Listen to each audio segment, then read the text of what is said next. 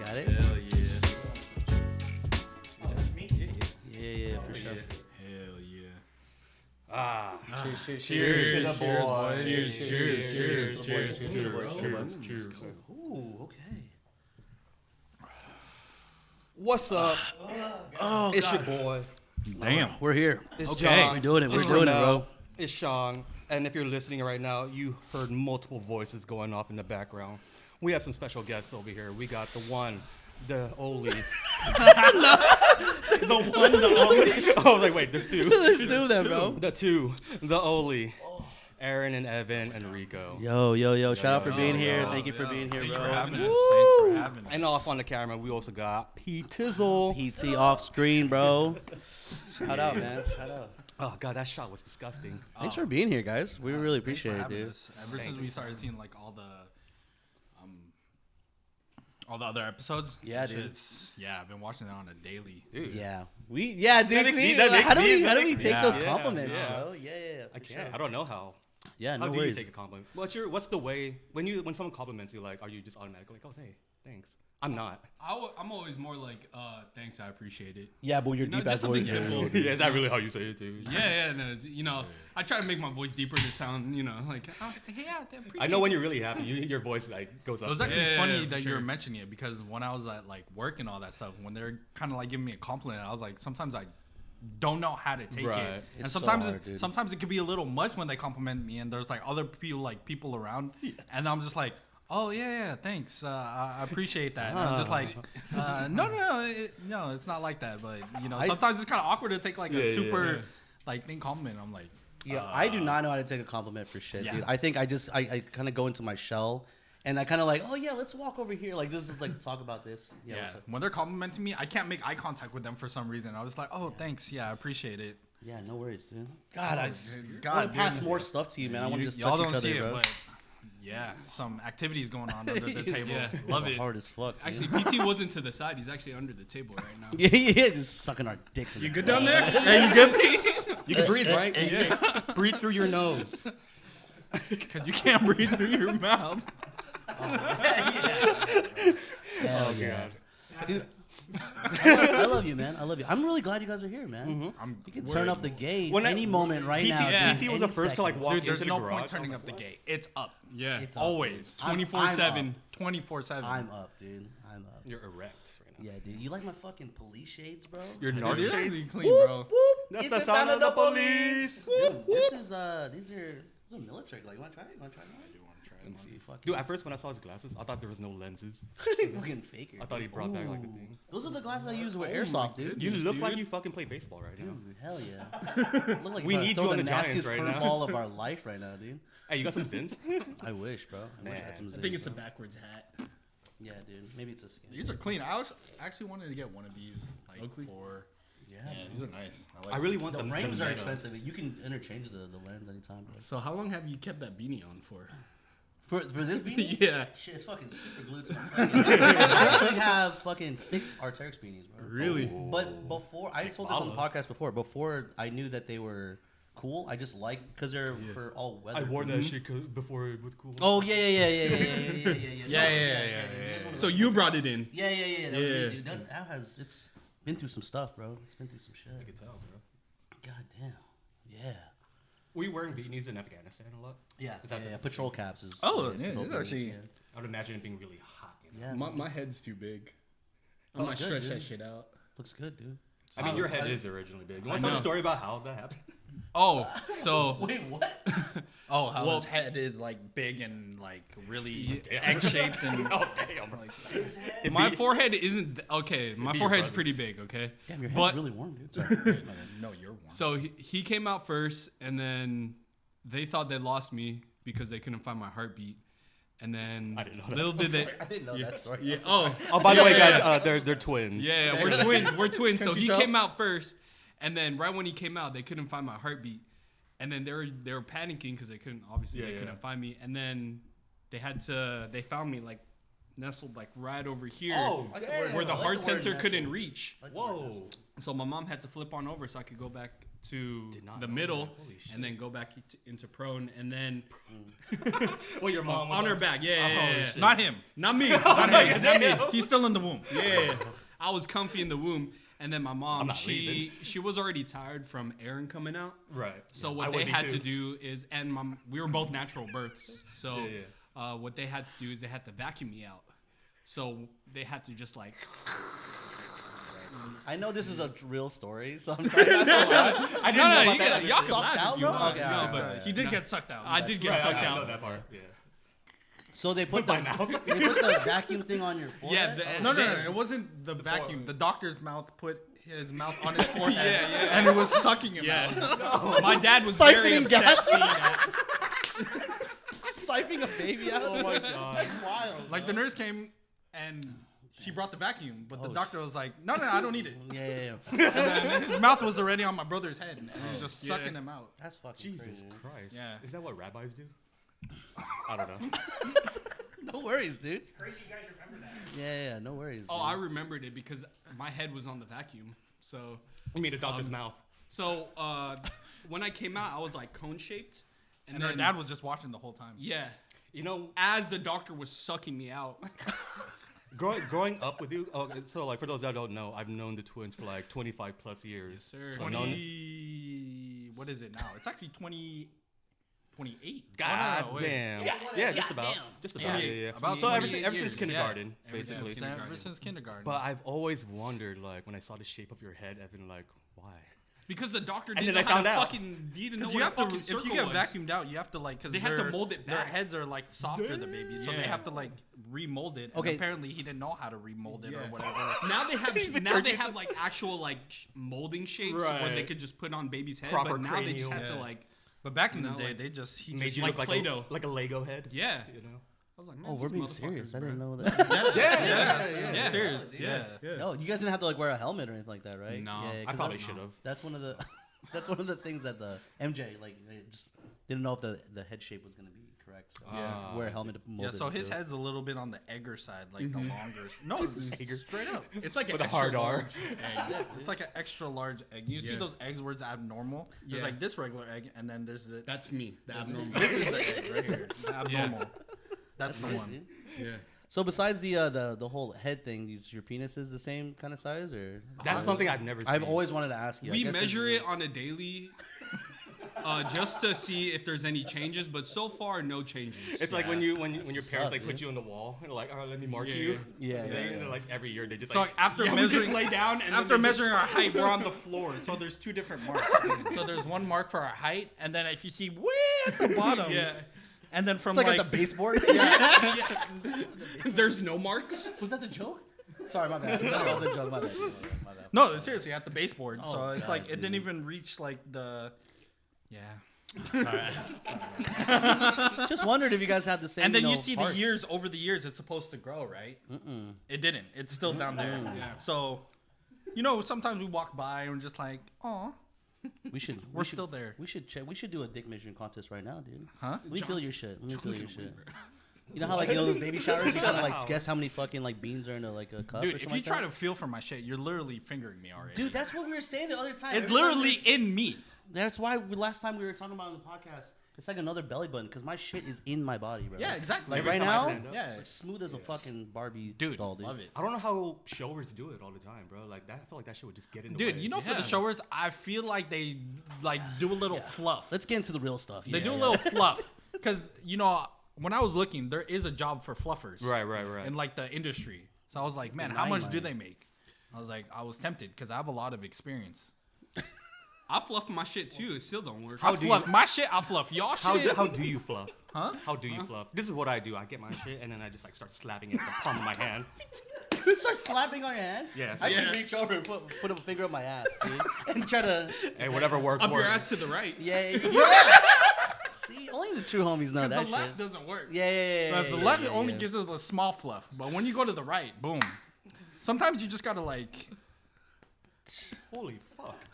Somebody be like, hey. Put a tourniquet on there. like a fucking heroin. It's like waking up. You gotta look waking for up the cancer and the cigarette. Oh my Wake up. god.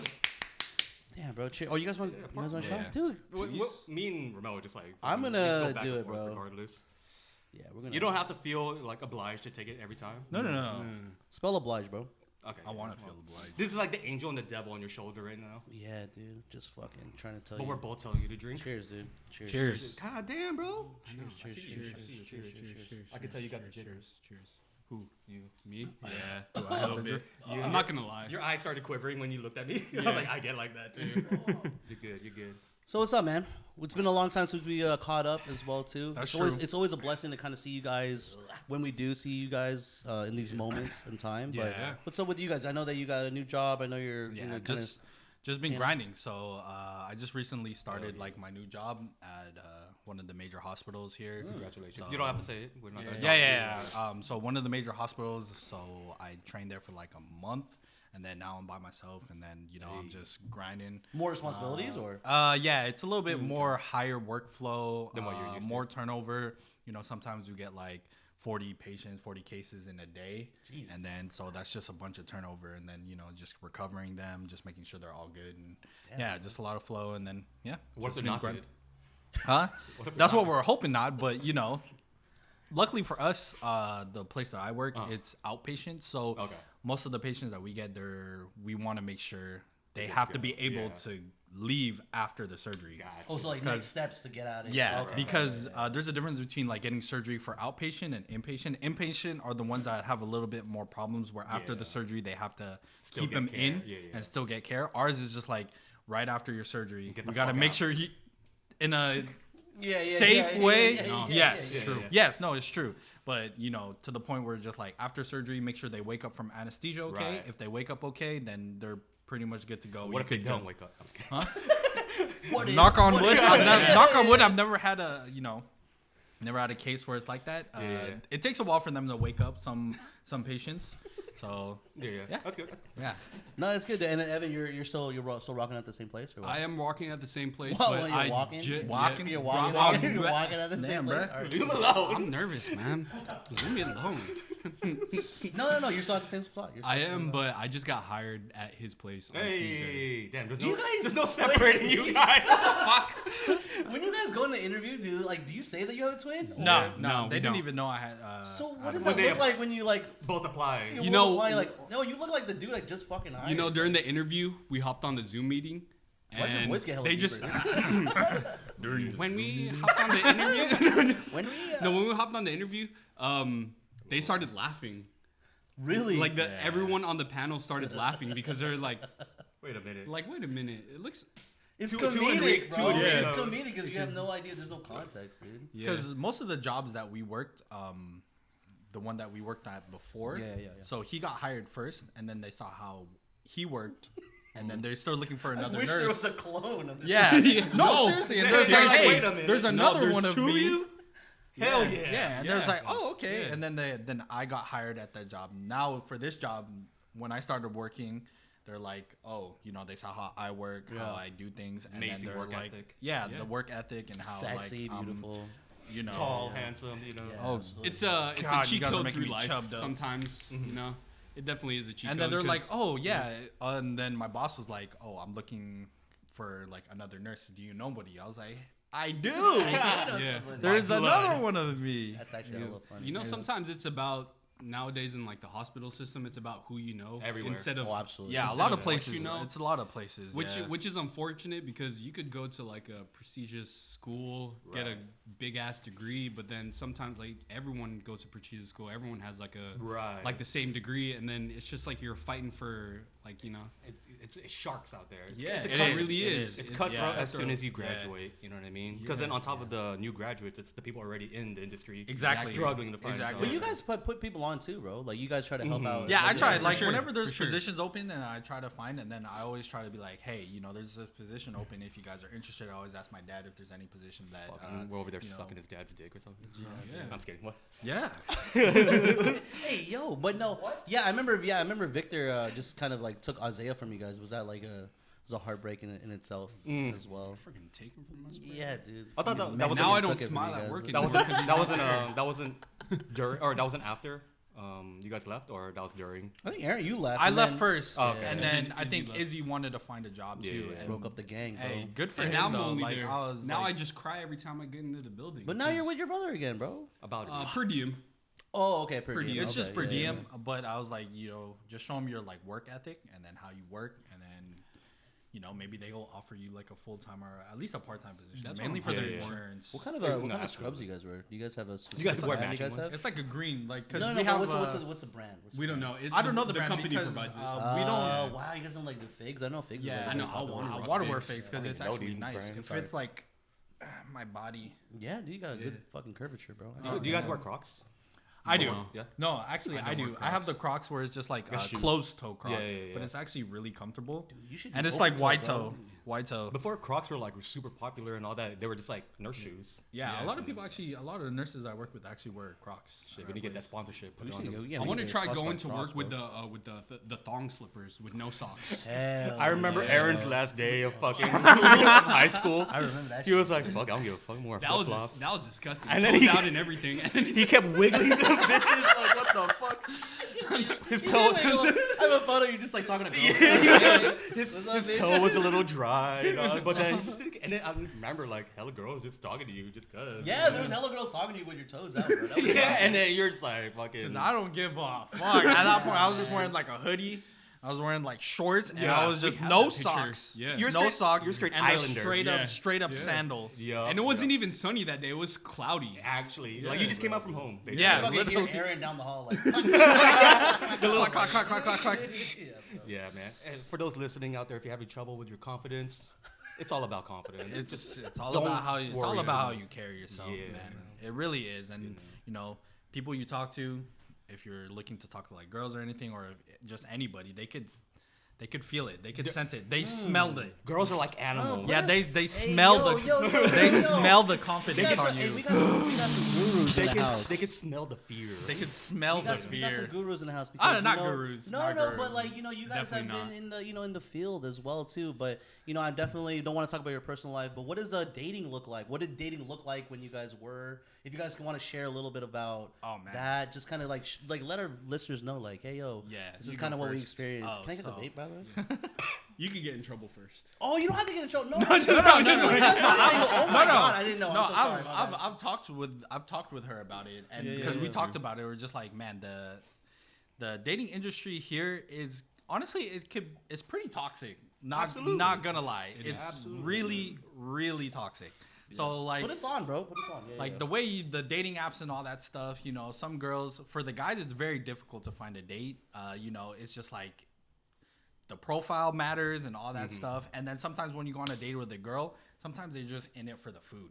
No, swear, like dead ass. They'll be like, you could tell they're not interested, but because there are girls that you look on their app and they, at any occasion, at any time, they could literally go on a date whenever the fuck they want to because they get so many swipes so easily. Yeah. But for us, it's so scarce. We have to have like I get we have- bots. yeah, we have to look you have to look a certain way. You have to act a certain way. You have to talk a certain way. You have to say the right like keywords. Like, hey, you want to get Right. food or you want to get like coffee. Just like the- You're like, like, oh yeah, sure, why Free not? food. just getting in the door is Yeah, just getting in the door hard part, is yeah. so for like a guy, it's in like here, it's a lot harder to get like dates and it's a lot harder to put on like I You just told talking her about the Bay Area in general, or I think just not just Bay Area in general. I think Cali in general, Cali too, Or but, the like, dating wherever dating apps are popular. I do there see you the go. memes where they say like, oh, for all the millennials that got married, and then they look at how the dating scene is now. It's like very- we survived the pandemic. Dude, No, the dating true. pandemic.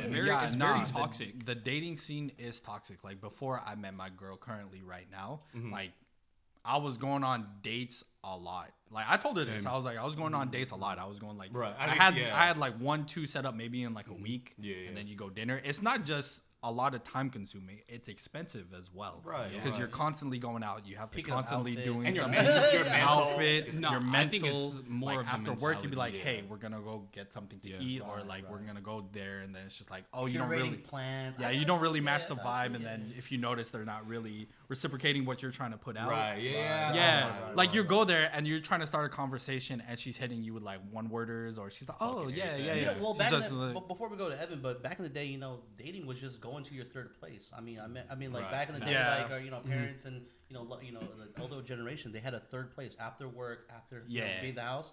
You went to a place where you had common interests. Yeah. And you just kind of picked in that pool, you know what I'm saying? Pool, we don't really have a third place, though, bro. We used to, but we don't have it now. Yeah. Nice. It's just very, very toxic. Is because nowadays it just seems like you have a genuine connection with a girl, and then all of a sudden she like disappears, and then it just seems like nowadays, like even though they like you, you just know in the back of your head they're talking to somebody else. Yeah, right. That's the tough part about it. And they're just always trying to level up. So they're just always trying to find someone. Yeah, they're like you're talking to a girl. Right. You know, especially if you're on the date, if you met on the dating apps, you should go into the date knowing that they are gonna talk to someone. Don't try. Unfortunately, it's like don't put all your eggs in one basket. Right. Don't fall too quick. The double standards. Yeah, for guys. It is. Because it's just like there'll be times where I was like, all right, cool, like we were vibing. She was like, oh, we were cool. We like, the date ended well. You're right. And like we're all thing, and then all of a sudden just ghost. Right. Like ghost, like nothing. Like but like then you think in your head like, oh shit, what did I do wrong? Right. Or like now you're trying to read. That's a mental health. Yeah, it really is because now you're just like. What's wrong with me? Did I do something? Which is why I don't do that whole dating app thing because of that. Like, just like it could be very, very like dating is definitely not for the faint of heart. Do you feel like you kind of molded into what they want, or do you feel like you kind of stay? You kind of like, or did you kind of like? Stay That's a good question. Before when I started dating, I felt like I had to change who I was for them to like me. Just for to get sure, your foot in the door, right? To get my foot in the door, but nowadays. Because I feel like you can't hold that persona forever, you know, because it's not really you. Exactly. There's going to be leaks between the cracks. Tell me about those especially, leaks. Especially if you're like, that's not who you are. So those OnlyFans leaks. Yes. No, I get it, dude. And then all of a sudden, like, you're on a date, and then you start saying some gay-ass shit, and then she's looking at you hella crazy. I'll be like, this is not who I thought you were. Yo, bro, I'll say this, man. When Justin slips up a little bit when he's around us. I mean, I don't know. You guys know you hang out with Justin more, but when Justin slips around, like, back in the day, like in the beginning, when Justin used to slip up about the gay shit, he would just be like, "Oh shit, I can't talk about this right now." I was like, "Dude, that's so weird." Yeah. That's. And then after, like, what he said in the beginning, I did try to be like, all right, be this way, act this way. Maybe I got to dress a little certain this way and thing. But after all the dating, because there was a time where I went on dates like for a 2-3 month span, like every week I was talking to someone else, or every week I was going on a date with someone else. And I look at my bank, I'm like, damn, I'm fucking losing hella money. Yeah. And it's just like, because when you go out, of course, like I'm old school where I'm the type to be like, if we go out, I'm going to try to cover like the drink. Be a gentleman, bro. Or the 100%. Thing, like, so I'm trying to cover all that. Yeah. Was there any spots that you guys just kind of like places that you went to like off the rip, like your regular spots? Your regular spots to bring a girl or maybe a vibe. Mine was El Rio. Everything was different every time, bro. Yeah, what was the furthest you guys were dating outside the Bay Area? Like, where was the furthest you would go for? Like, I know Aaron's answer. I went to. That was crazy. We can talk about his answer.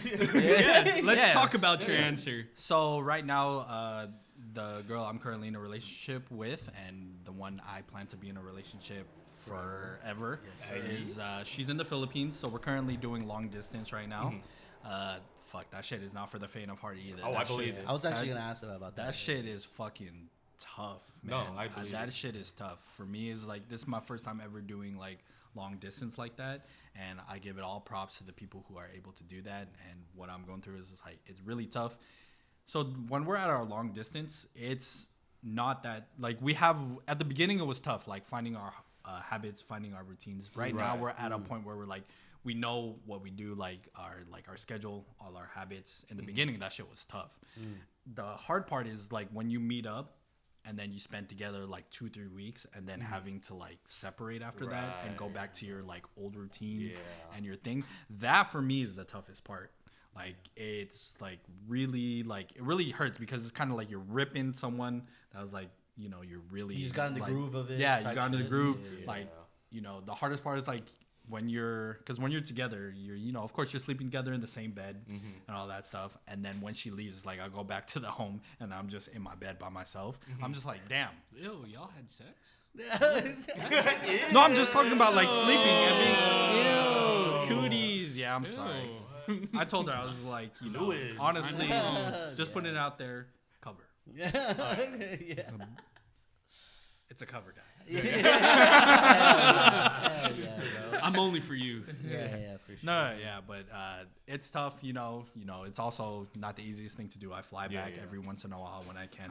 From like what I see, like you go pretty like often within the year. Like, yes. So, oh my God, I think last year I went like 4 or 5 times to the Philippines. Sky miles, baby. Between August to December, it was like 4 or 5 times. Yeah, and then one time he told me at work, he's all like, I'm about to go to the Philippines. I was like, what the fuck are you talking about? Yeah. He's all like, oh yeah, since it's a holiday on Friday. He's like, yeah, I'm going to fly out Thursday night and I'm going to come back Sunday night. I was like, wait a minute, you're going for the weekend? Yeah, I went for 4 Philippines? days. Like, and I was think twice I went for like 4 days. You're crazy. Hey man, love will make you do that. Yeah, Love will make you do that. True. True. I'm blessed enough to have like a position and a job where I'm able to do that. Absolutely. So it works out. It's not easy on the pockets, but I'm willing to do that. And me and her were just talking about looking forward to the next steps, or when she comes here, and then we could just Well, it's reciprocated too, because I know she comes out here too, bro. Yeah. So she did. As much as possible, she tries to come out here. So we're just doing our thing, making it work. Hopefully, there's a big step for us this year because we filed for our paperwork. Yeah. For her to get her visa bro. be able to like permanently stay here. Yeah. So that's what we're. Shit. Is Do you guys get that? I mean, bro, if you're listening to this podcast right now and you're just popping into Spotify, I want you to feel like you're a part of the room, bro. 'Cause there's like 7 motherfuckers in this room right now, just hanging out, talking shit. 6. He forgot, dude. She's a part of the podcast, bro. She's hanging out, smoking a cigarette, dude, with us, bro. Yeah, Is she a homie too? Will you let me smoke a cigarette at the tape? I wish, bro, but there's fucking fire. I would smoke a cigarette with you too, bro. That's not a In the fire garage? Yeah, I mean, if that's it, crazy. what if Just it, put like a sprinkler. But does it work? Have you tested it? Damn. Yeah, bro. let's test it right now. Yeah, damn, I didn't even think about that, bro.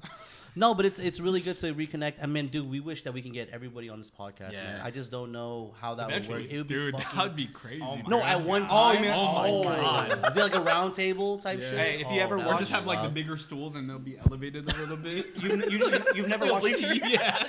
you never watched Drink Champs yet, right? The No, podcast no. Drink Champs. It's Cameron's podcast. But Oh, really? Yeah. it's just like you said, 7 people. What if plus it's more. camera off? See, it's fun. See, Cameron? See, he knew, dude. He Cameron? knew. Fuck, man. But yeah. But yeah, they usually have like 15 people, like same thing. Everyone's just like vibing Holy around shit, the table, that's same a shit. lot of So people, I think it's possible. Yeah, I think bro, we can do that. 15. You know, Take off your glasses. It's pissed Why, off. dude? You look like you're interrogating We're me. indoors. No, I like it, dude. Shout out to Brian, dude. He looked fucking stupid. I want to look stupid too. Put it on. No, dude. It looks cool, dude. Whatever. You hate it? You hate it? No, Take it off. No, but I was. Oh yeah, cheers. I'm starting to sweat. Yes, sir, dude. You starting to sweat? Take your pants off, dude. Pants first, dude. They're already Pants off. right, dude. Pete's been sucking it the whole time. The pants. We should just take off our pants.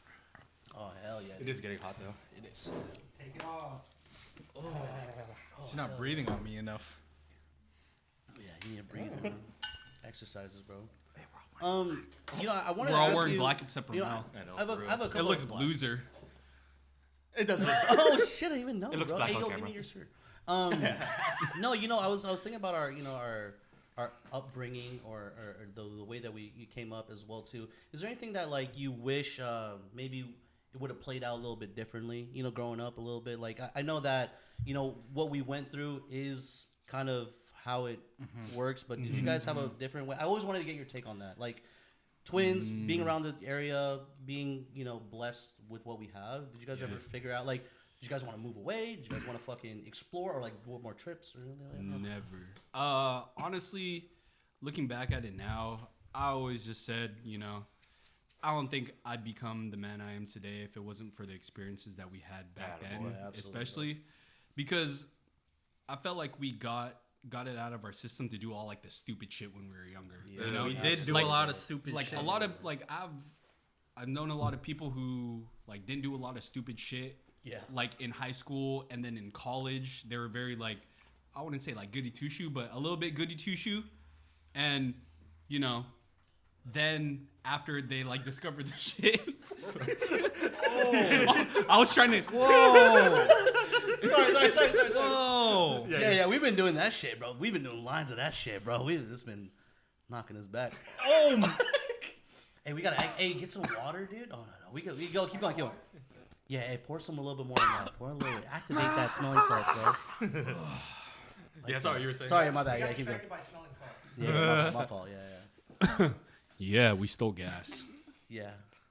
Oh, we're still right, because we did all that shit. No, but you're absolutely right, though. Yeah. You know, again, the trauma and the trials and tribulations, that all We made needed to what go we through are. it. We all made that, yeah. This is a question I asked Rommel. Is there anything that you would have said to like your younger self, yeah, if you that's could so say, impactful. not to change the course of things, but like if you could say the one thing or whatever, without changing anything, but you could say something. I would just say enjoy the ride. Enjoy the ride, yeah. Yeah, that's right, bro. I would have said, man, cut your fucking hair, bro.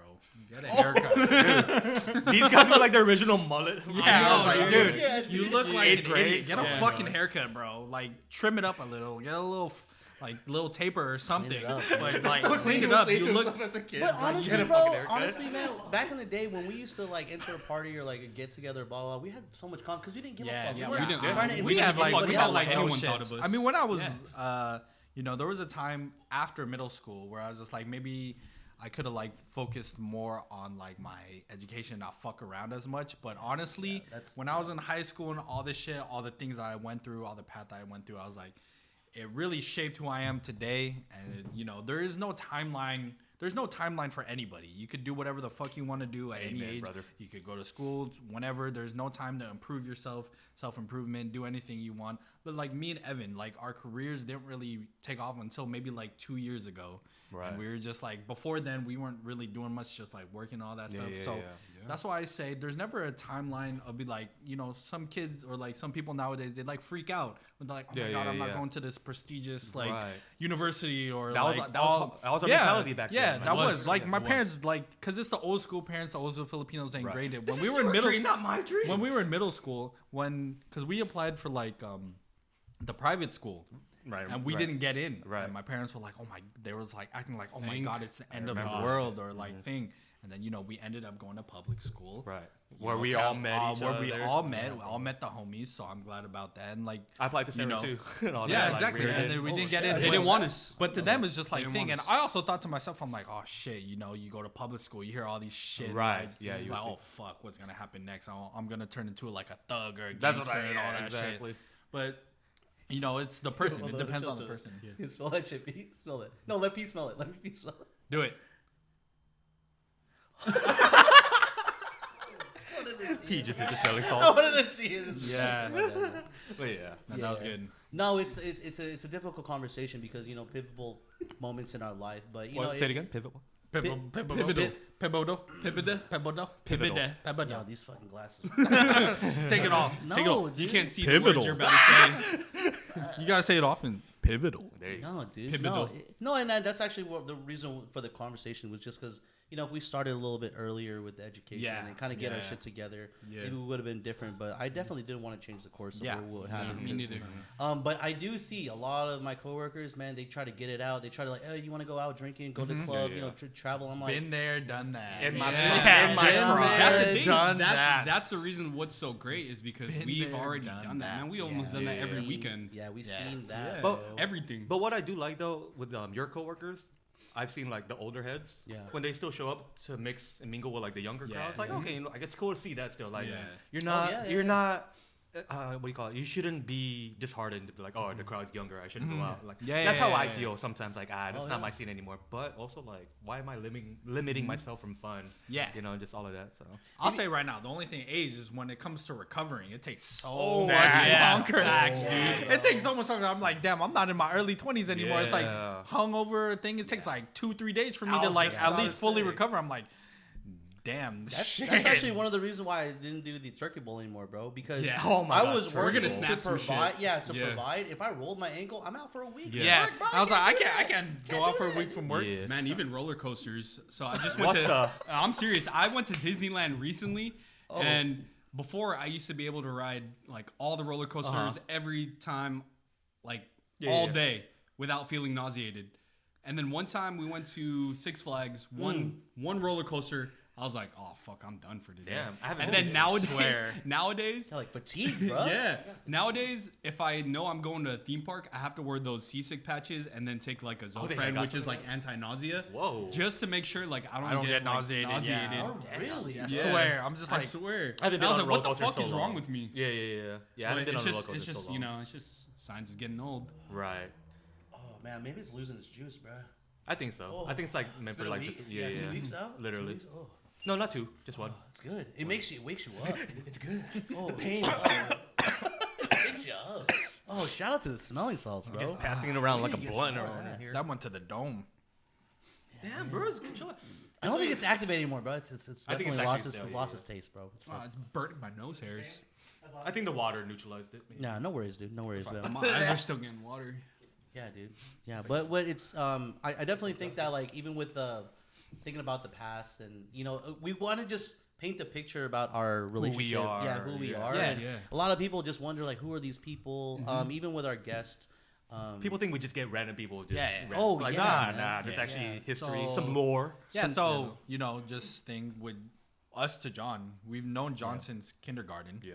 Yeah. Known him since kindergarten all the way to middle school. All the And then way. we all ended up going to the same high school, and we all ended up making the same friend group. Right. And it's just Exactly. like, oh shit. And then every time we're like, you know, the thing for me is like, the proudest I am is just like, you know, whenever I talk to my other random people and they're talking about coworkers. friends or like, you yeah, know, just yeah. random people, I'm just like, oh, you know, when I do this, like my friend group, I only have like 2 to 3. And I was like, you know, me and like we have like a really close group of like 15 Actually like close. actual How close close. group, and then you know we always hear like, damn, that's very rare. Absolutely. Like a big group like that's been together actually since high school all the way until now, that's still a close ass knit like that, because you know some friend groups are like maybe like 4 or 5 Right, that right, right. last, but we have like 10, 12, Right. 14, Hey, and 15 deep. We're not like, you know, shitting on like small Oh, friends never, or anything like yeah, that. never It's, you know, it's quality over quantity, but Yeah. it just so happens we got blessed with quality and Quantity. Exactly. You know? Exactly. But the relationship we have now, it's not like we haven't been through our like trials and tribulations Right. either. Yeah. You know, we definitely went through some shit that we had to like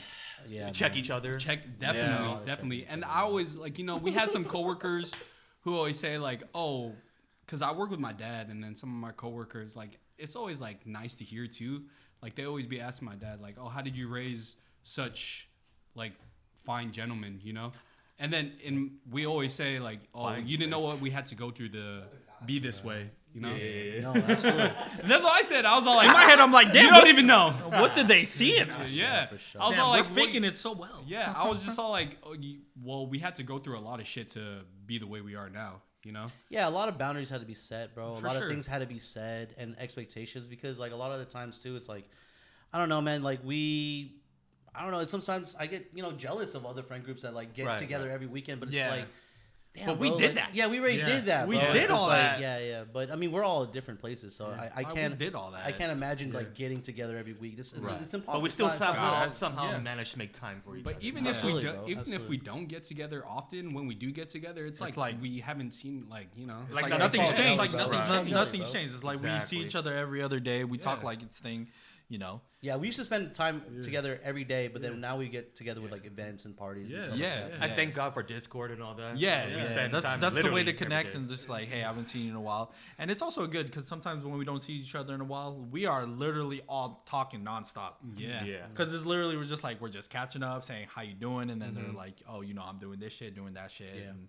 Which brings me to a point like back in the day when we were mentioning earlier, like, damn, like we grew up with each other a lot.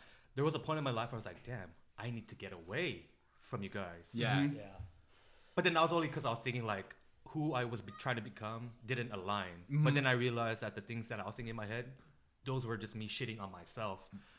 I was trying to find faults in my friends, like, oh no, it's because of them that I'm like this. But like, no, it's because of the way that I'm like letting certain things. You know what I mean? Right. No, I get you. But basically, like surround yourself with people that will raise you as well. True. Don't just stick around comfort.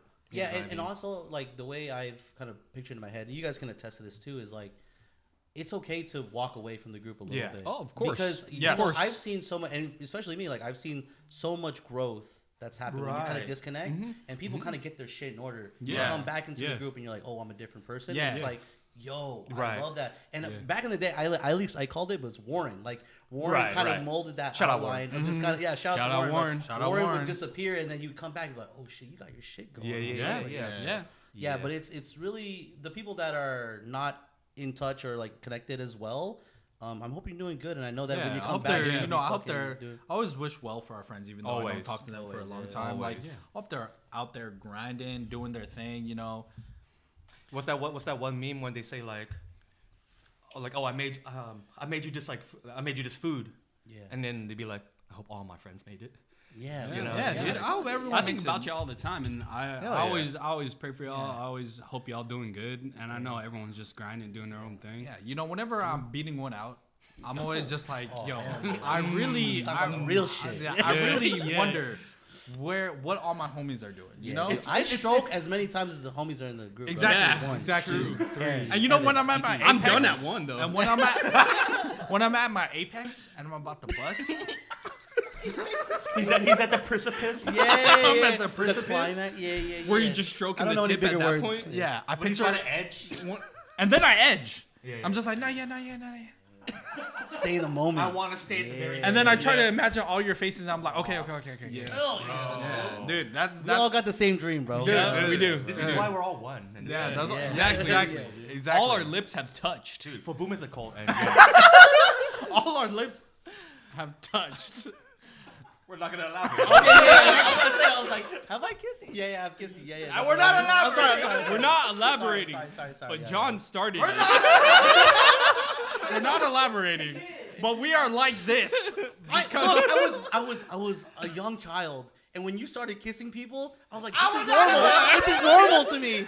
So I started. Okay, anyways. In my head, I was just like, I think every homie group kisses each other, so we'll do it too. We're not elaborating, but Are you really homies if y'all haven't kissed? Yeah, that's what I'm saying, dude. Yeah, for those that don't know, I've been grooming these guys ever since high school. Grooming is a crazy word. Don't say that. But we allowed it. Yeah, we allowed it. Yeah. That's true. Grooming. I signed. Yeah, it. you're not really homies if you don't kiss. Yeah. That's true. That's true. Yeah. No, do you guys see the sexual tension in this room why'd is you gonna get go it ready crazy, for bro. us? Yeah, you felt it though in the air. You felt it. Yeah. Like when I'm looking at you right now, I'm just looking at your lips. Stop! No, I'm getting flustered right now. I like it. Why you blushing, bro? As soon as you mentioned like the whole kissing, I was like, oh fuck, we're going. Hey, there are Because stories it's true. that should Because not. it's true. We're not elaborating. We're not elaborating. Yeah, there's a lot of stories. Yeah, I'll We say have that a we'll lot, switch. man. We'll switch gears. But I was gonna say, what is do you guys have like anyone that you guys ever wanted to bring into the group? Because I know that we do a lot of screening for our friends. Yeah. A lot of us Yeah. have a screening. Yeah. My of newest screening. a new screening was my boy Damon, right? Like he was Yeah, cool. yeah. I like when I met him, I was like, oh, you match my vibe, and we'll bring him around and all that The stuff. Asian that matches that looks like our other Asian friend. Yeah, dude. Yeah. Bro. Without even saying a name. He only had good That was words him. to say. And Yeah. I mean, No, like he was that- a vibe. The first time I met him. Yeah, at, he's the same Zeitgeist. age group, and I don't know his story, but it's like he just kick it, bro. Yeah. Just Yeah. kick it, bro. Yeah. Because it's also kind of tough bringing someone into our group because just don't know. It's a very close knit, tight group. We're already comfortable. And with we're already each other. comfortable with each other, and seeing us together from the outside in, it could be a lot for somebody. No, absolutely. It could be a lot because so trying to bring someone into that knit, they also have to. It's tough because they have to have Match that same energy. energy. They also can't. The biggest thing is they can't get like thinged or thing off that gay shit. Thing or thinged. Thing or The thing. thing, the gay shake, thing, the thing. Off that gay Ding, shit. ding, No. But you. Oh shit, my bad. It's getting a little spicy. We're keeping that. Make sure my car's there. Yeah. It's okay. Yeah. Because we're all really close like that. So we Yeah, all yeah. say some really like sus stuff to each other. We all touch each other in certain manly, friendly, homey ways, It's- like grabbing each other's crotch and like stroking it. I And, like I said, crotch. Yeah, crotch. it's not even like weird to me to finger you guys' I butt know you wanted anymore, to bro. see that, It's, dude. it's normal, dog. As long as it's to the right. I like to hold my homeboys like a bowling ball. Yeah. Damn, that's what's up, bro. I'll fuck with that. Dude. Just 3 fingers in there. Yeah, man. I don't know what it is, but every time I know where the thumb goes, but where do the other two go? In the same bowl. Oh no, I was thinking I like know, yeah, like a bowl. no, I was thinking like you guys put don't have your 2 holes thumb down in the there? ass, and and then you put like fondling. the testes right Yeah, there. yeah. Like a bowling ball. But that can't fit with John's balls. We've all seen it. Dude, Yeah. you have some big ass balls. For dude. those that don't know, ever since I was a baby, I have like some tomato-sized. I like to call them kiwis, but Testicles? Yeah.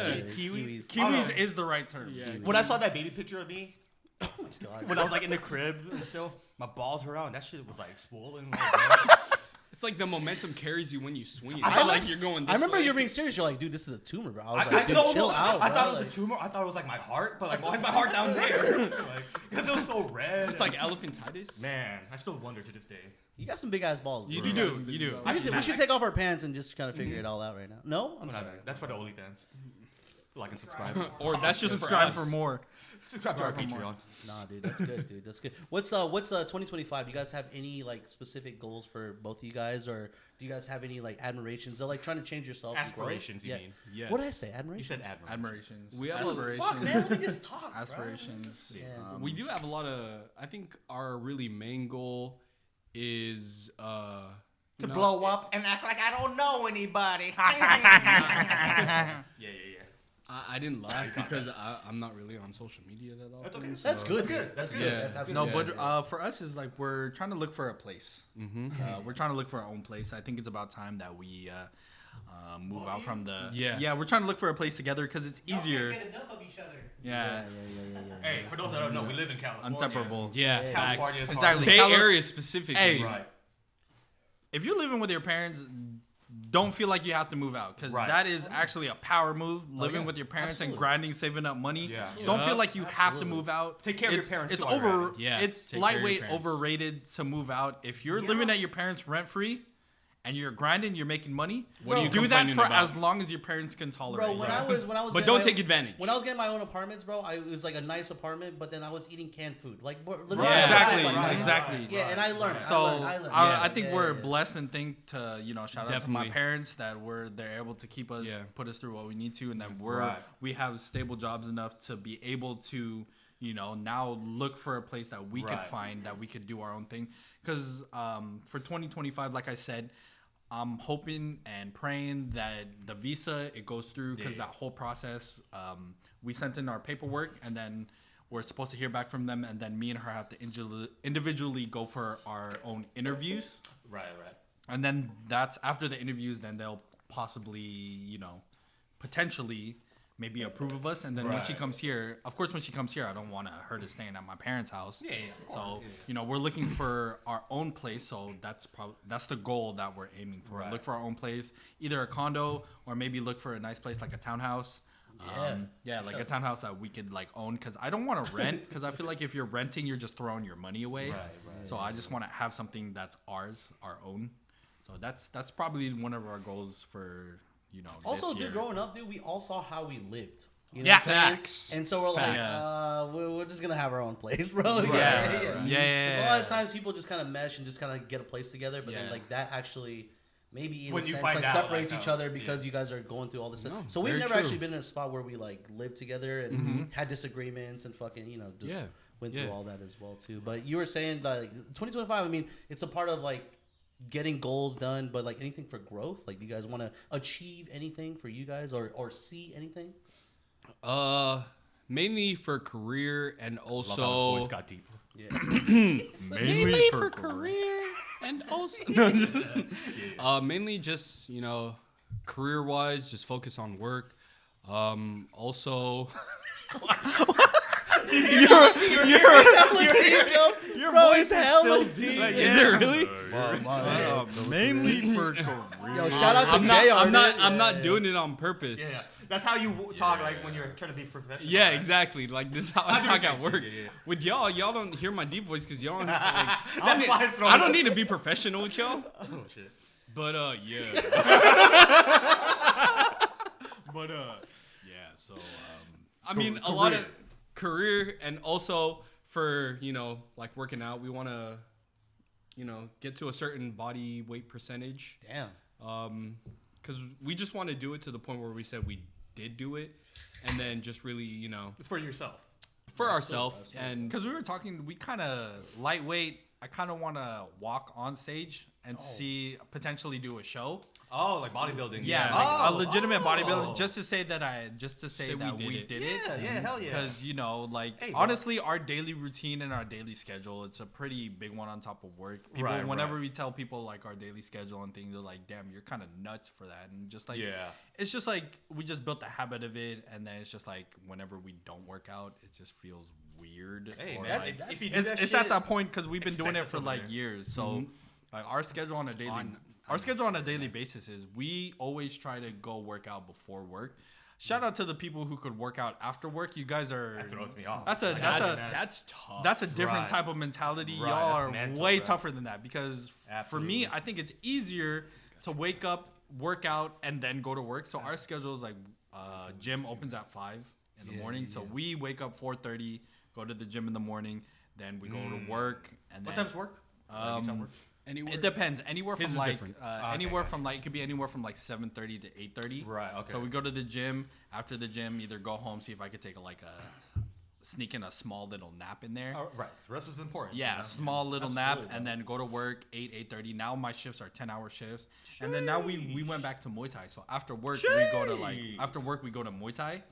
So 5, 6, and then we don't get home till like 8 p.m. After that we're slumped, so it's easy to fall asleep. No, damn. After hearing that, I didn't Yeah, realize and that that's- you were that busy. Damn. Yeah. So that's usually our routine schedule for like Monday when through we work Friday. out.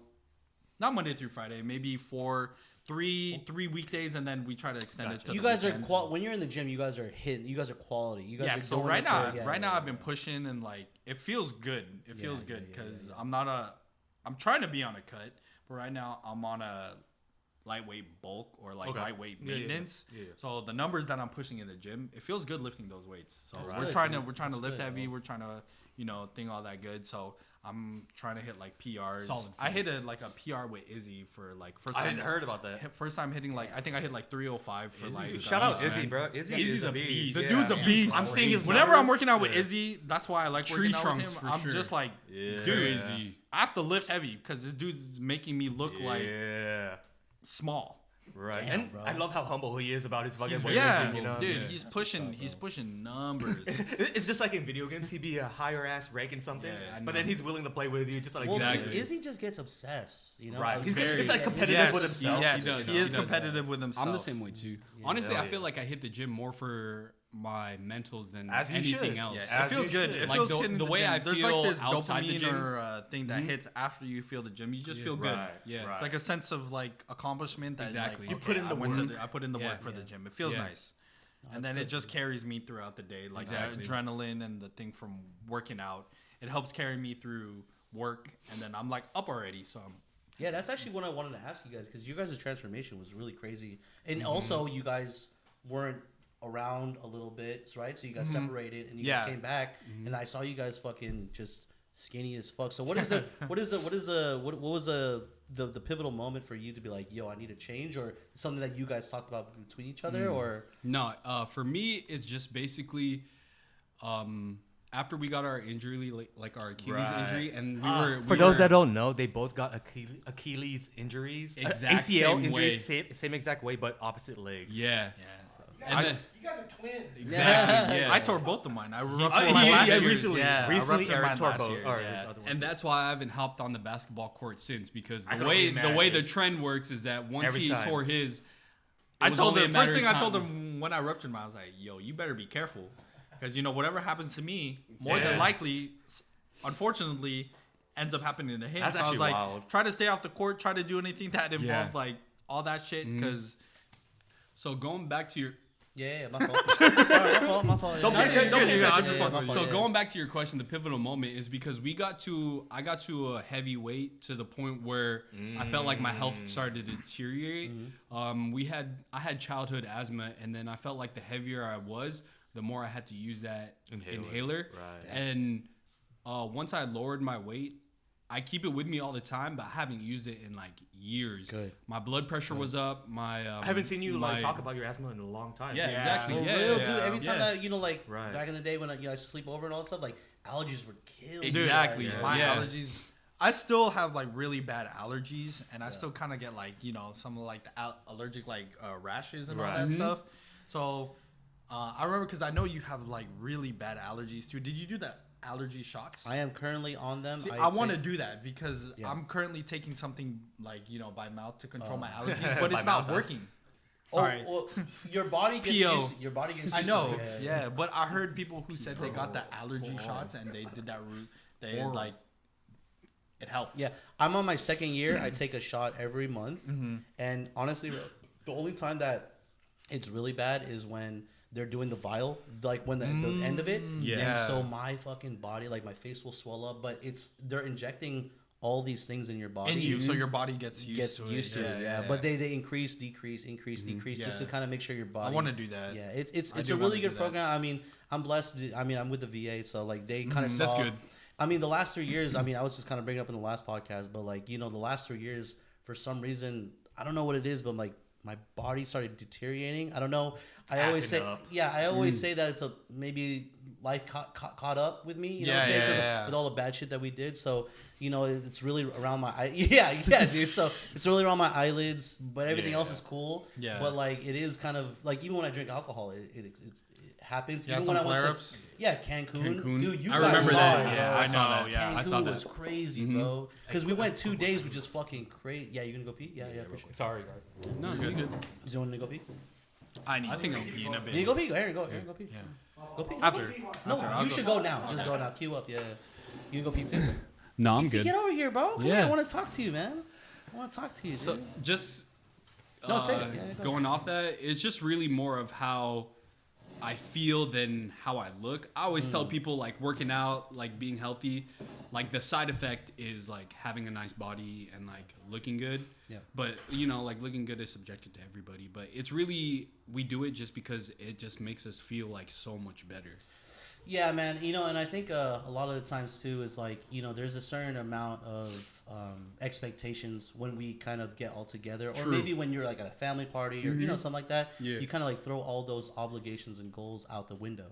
You ever been to like a family party and you're like, I'm not gonna eat, but I'm probably sure you have like more restraint on you. But the term that me and John, we don't want to say the word, but we do struggle with addiction. Addiction is something that we can go 2-3 months, and when we're alone and not with our vices, we definitely feel good. Yeah. But then we drink, and then when we go drink, we go hardcore, bro. We push the limits, right? Yeah. I mean, there's a lot of addiction that does happen in our life. I mean, unfortunately, I will say that some people have seen it firsthand more than others, and it sucks because I had family members that had addiction. I don't want to put anyone on the spot, PT, but like John had families with addiction, but you definitely can attest to family members being withheld with that. How did that, like growing up, did you feel, or did you get to understand it? Did they tell you about it, or did you have an opinion, or did you already? I guess my question is, we always talk about this, right? It's like before you get to a party or before you go to a family meeting, there's already a thought already about this person. Yeah. When you were growing up, right, with family and having addiction, did you already make that misconception, or did you want to understand more? You should get closer. You should get closer to the mic. Yeah. If you don't mind sharing, yeah. Yeah, I mean, I think the only person I could kind of think of is my uncle. Yeah. Yeah. And I would say it's more of a misconception. It's kind of hard to explain. I would say it's kind of both though, because like there is times where like I thought like, oh, it looks like he's getting better. Yeah. You know what I mean? Yeah. And then all of a sudden he falls back into it. Yeah. And it's just like it's no longer like one of those things like you want to try to get to understand anymore, because like it's like one of those things where it's like he's done it so many times. Yeah. And it was just like, why would I want to hold myself back for a person that doesn't want to help himself. Yeah. So Absolutely. like it was just, that part was kind of hard. When my uncle went to when he got locked up the first time. Yeah. It was hard on me because I always hung out with him, and I don't. I'm pretty sure you guys remember, but like I'm Mormon. Yeah. He brought me to the Mormon church, and we were always close. We're always hanging out together. Yeah. And then all of a sudden, just disappeared. Started doing drugs again. So, Yeah, it's hard because like me and John always with battling addiction with our families, we always try to stay curious versus judgmental. Yeah. Because a lot of the times when you do kind of reach this point of like talking to family members, they already have a judgment, right? Yeah. And then that clouds your judgment. Yeah. But then a lot of times all you want to do is just like, yo, what's going on? Like you just want to ask, right? Yeah. And again, it's not to pick on, not to put you on the spot, but it's one of those things that we take it very seriously. Like our vices are our vices. Yeah. And I know you guys have been on the straight and narrow for so long. You guys have the ability to say no. Me and John, during this podcast, we're trying to develop it. Me and John are growing on this podcast, and we're trying to understand how to. He keeps turning towards me. We're just trying to understand like what makes us, gravitate towards it. Because like when we go to a party, it's like, why do we need to take 6 shots? It's like why do we need to do that? So it is one of those things where I am grateful to kind of be experiencing, because when we were growing up, I was around PT, and it was affecting PT, and then it kind of made us understand a little bit more. So it is crazy to kind of see everyone else's kind of family matters. Yeah. Well, the reason we also really didn't get into it is because my dad has told me stories about him. Yeah, bro. Him himself. Not a lot of people know. Yeah, him and himself, and in the Philippines, the way he did all this shit, and then the way my mom put him on the straight and narrow. Because my mom knew all the things that he did, and all like the things that he did. It was to the point, like he told me, it was to the point where he was in the house and he had like a gun, and he started seeing shit. He started seeing his ancestors. And shit. And he started talking to them, and and then he was like, "That's a sign that if I don't get on the straight and narrow, that's their sign. They're trying to take me. Yeah, or I'm gonna be joining them. I'm gonna be joining them." So that's how he saw it. Yeah, that's how he saw it. Right. Yeah. And then when he met my mom, this is the path. My mom was just like, when she found out she got pregnant, my mom literally told her straight up, "You better be fucking clean. Tell me if you tell me." Absolutely. Like, some people say our mom is scarier than our dad, which I would agree. Dead ass. I was listening to your mom. Yeah. She never like portrayed herself to us as like that scary figure, but we can feel it. Yes. For sure. Because our dad, you guys grew up around my parents. Our parents have all y'all numbers, and my parents love y'all because they saw us grow up. They saw us. They know us. Yeah. They know us by everybody. name. Yeah, exactly. Exactly. So, used to our not dad like seems Pete. like a homie to everybody, and then our mom was the very, very, very strict one. Yeah.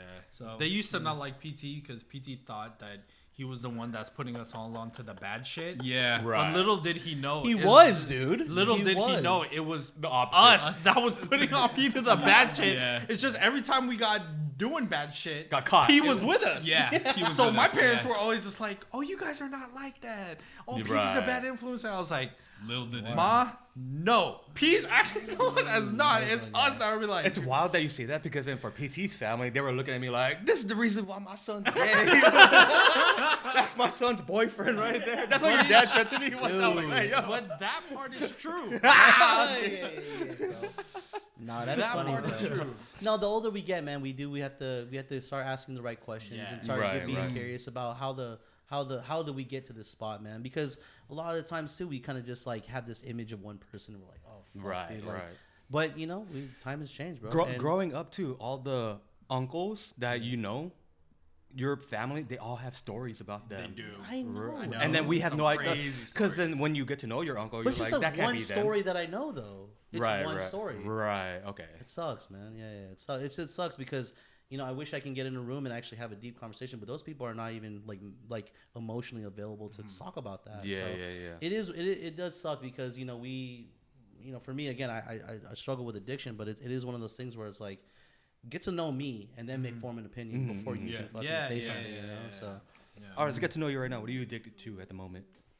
No, I'll talk about it, bro. I mean, even like the two like last episodes, bro. Like, for some reason when I'm around you guys as well, or just in the setting, I get anxiety, and I know that what suppresses it is gonna be alcohol. Right. I know that. For sure. I've never been a drug person, so I never take drugs, but alcohol, bro. Like, why can't I just walk away from it? Like, I don't know why. You guys have. That's what I actually wanted to touch up on. It was like, you guys have an amazing, strength to say no. When the time comes, when we're at a party, when we're doing shots, you're like, no, I don't want to do that. And I fucking love that about you guys. You know what? Thank you. You know what my opinion on that? Because then I would think the same thing about them. About anyone in the friend group would with that, I wouldn't say proper, but like they kind of have their head on a swivel. That's what I'm saying, bro. Yeah. I just think it comes down to like the way they were raised. Type shit. Yeah. With the family, like the parents were there. And I'm saying that my parents weren't there, but it's like, it's just the way things happen, And then growing up with you guys, I've always had this image in my head, like the way your parents raised you guys, I kind of subliminally was putting that into my head, because I know how much, like, whenever you had a little scratch on your guys' Montero, your dad knew exactly where and why. But then I would remember how they would just be, guys, we can't, like you guys would just like, you guys were conscious about everything. Yeah, absolutely. You guys were always like not calling the shots, but like playing referee per se. You know what I mean? You guys are being too loud, but. No, and I'll say this too. As they were conscious. Absolutely, of but not me, referee. Him. There are times where there's good. There were times where, like, I would get mad. No one took me seriously, and then everyone just started laughing. He's like, he's joking around. Aaron comes in. He's like, y'all better shut the fuck up. Everyone's all like. Yeah, man. Wait, pause on what that. What the fuck? I don't get why. Pause on that thought. Wasn't it the opposite in Tahoe? We're all making fucking hella noise in the fucking room.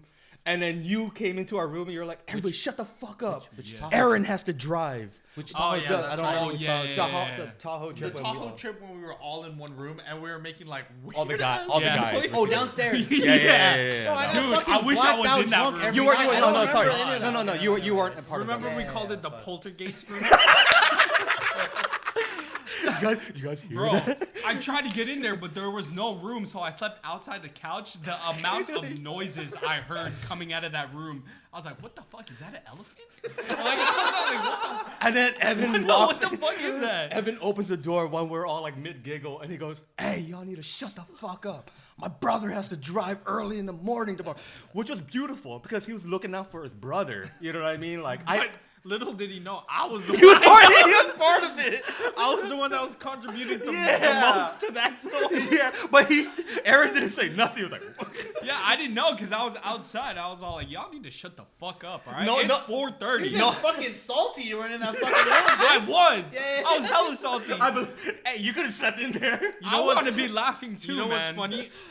Next thing you know, you hear the next morning, all the ones who were coupled up, they're like, damn, I wanted to be in that room. Yeah. Lauren, Everybody in the house Victor, they're like, damn, that room sounded fucking dope. I was jealous. Him too. I was jealous.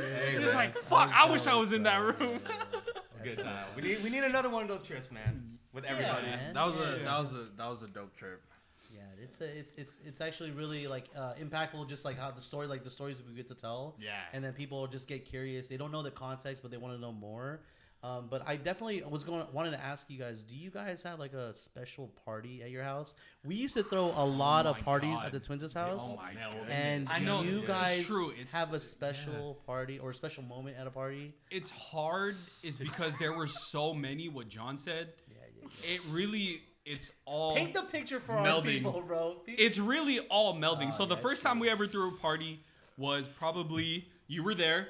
Yes, you sir. were there. Yes, sir. What year?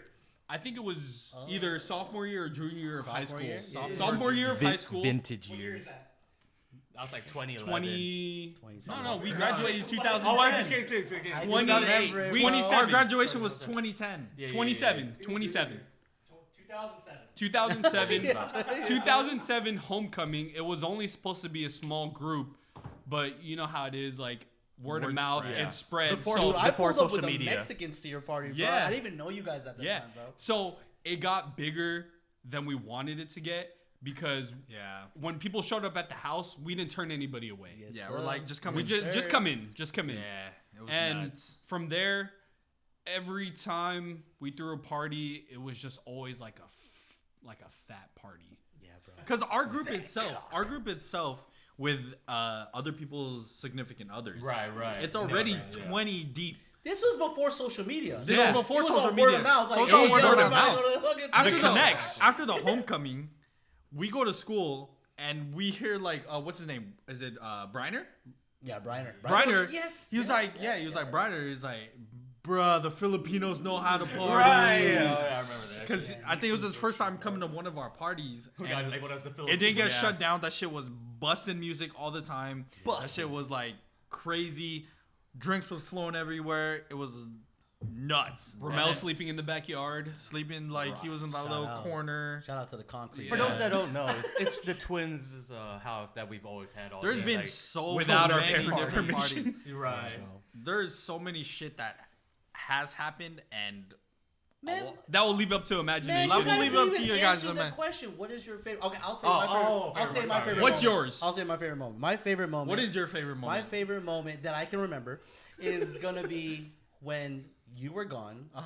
And we threw a fucking party, a rager, and it went all the way to 2:00. Your parents were gonna come home the next day, and Evan was throwing up on your fake ass lawn, and everyone was fucking drinking and sitting on the lawn. I remember dude, that. that was a good That ass was a good moment, ass- dude. I Oh took a my photo God. and I was like, he's not gonna remember this, but he was yakking all I over remember your fake that. ass lawn, dude. It was good, dude. That was my favorite moment, bro. Just because like He wasn't there.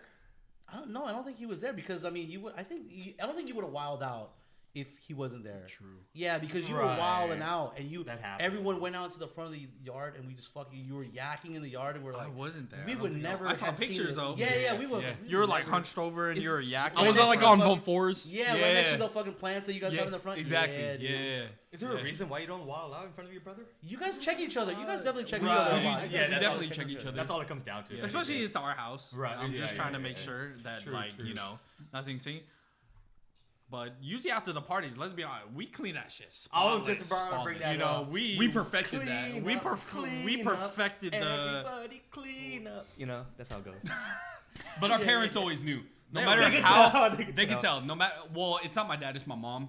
No matter Damn. how perfect we think we clean it, they always know there's people there. Yeah. I think it's the way you guys act too. Probably like. So many shit has happened. Well, it's probably with- the fucking garbage can that's fucking filled with all the beer and the liquor. That's that true. we My fucking- dad goes first to the garbage can. Yeah, dude, we Yeah. can't hide that shit from Yeah. your parents. Yeah. Yeah, but then they see that nothing's broken, Right, nothing's stayed, right. no cops pass There's by. been times Yeah. where things have broke. People Yeah, threw up on your 100%. hardwood floor. Yep. Yeah. You guys did more damage to your own house than we did. I know. We poked more holes into that house than anybody. Dude, that China cabinet that you guys have, Yeah. I'm so surprised. I'm surprised it's not broken. It's Yeah. not broken, Yeah. bro. Glass Very hasn't much. broke, nothing has fell off there. I'm just so surprised. And Yeah, like, the only thing that RIP is that fucking screen door, dude. That screen door Yeah. took a lot of fucking punishment, bro. I forgot That what your thing's been backyard even walking. looked like. That screen door got fucked up, dude. it did. Yeah. It did. That's why after a certain point, we're just like, just leave that shit open. Yeah, you guys got the ones that you can swing. Yeah, over. just- yeah. Leave it open. You know, at one point, we tell our parents that we're having people over, and you know they get mad in the moment, but they're just actually happy that we're doing it, and they know it's you a guys have safe friends. place. Yeah. Yeah, we're in a safe place, and we're not doing like the stupid shit we're doing like We go outside out, somewhere else. You know? That's what the Filipino culture is about too. Yeah. Like you drink at home with your Yeah. friends. You know. Yeah. Yeah, dude. I mean, even like getting alcohol when I was underage, dude, my dad was just like, "Okay, well, if you're gonna drink at At home." home. Here, Exactly. yeah. Yeah. So they Yeah. know. Exactly. So they know where we were. Yeah. And like all the noises and all the things that happen during parties and all the activities that were happening at parties and all like the group activities happened at parties. Group activities. Don't talk about the group activities. Group activities. Don't talk It's about the group crazy. No, like drinking. Group drinking. act- Don't say it like yeah. that. Yeah, yeah. Since Like, my group second one was activities gonna is be my crazy. thing.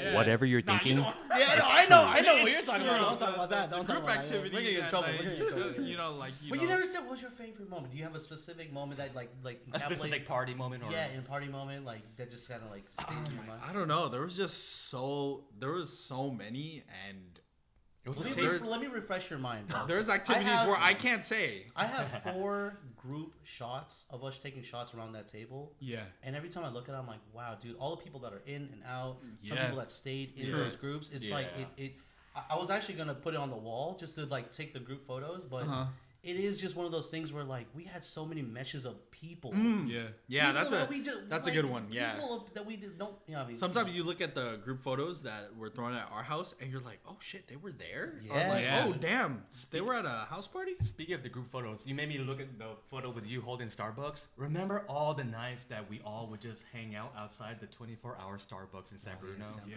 Right next to Quickly's. Right next to Quickly. We just be Shout out. posted out there in the night. Yeah. It's like, hey, what are we doing? Meet at Starbucks? Yeah. That's probably wild to think about. I wonder if that penny is still there. I checked maybe a year. Yeah. They year, are? Yeah. Oh, that's crazy. When's the last time you checked? I checked like a year ago, and they were still there. It's still there? Yeah, so if you check a couple I checked last year, it was still there. Oh That's damn sick, it, bro. dude. But do you remember? Do you have a moment that you just like? When we taped you onto the wall. Okay. That moment was crazy because I was like, oh, he's really staying up there. Like, he's not That was moving. crazy, bro. I was 100 pounds fucking lighter. And, I was like, just like, and you know what? Had man? his like North Face with his hoodie on and yeah, he was just dude, taped I was onto there for the the wall. entertainment, bro. Yeah. I was there for the entertainment, and yeah, shout out, shout out to that, bro. Shout out the tape, bro. Damn. Yeah. Man. Yeah, holding shout you, out bro. 3 a.m., bro. Yeah. Tape. 3 at. Got some We quality need that tape. tape over here, man. Yeah, Do you man. have one? You guys shot? Oh, you took a shot, bro. Yeah. Oh, Ah, man. Did you guys take it early? no. What about you, John? Like, while Aaron thinks. Bro, Do you have one? they all melt together. Yeah, it's Yeah. so much. It It's is. All so I know much. is I felt safe every time at those parties. I appreciate it. Okay, I'll tell you one That's the memory main that thing I we won't wanted forget. to It's feel. none of y'all involved, but it Uh-huh. was one memory. I think it was still in high school, Uh-huh. where someone was getting on in one of the rooms, probably me. and they left the light on. That was me. That was John. No, it wasn't John. It No, wasn't but John did I- have that John moment. did leave the light on too. Yeah. John We're in the had backyard looking through Yeah. the window. And then the girl did a free bird dive into the thing. And then I turned on the light. no, the lights were off. Hey, give us context. Give us They context. were off and I turned it on. No, the lights were off and it was on and John was like this. I don't know why. The fuck. No, Hey. because you're an entertainer, dude. You knew that we were watching. I did you not. You knew that we were watching. I wasn't bro. entertaining you. I was entertaining the pussy. All right, bro. You knew we were watching, bro. That's what. Hey, for those listening, if you That's a want big ass window that we were looking through, if you bro. want, if you want tips on confidence, Sorry, just sorry. be yourself. Be goofy. They were in one of our guest rooms. Yeah, yeah, The yeah, room where yeah. Evan is sleeping in now. Yeah.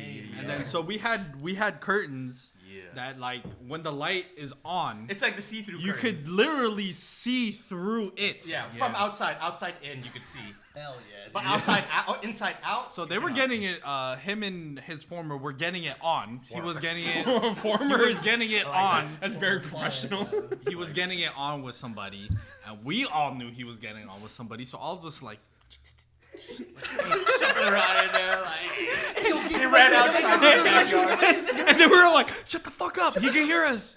Shut the fuck. And did then not hear next thing me. you know, the first thing we see when we peek through the window is his girl was naked, and John was naked, and this dude was going. I'm like, That's a mating call, dude, bro. I was like, this dude is performing a ritual right I was now. all like, man, that dude's surfing in the And- pussy right now. And his girl at that point, like, free dived onto the bed, like, butt ass naked, just like, and John's just like this. I'm like, what is this shit that I'm watching right now? This is so It's funny like a because celebration. He's like, yeah, I tore that shit John up. brought this up in another podcast. I'm glad we get your perspective, bro. Yeah. And we're just peeking through the window and be like, oh my god, this is what? If there was tickets being sold, I would have bought it. Too. Yeah, I would've seriously, bought it too. honestly. But what's funny is that I wasn't surprised. I was all like, I was all not like, shocked. that would be how John did it. Yeah, I was like, that's how I picture John. Yeah. That's a good moment. The way you bro. guys, You are an entertainer. You for are an sure. entertainer. Yeah. the way you guys know? describe it makes it sound like a nature documentary. where, like, He's like, oh, and there goes the wild John. look at him in It was his like a natural lion, habitat. like fucking a gazelle. That's how it felt. I was over there growling. Yeah. Like, all right, let's take this shot. Cheers. Salud. John, what's your favorite? Oh my God, it got worse. I don't. You don't have a favorite moment that happened at the Twins house, bro? I mentioned earlier. They all kind of meld together. I can't think of a time that like I could separate. What was a wholesome moment? You remember like a wholesome moment? I remember a time when we were cleaning up after a party. It was me and you, and I was like recording myself, and I had a whole bunch of empty Hennessy bottles and shit. I was playing a song. I was like, yeah, it's like me, Rommel. Me and you were both fucked up and faded. And then you Or I dropped the Hennessy bottle, and then it didn't break or anything like that. But I'm just like recording myself vibing, and then you were like in the shot too. You're like, hey. And then you just see in the video it's me dropping the fucking thing, and then you just hear it crashing. You're just like, oh fuck, and the video just cuts. Is that the one where everybody signed? No. We signed a lot of bottles. We did sign a lot of bottles. And I think I still have the one for our graduation. Oh really? Oh shit. Like the 2 Hennessy bro. bottles. It's somewhere in the house. Damn, bro. That everyone signed. You know what's actually funny, bro, is like when I think about those times, and people always ask us like, oh, you know, because I made this comment before.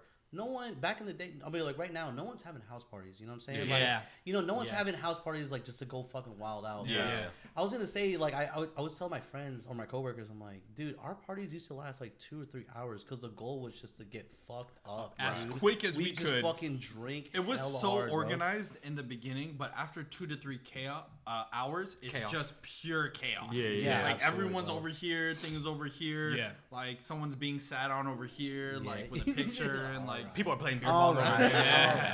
Yeah. someone's taking a picture and he has no idea where the fuck he is. But that was the beauty of our parties, though. Everybody felt like they belonged somewhere. Yeah. They didn't feel out of place. Or anything like That's the that. thing I like about our group, and I like about our friend group.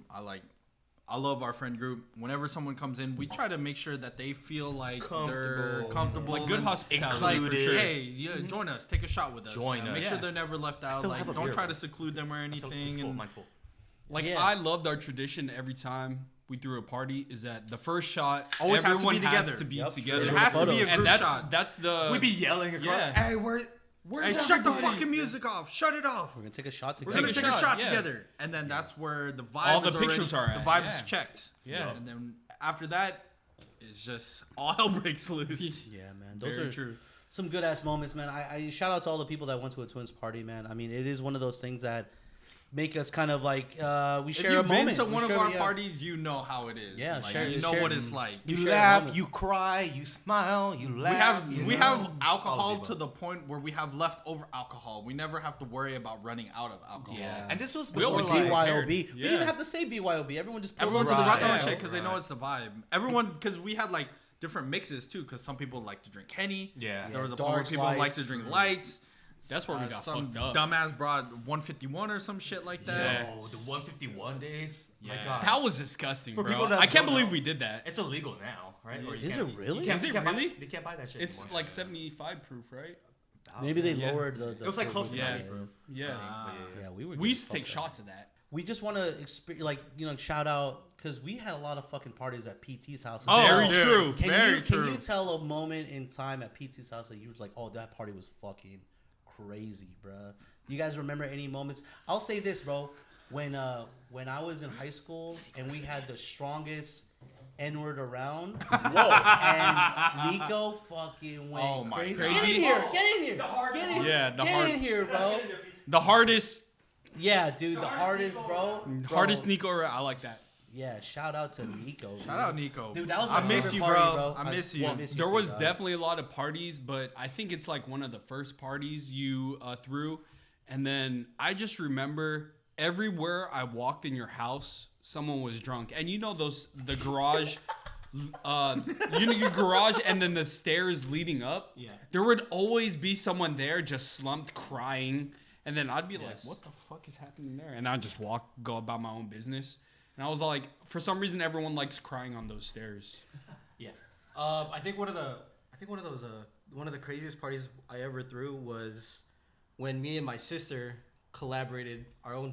You know, we had a collaborative party with our friends and her friends. And her friends. Jesus. And I remember Cherie like bring like one of her cousins. I remember that one. And then I was all like, man, I see random people here that I don't even know, and I'm just like, bro, it's fucking crazy. I think Randy was at that one too. Randy was there too. Yeah.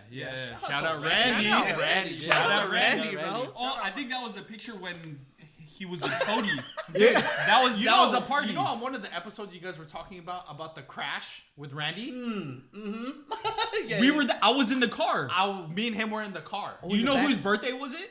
It was his. Yeah, it was Jordan. Jordan. No, No. not his ex's. Oh, Yeah. got it. It was Yeah. his ex's birthday. His ex wanted to go to like the pier or something to San Yeah. Francisco. We were on the way there. It gets a and little Randy hazy. Randy bro. was does. trying to do something in his Integra, and he spun out or something. Yeah. He was racing. He couldn't control, and he slammed. He was against the racing wall. John. He was racing John. He was racing we were John. in the car. Me and Evan were in the car. I was in the back seat. He was in the passenger with seat. Wes. Yeah, I with remember. Wesley. What I remember too was Thank that. you for this perspective. Yeah. What I remember too was when you guys were racing, John like cut ahead, and then all you hear is like, "Oh shit, Randy spun out." I see him, and dude, he's like on the side. His shit's like grinding. Yeah. on the It's side. grinding against And I was the like, wall. yeah. That ruined his And fucking I was life. just all like, Yeah. bro, what Yeah. the fuck? And he had Yeah. to get it towed. Yeah, he had to get it towed because he blew out both of his tires on the right Yep. side. Yeah. And then we just kind Some of initial chilled. D shit, right? We there. just kind of chilled by that park. Yeah, near, I have photos of yeah. that. Yeah, that one. But I couldn't tell whose birthday was it. 'Cause It was. Yeah, It was his ex. Yeah. I wanted to say something like good thing we were Yeah. sitting out because I You remember. were like, on the, like you like Yeah, watching it. yeah, When yeah. you guys, when you guys were talking, It was his ex's birthday, and we were in the car. yeah, when you guys were talking about it too, I already had it in my head. I was like, oh, I know whose birthday it was, bro. Yeah, we knew. And then me and Evan were like, oh shit. While I was in the car, I was like, oh shit. Yeah. Yeah, dude. Because all Yeah. I feel is like he spun out, he couldn't control, and then it slammed against the wall, and then he grinded against the wall for it felt like forever. And all you could Yeah. see, like That's from a my long perspective, fucking all you wall. could see that he's facing I want to be in your incoming walls. traffic. He's like facing the other way. Oh, Evan, do you have a specific moment that you were fucking just like locked in your mind? I'm getting drunk by the way. For which one? I could tell. For which I could one? tell. For which one? For PTs. For PTs. For PTs. Shout out PT sister, but we were playing beer pong. Oh my god. We were playing beer pong, and we were winning, and it was against PT sister, and she wanted to distract us.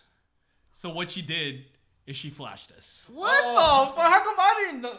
She didn't really flash it all the way, but she was going like this. Yeah, she's going like And this. she was already faded. And we saw a little bit of aerial. I was like, That's your sister, man. I was all like, Shout out to Adrian, but what yeah, the fuck, yeah. dude? I was all like, no. At that point, she was my sister too, and I was all like, nah, bro. that distracted us for sure because I wanted to throw up. I was like, Yeah. yo, I don't want to see that shit. Fuck no. She's listening to this shit like, oh. Because there was a time where me, like, Asu and P, we hung out like all With the time. just We that were group like on the with whole just time. them. Yeah. Adrian's like sister, like Adrian's ex, and like all that stuff. We did all shit together. There was times where we just drank at the house and we just chilled. Yeah. Like we were very close to like PT and like PT's sister and family. Like her mom was calling us her like other sons. And Right. things. Yeah, Right. very true. Meanwhile, I was she getting still does- called his other boyfriend, Yeah. which I don't understand. Yes. Yeah, so context on that. I used to And hang out then with there were John times a lot.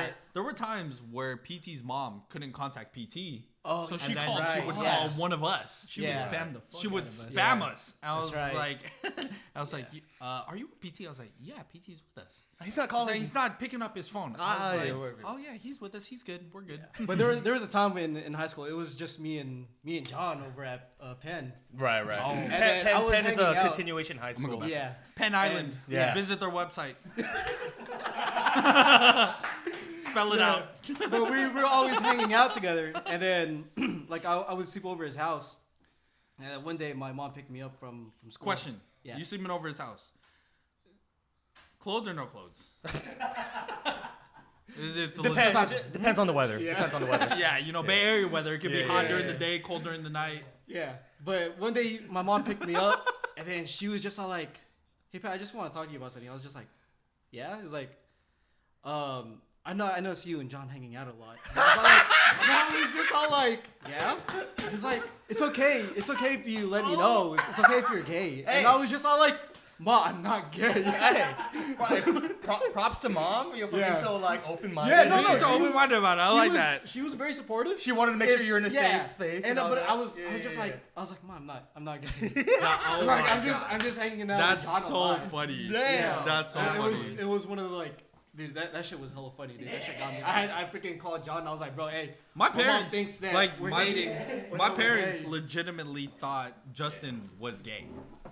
Like when he went I over, mean- like when we graduated for our, when we graduated at that hall that we had, Justin came up to my parents and was like, "Yes, this is my girlfriend. Yes, I'm not gay."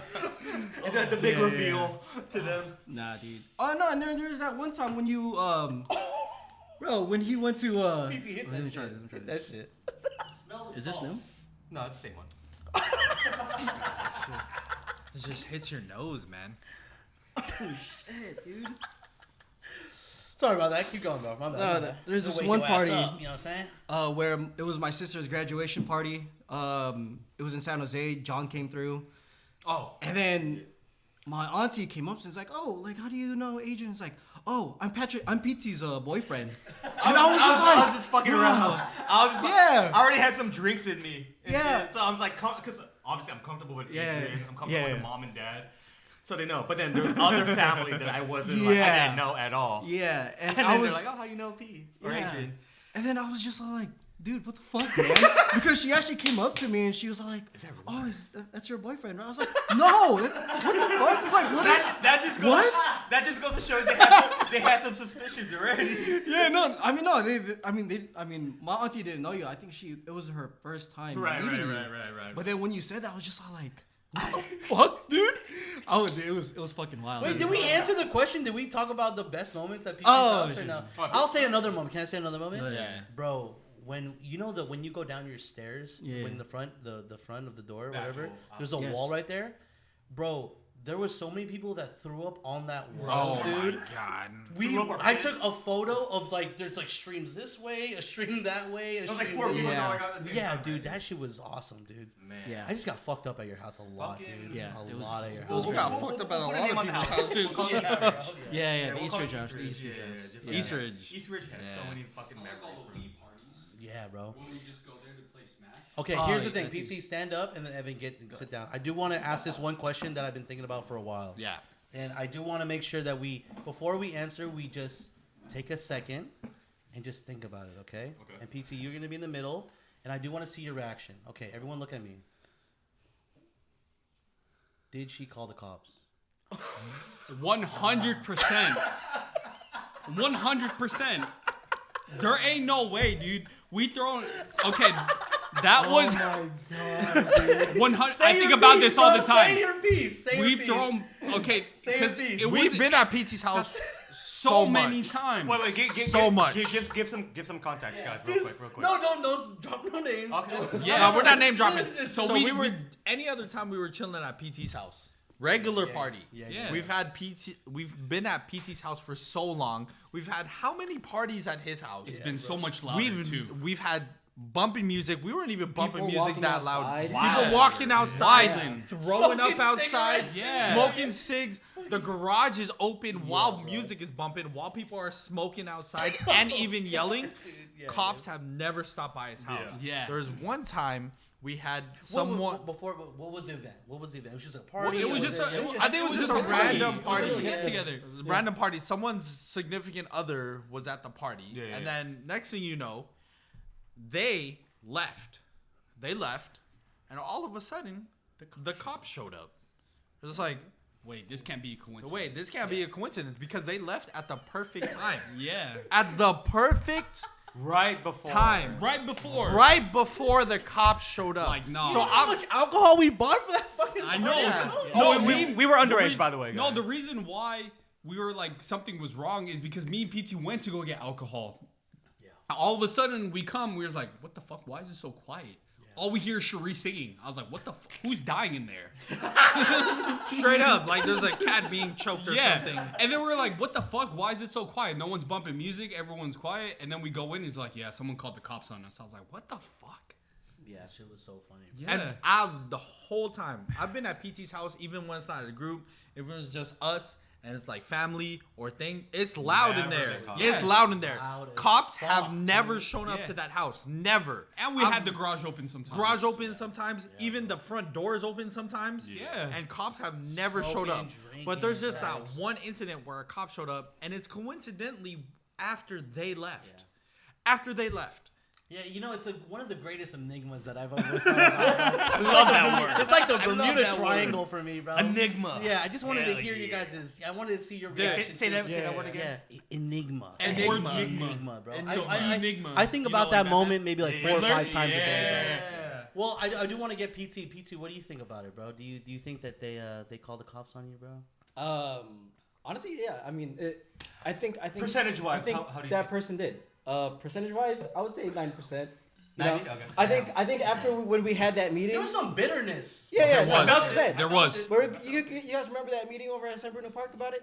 Yeah. Oh my God. We used to be The a- meeting. No, The okay, meeting. okay, We used to you're be bringing up official. other shit. The meeting. We're bringing up other. Okay. Cool. Yeah, I mean, it was just. I remember, like, you know, I talked to the Assailant. yeah, perpetrator? yeah, The perpetrator? perpetrator's significant other at the time, and I was, and then he came up, you know, he came up to me, is all like, oh no, I came up to him, and then I was just all like, yeah, man, we just want to let you know, like, that's what happened, and he just like. He fucking giggled, and I was just all like, "What the fuck?" I feel like in his mind, he knew. That confirmed it. Yeah. Yeah, it was. But then I was just all like, "Okay, I mean, I can't tell if she did or not." But then you know, No, because I was mad like, is fuck. because that was about to be a fucking It crazy. was gonna be Yeah. lit. We had I think we were dressed up too, dude. we were Maybe we're dressed- we we were had dressed up. everybody there too. yeah. Hey, for those listening and all that, trust no one. Just yeah. Just, Nah. No, There will be people to kill your fun, your joy. You know, they live to see Yeah. that shit. Yeah. I like in my head, if it was true, why? Yeah. That's Why? what I'm thinking Like, what do you too. what do Yeah. you get out of it? Shout out you to know? Oh, Jesus, we're still talking. we got Hey, callbacks. hey. We got callbacks for callbacks. Yeah, bro. we do. That was a defining moment. That was a We defining do. moment. That was a defining moment. Defining moment. Yep. Beautiful. Absolutely, man. You didn't Dude, see I'm what- glad that we get take those breaks, bro. Yeah, I A know. little for real. smoke break, a little Little drink break, a smoke little break, little- piss break. You Absolutely, know? bro. We got loved ones dropping by. Real quick, Absolutely, doing a man. drive That was by. sick. Shout out Ryan. you Yeah, know? man. You know, it's always a good feeling to kind of like see the older groups or kind of like tap into us as well. Yeah. Man, I think that like when we growing up, you know, it's actually really a special moment to like see like, oh, yo, this group has done this, Yeah. and we kind of paved the way. So I do love that part of it, the feeling of Right. being right. a part of 'Cause, that. yeah. Again, shout out Warren. Yeah. But if it wasn't for Warren. Warren talking about like, oh my Kuyas did this. Yeah, my yeah, Kuyas did yeah. that. Oh back yeah, then. those are because now that we are at this age and we're doing some of the stuff we did, you know, ever since like that Vegas trip Yeah. and all that stuff, I was just like, because when we went to Vegas, like during the bachelor parties and all that stuff, when I was like with my girl, I was like, Yeah. I'm sorry, but I have to go, especially because it's not just because it's Vegas and we want to do all that shit, but when we were in high school, we all talked about all the shit that we wanted to do when we're older or when we're significant others. Like, hey, when we get our bachelor party, we're going to Vegas. Like, we talked about that when we were younger. And then Yup, when yup. we do it, it's just like, damn, we actually did. And where we are now, is just, it feels good. It was like, hey, we did it. And, you know, we still have a long list of people who are going to get, like, you know, married or, you know, find their significant other, all each other's bachelor parties. Busy So schedule for the next we have few a years. busy schedule for the next couple years. Like, Starting back to next back month, to back to too, back. yeah. Yeah. Starting next Yeah. month, we have like a wedding this year. Mhm. I have like a wedding for my cousin next year, and then there's like Yes, another sir. wedding. Yes, this I think there's sir. like 3-4 weddings next year. yeah. Yeah. Yeah, For yeah. 26, yeah, Yeah. it's just a lot, and just like, damn, we're at that age where, you know, people who are in our friend group are starting to, you know, get married, You know, and all couple that up, stuff. Yeah, you know. couple up. Yeah. So Live that good, life dude. together. Having sex. Yeah. Dude, for a first time. yeah, ever. Yeah. First time in I can't what? imagine that at all. Like Them having sex? at all, bro. You know, the first time I had sex with like a guy, it was just like, Oh my god, dude. it was magical. I miss him, bro. And then you know, when I was cuddling with John at that point, and I was just like, you know, this is magical. I'm a more of a big spoon kind of guy, you know. So like, Oh, you you're know, the like, big spoon. You're the big if spoon. I were to like hug you, dude, I would just flickle your balls, bro. You know, just like. I was just about to say, You need more fingers than that for his Yeah, balls. I'm a sucker for being the little spoon. A hug from behind. I was just about to say that. Yeah. Takes me off my feet, bro. Yeah. Like, Dude, you know that moment. You off your feet? You know that moment, that, like, bro? you know that moment when they're hugging you, right? Yeah, And then yeah. you're just in your mind, it's like, oh, when is she gonna start pegging me? Right?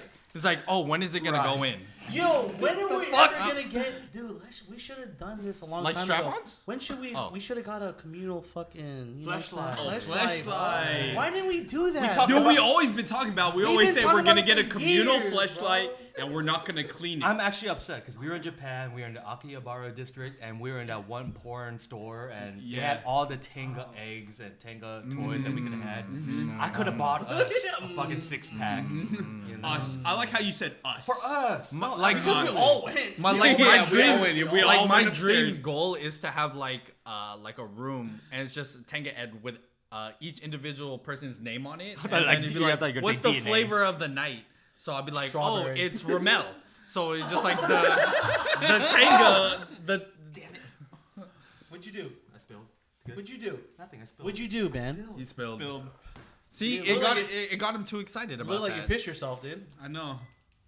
Can you believe it or not? I actually pissed myself on this podcast. No. Or we scrap that episode. You don't have to bring it up. Oh, was it the episode you guys were talking about last podcast? Yeah. Was it that one? Yeah, we scrapped that scrapped episode. I Was actually- it Dayquil or Nyquil that you It took? was Dayquil, dude. Dayquil? Dayquil. And I then wasn't you were feeling- drinking too? I wasn't feeling Yeah. drowsy. I actually just Damn. like, But you yeah, dude, drank, I was though, yeah. You fucked should have told me, up. bro. I would have bought some like at least like adult diapers or something. No, I went to Costco the other day and I was like, I shared it with them and I was just like, oh, should I?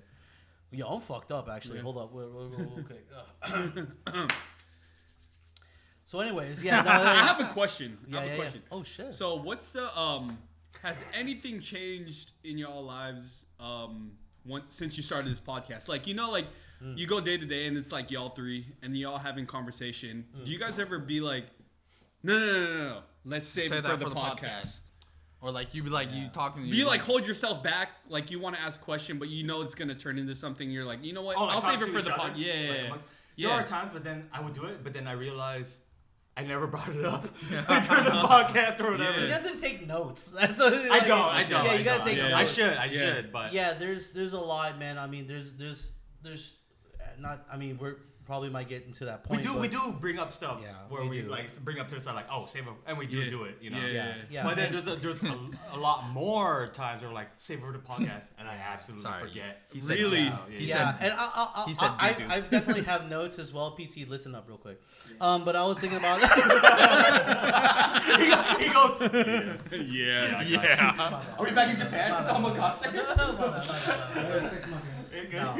No, we used to do that at the dinner table. Remember? Yeah. We used to do that to each other. We also Right. keep each other in check. We're like, hey, I want y'all present in the be moment. present. Get off your I'm fucking just phone. joking, dude. It's been years. I'm just joking. No, he's not joking. Get off your fucking phone. Hey, for those listening, we do a thing every time we eat somewhere where we try to be present. Oh yeah. Exactly. Every If it was single on the day. phone, you did that to me earlier when I was on my phone. You're like, Yeah, we all three of us were just staring at you. my fault. I will answer that. A lot of the times, John and I will text each other, and there's a lot of times where our disagreements will be on text. Yeah. John and I can't read each other's attitude and tone. The tones, because like how either him or me texted, sometimes we kind of read it as like, oh, he's Aggressive. yeah. Oh, is he being aggressive? Yeah, right. yeah. So you're absolutely right. So to answer your question, John and I understand each other's triggers. That's why this podcast works. That's why people watch it, because we subside, the You guys' landmines. chemistry and Yeah, We piss each other off all the time. Absolutely, All the time. But we know when to not do that, and so We know when it's being real. When John or I are talking about our triggers, we're like, "Yo, dude, like, let's create boundaries. Let's make sure that we're both Air on the it same out. page. Yeah. Let's air it out." Because a lot of times, I mean, in our culture, we don't talk about it, bro. We don't Filipino talk about it. culture. Yeah. And that's a lot of the times. The recent podcasts, we have definitely gone traction because people that have been watching our podcast, they're like, "Oh shit, I can kind of relate Right. to." Yeah. Oh shit, things are swept under the rug. You guys don't talk about mental health, passive aggressive comments and tones that have been told. So me and John, we don't text each other throughout the week. We don't text each other because we know that we kind of get triggered. Yeah. And that's true because we don't know your tones. We don't know your attitude. So Especially through text. Yeah, through text is actually important. Yeah. The thing that we keep a part of it is just like the growth that we talk about. We smoke a cigarette and we say like, hey, look, like we should probably talk about on the podcast, but it's a lot of just expressing ourselves, maybe addiction, maybe alcoholism, maybe just kind of one of those things. But we kind of keep it for the podcast where we can air it out. I kind of realized too, like ever since we started doing this podcast, we've been more like personal about like the addictions, the vices. Yeah, we kind of explain like why we do it. I like that. Actually, and then like when you guys were talking about like, yo, I heard that podcast, it made me feel like hearing that was like a compliment. Like I don't know how to take it, but like knowing the fact that like, okay, now my close ones are kind of understanding me. Yeah. I don't have to like BS it later on when I see them because they'll know like, oh, that's just John, you know. Yeah. There's a lot of times in the beginning of the podcast where we would screen ourselves. We would definitely we would coach ourselves through it because we can go crazy. You know, we can go fucking crazy. All of us can. Yeah. And the thing sure. about it is too is that like me and John will look at each other. We're like, no, that's gonna cut. Yeah. But when you watch the podcast, it's like that doesn't feel flowy. Yeah, true. It's just That's like the flow. You could see that we're cutting stuff out because we're trying to script ourselves. Now that we're on episode 11, 12, whatever, we're like, you know what? We're authentic. We're raw. That's it. This is us. Like after 10 episodes, Just the way we like it. Yeah, after 10 10 episodes, if you don't like us being raw, then dude, we can't we don't know how to help you out, bro. Say raw one more time. Rommel. Yeah. Bulldog 650. Dude, shout out to you guys. Thank you for that, bro. Shout out the old gamer tag. But yeah, I will say the like if you were thinking like certain topics are about like, you know, just trying to make sure that mental health for sure. We save it for the podcast. We will smoke a cigarette and be like, yo, I had a tough week. And then I'll look at John and be like, let's save it for the podcast. You know? It's like but this is our outlet to just air it out, bro. I mean, That's nice. That's good. And since we don't like see each other often anymore, so like it makes sense to like kind of do what we do, air it out. You know what I mean? Like just be vulnerable. Yeah, just be vulnerable. That's dude. number 2. Yeah, no, it's. I will ask you guys this. I mean, not to kind of dive in deep. I know we're gonna get another bottle on the way. Your glasses are pissing me off, bro. What the fuck do you want me to do, man? You want me to just throw this shit? Okay, I'm done. Take it off and be like, I'm Bobby. I'm done. I'm Bobby Mata. Hey, Bobby Mata. I'm done, dude. Okay, no more fucking glasses. Oh, Rommel, there you are. Hey, what's up? Rommel. I haven't seen you in a minute, bro. Shout out to you guys. But I do want to ask you guys, like, is there stuff like in the beginning between you two? Like, are you guys always on the same page, or do you guys? Yeah, how does that work for twins? Yeah, I want to know for the twins part. You guys are brothers, bro. Actually, You know, like the little stuff. I'm not trying to pin you guys together. I'm just trying to. Of course. But you know, sometimes the little stuff, if it was somebody else, it wouldn't piss me off. But sometimes from him, it would You like should know piss me more. off. You should know better. Yeah, exactly. Yeah. Of course, you know, we're brothers. At the end of the day, we're gonna be brothers. But of course, you know, like family fight. We fight. We get through it. I win all the time, though. Yeah. You know, like our parents always see us fight, and we always tell our parents, like, just let us hash it out. This is our way of us. Oh, there's been times where they try to like. Try to like, talk to each other. They stop fighting because sometimes it gets really bad, and then we always just tell our parents, like, you know, just, you know, let us hash it out, because at the end of the day, we'll always like 1 hour we'll be fighting, the next hour we're like, hey, you want to get dinner? You want to get lunch? You know, some shit like that. That's called maturity. Dude. I know. Yeah. If I were to see these two fight each other, I would be scared. PT knows this. We've actually witnessed. Exactly. We fought in the Philippines because I blamed him for we were in a canoe, and then our GoPro was in front of the canoe. Yeah. Our GoPro was in front of the canoe, and then we tilted over, and then he's all like, what the fuck, bro? You should have steered this way, and you were steering this way. And then I was like, bro, shut the fuck up. So I slapped the fuck out of him. And then that's when we first started getting into Muay Thai.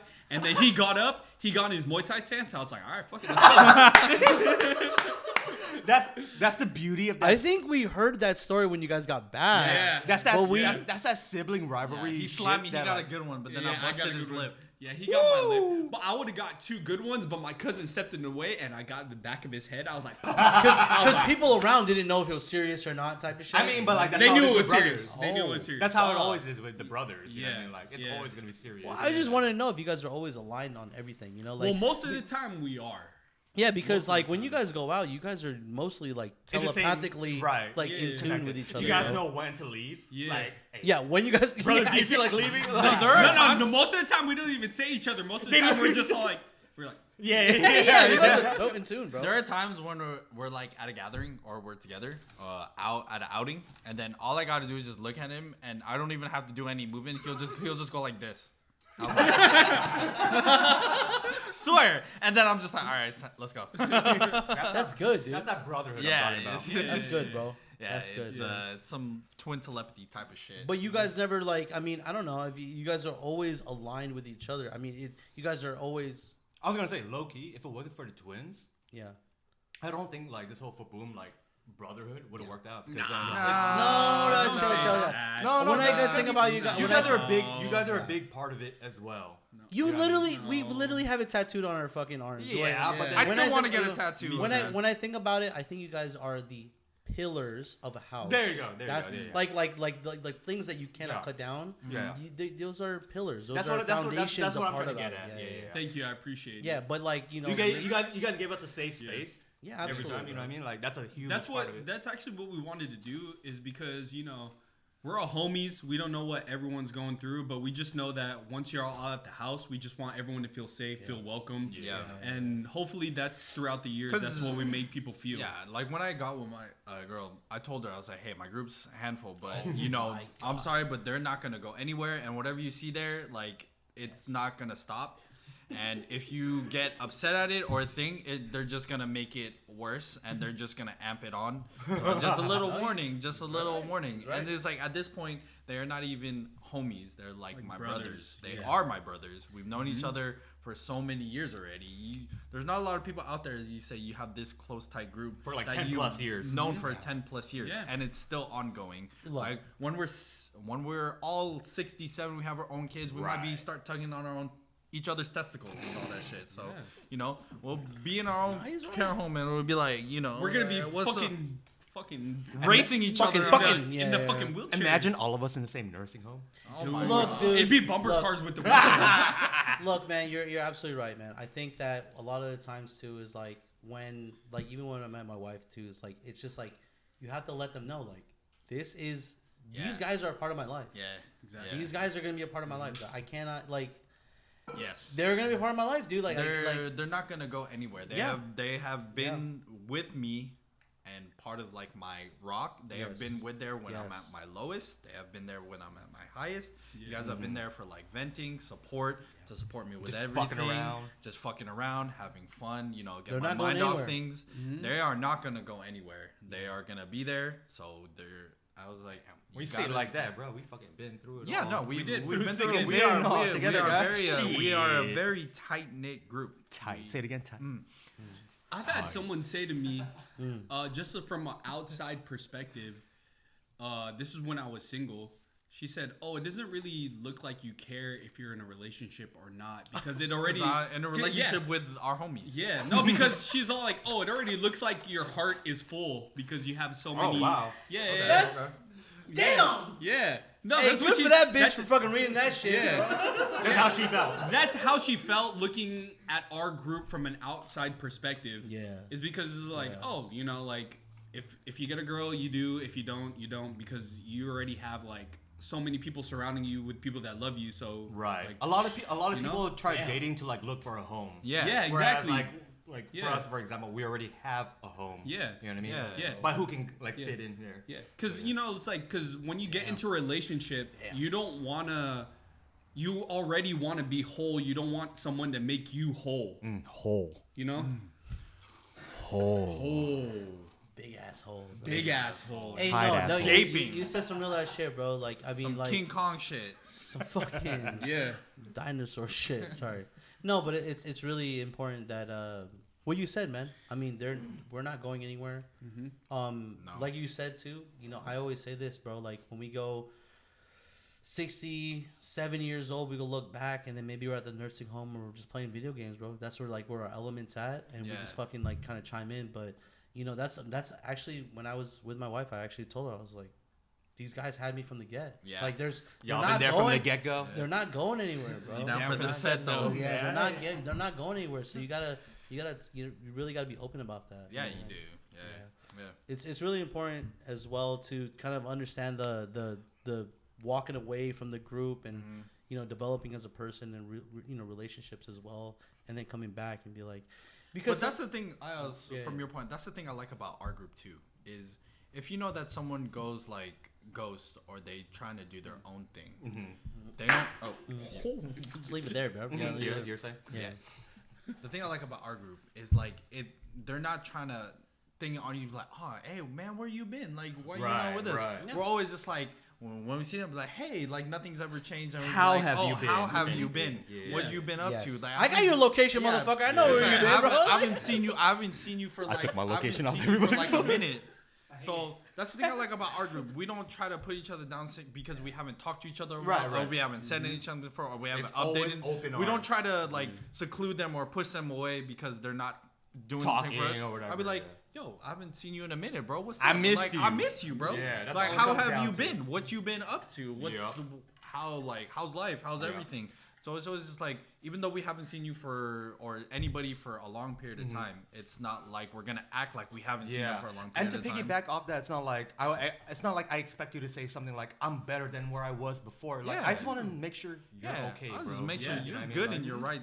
You're whatever position in the you're right in, place like, you're in right now. You love where you're at right now. Yeah. You love if you're grinding. Let me you're know how grinding. you Yeah. feel. Yeah, that was a hard part too, bro. Like that was my honestly, thing too. I don't want to fucking because I was too busy comparing all the time. So like with thief of everybody. joy, bro. Yeah, Joy. exactly. No, I'll say this, man. I mean, between between the stuff that I went through, and like PT can attest of it as well. But for me, maybe this is the time to air it out. But there was a years that I kind of like was up and down. You know what I'm saying? And just kind of being in your house. Your family took me in when I was homeless. You know what I'm saying? Like, and I was sleeping over and kind of going through all that, but.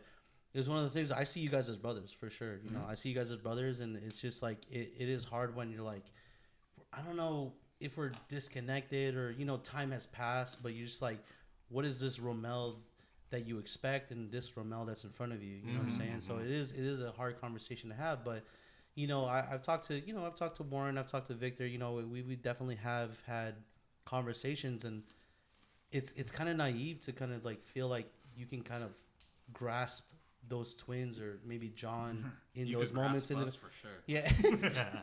In those moments like years ago, right? Like we're all different now, We are so we're all different now, And but honestly, I think we're all different in a good way. Who the twins were that I knew like from kindergarten?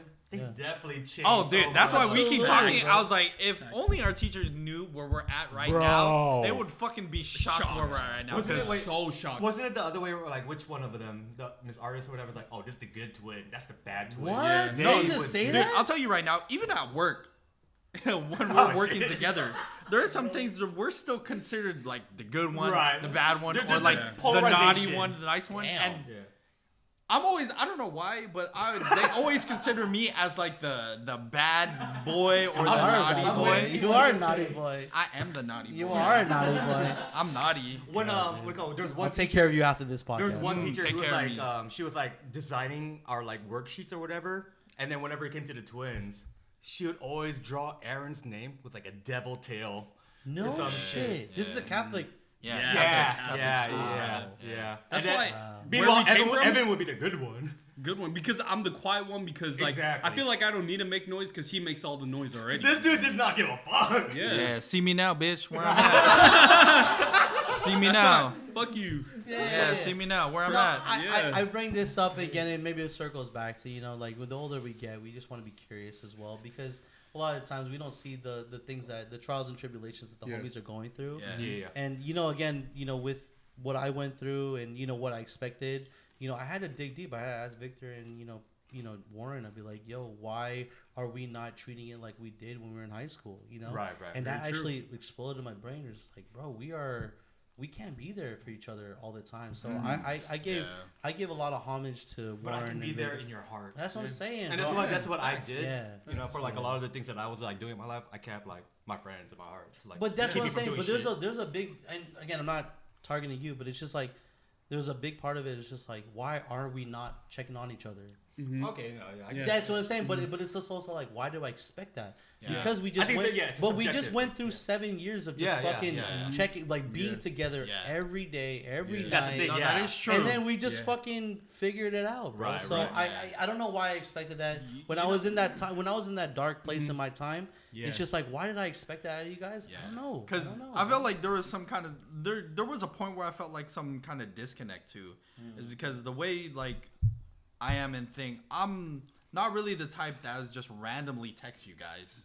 You guys know that. Yeah. I'm also a terrible texter. Like Yeah. I don't reply. Yeah, no, You yeah. guys will text me. I get You that. guys will text me and I will read it. I'll just reply later. We'll- and we'll it's been call like sometime. it's been like a week. I'll be like, oh shit, I'm a and then I still terrible don't reply.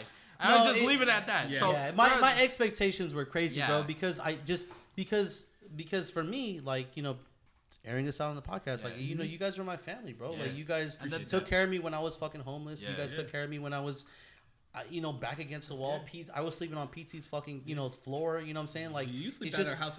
We saw that picture when we were planking on you. Yeah, because in my mind, I was like, but you it- know, you could.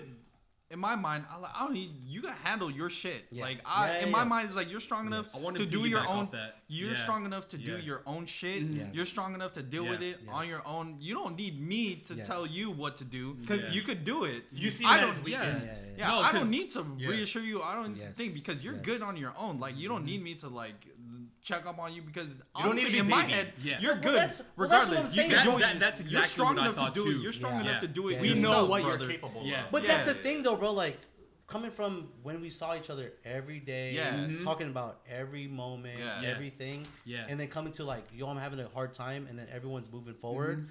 That's where it fucked me up. So I do want to just air that out. Just like, bro, like, I was lost in that moment, dude. Like, I was Yeah. just like, why don't you fucking care about me? Because also, Yeah, coming we off do. that Yeah. standpoint, Yeah. there will come a point where all of us will be in our 40s, 50s, where we Yeah. might not even talk to each other for months on end. Absolutely. Maybe even Maybe years No, on end. I felt the word Years I on wanna, end. the word I want to say is like I felt entitled for Yeah. you guys to give a Yeah. fuck about me. But I also don't want us, to just because we don't talk that long, Yeah. to make it seem like we're also not going to seclude each other and making sure that we're all good. Because even though once we're all busy and once we start our own families, Yeah. bro, we're not going to be able to hang out for maybe years. Honestly, bro, when I saw months. fucking Ryan and Yeah. the way he talked about his homeboys, how close Yeah. they were, Yeah. Right. Yeah. and then to hear about the way that like, oh, It is he's now. doing that, Yeah. he's Yeah. doing that. I mean, that's where we're gonna. End We're up all at, focused. bro. That's where we're I'm at. sorry, It bro. was kinda- it We're was kinda- all gonna be focused on our own shit Yeah, and our own absolutely, families. absolutely. You know how it is. Like you got your own family now, and it's just like you're so focused on that. You're giving everything to that. You know, I'm sorry, but I'm like on the back of my mind. No, you guys yeah. are your homies. You guys are good. You- I know you right, guys are You're good, good. bro. You're good. Right. You guys are You're good. good. You're Like, good. I don't need to really check up on you because you guys are good. I know you guys are good. And if you guys are not good, like, hey, if you really, really need to reach out, like, Please. we're always here. always there. I That's what I will always be say. there on the drop of a dime. We'll be there on the drop of a dime. You already know that. So, like, to do that thing where I check up on you guys, like, weekly or monthly, I'm not really that type of dude. Same. And No, I get you it. guys, Yeah, I'm like that too. I'm not thing. So, if I don't check up on you, don't think that I don't fuck with you or, like, I'm not Right. like that. Yeah. It's just like, you know, You got your I'm, own life. I'm No. like, I'm doing my own thing. You're like, overwhelmed I'm with grinding. life. Yeah, Yeah. yeah. I also want to piggyback on that as well, is because, you know, when we were younger growing up, it was just all about like a good time. You know, I think really only started the podcast is when we started to be very vulnerable. We never really got that vulnerable when we were younger because, I mean, shout out to Brian too. It all really started with like a lot of self-awareness. Right. It's just like as we matured throughout the day and then throughout the years, and also since you started the podcast, like, you know, sometimes I didn't know what y'all were going through until you guys started airing it out the podcast. That's why I never checked on y'all because what Aaron said is like I thought y'all were always good, you know. Which and is then fair. Which yeah, is fair. and then I always thought it's 'Cause like that's what we wanted to do. We Yeah. wanted to make it seem We like always, Yeah. every time we came to a function or like a get together, we were like, I'm good. yeah, I've been exactly, good. I've been exactly, good. yeah. We didn't have an outlet. We never to had a actually vulnerable talk- moment. Yeah, we Yeah. didn't have an got it? outlet. To, Yeah. we didn't have an outlet to fucking talk about Exactly, this shit, bro. exactly. yeah. And then that's the thing. Like I didn't know what y'all were going through, but then like you know after y'all started airing it out, I was all like, you know, like if you. I just like since we're on here now, just like any of the homies watching this, like if Yeah. you need anything, like we're always gonna be there. Like just text us, you know. Like just know that when you ever come to us, no judgment. Absolutely. Yeah. No. Like, you definitely bring it up because then we thought everyone was good. You know, like the way we hold ourselves up, etc. But then for the times like we don't want to say shit, we don't. But it still comes off as if we're good. Yeah. And coming off like how you guys are talking about, like it makes me realize now, like, oh damn, they really did think everything was honestly, good. bro, when I was going through my shit, like couch surfing and all that stuff, like, yeah, like honestly, bro, I will say this, like family look, when I was sleeping at your place, like that is exactly where, I mean, no offense to UP, but like seeing your guys' family matter about having lunch and dinner being said, right? You guys wanting to like eat like together, that. You know, like I was there and I was just like this fucking homeless kid just like sitting in the corner. I'm like, oh, this is actually what a family does. That's how I was like with all like the girlfriends I've dated, and I would be over there at their house with their family, and I'm like, this is how it's supposed to be. Oh shit, you know, it made me realize. I'll say this to PT, bro. Like when I was fucking when I got kicked out of my one spot. And I fucking like hit up P like middle of the night, and people were like, "This PT is the epitome of like, if you need me, I will be there, bro." He like when I fucking, I was like, bro, I got nowhere to go. I don't got a car. I don't got whatever. I got my stuff in a bag, and I got kicked out of my place. PT opened his doors, and we slept on the floor, and I was like, together. Where was I? PT said, wow. Thanks for the invite. And I told him, I said, in the morning I'll have my shit together. But PT, you have definitely brought in people. It was never a question to ask. Yeah, it was never a question, bro. So I appreciate you, bro. Yeah. So it is one of those things, man. And I do want to just, I'm not again targeting whatever, but it is one of those things where the expectation was set for me in my head, you know, when I was, you know, and there was a lot of anger and there was a lot of regret too, because you know what, man, I'll say this on the podcast, and I've said it, you know, with Brian and JR, you know, Van, you know, saved me, bro. Like, you know, the thing about it too is like you can find a person that fucking you can be embarrassed and ashamed with, and I have found that person. So, you know, this person, great. Yeah, I'm happy for you. It's amazing. And it is just one of those things where it's just like, yo, like when you reflect back, you're like, why did I hold those people on a pedestal? Why did I think that, like, you know, after 8, 7 years, 10 years, I'm like, why did I think that they're gonna check up on me? Because nothing's guaranteed. I'm not entitled to your guys' like, but when I needed you guys got me, bro. Yeah, and that's exactly where it's at. Yeah, that's exactly where it's at, bro. I think that's the most important. When you really need somebody, they're always gonna be there. Yeah. But like on the day to day, I was just like, why did I think that you guys were gonna fucking? Because if I'm being honest, if any of y'all text me and it's just on a regular basis, and it's like not, if it's not something like emergent or it says like, hey bro, I really need you right now. I'm honestly, I'm brushing that shit to the side. No worry. I'm dead ass. You're not alone. I'm dead ass serious. They text me just some random shit. I'll be like, okay, they're good. Like nothing too urgent. So all right, cool. For example, like when you would text me sometimes, I don't want to feel obliged to like react. You know what I mean? Like if I'm not gonna text back, should I react to the message? But like I read it. You know, this is one of those things. You and me, we operate differently. Yeah. You and me, when we read the text, our blood boils. Our blood boils. We're like, is he happy or sad? Is he making a joke with me right now? Yeah. No, it is one of those things. But look, bro, we've been through a lot. Yeah, we have been. We've been through a lot. We have seen a lot of people go in and out of our lives, and I think that a lot of the times. Shout out. Yeah. Anyways, you're probably never gonna fucking see that ever again. But I do want to ask you though. You know, if there is anything for 2025, is there anything that you wish that we can kind of get together? I would love to see kind of like adventures or maybe, you know, vacations together.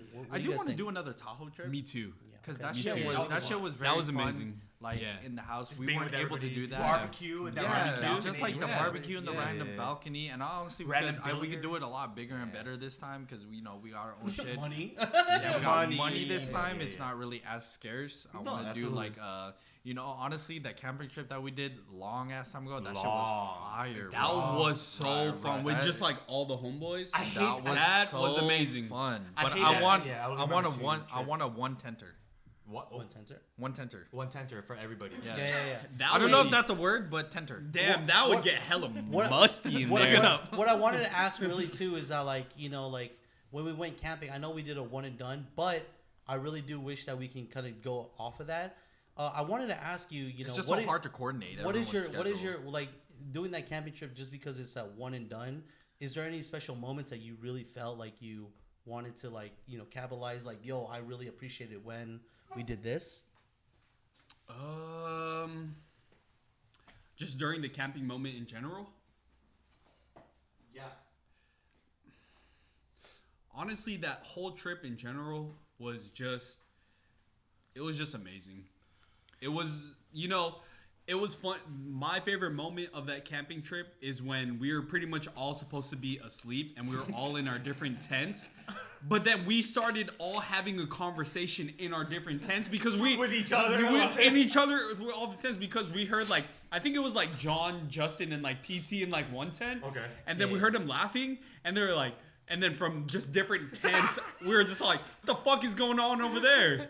And then we just started having conversations and then it just started turning into like a giant laugh, and then that was an amazing part. All I remember from that same camping trip was when we were playing beer pong in that big tarp. We set up like a big tarp for like a canopy. And we were hella loud. The thing I like about when we get to the Ranger came and he was like, excuse me, and everybody slowly dipped away from the big tent to their tents just to like not talk to him. Everyone was just ignoring him until he talked to JR. Yeah. Like, excuse me, you guys are being too loud. Yeah, stuff like that. It's like, dude, it's camping, bro. Right. Why is there a noise limit?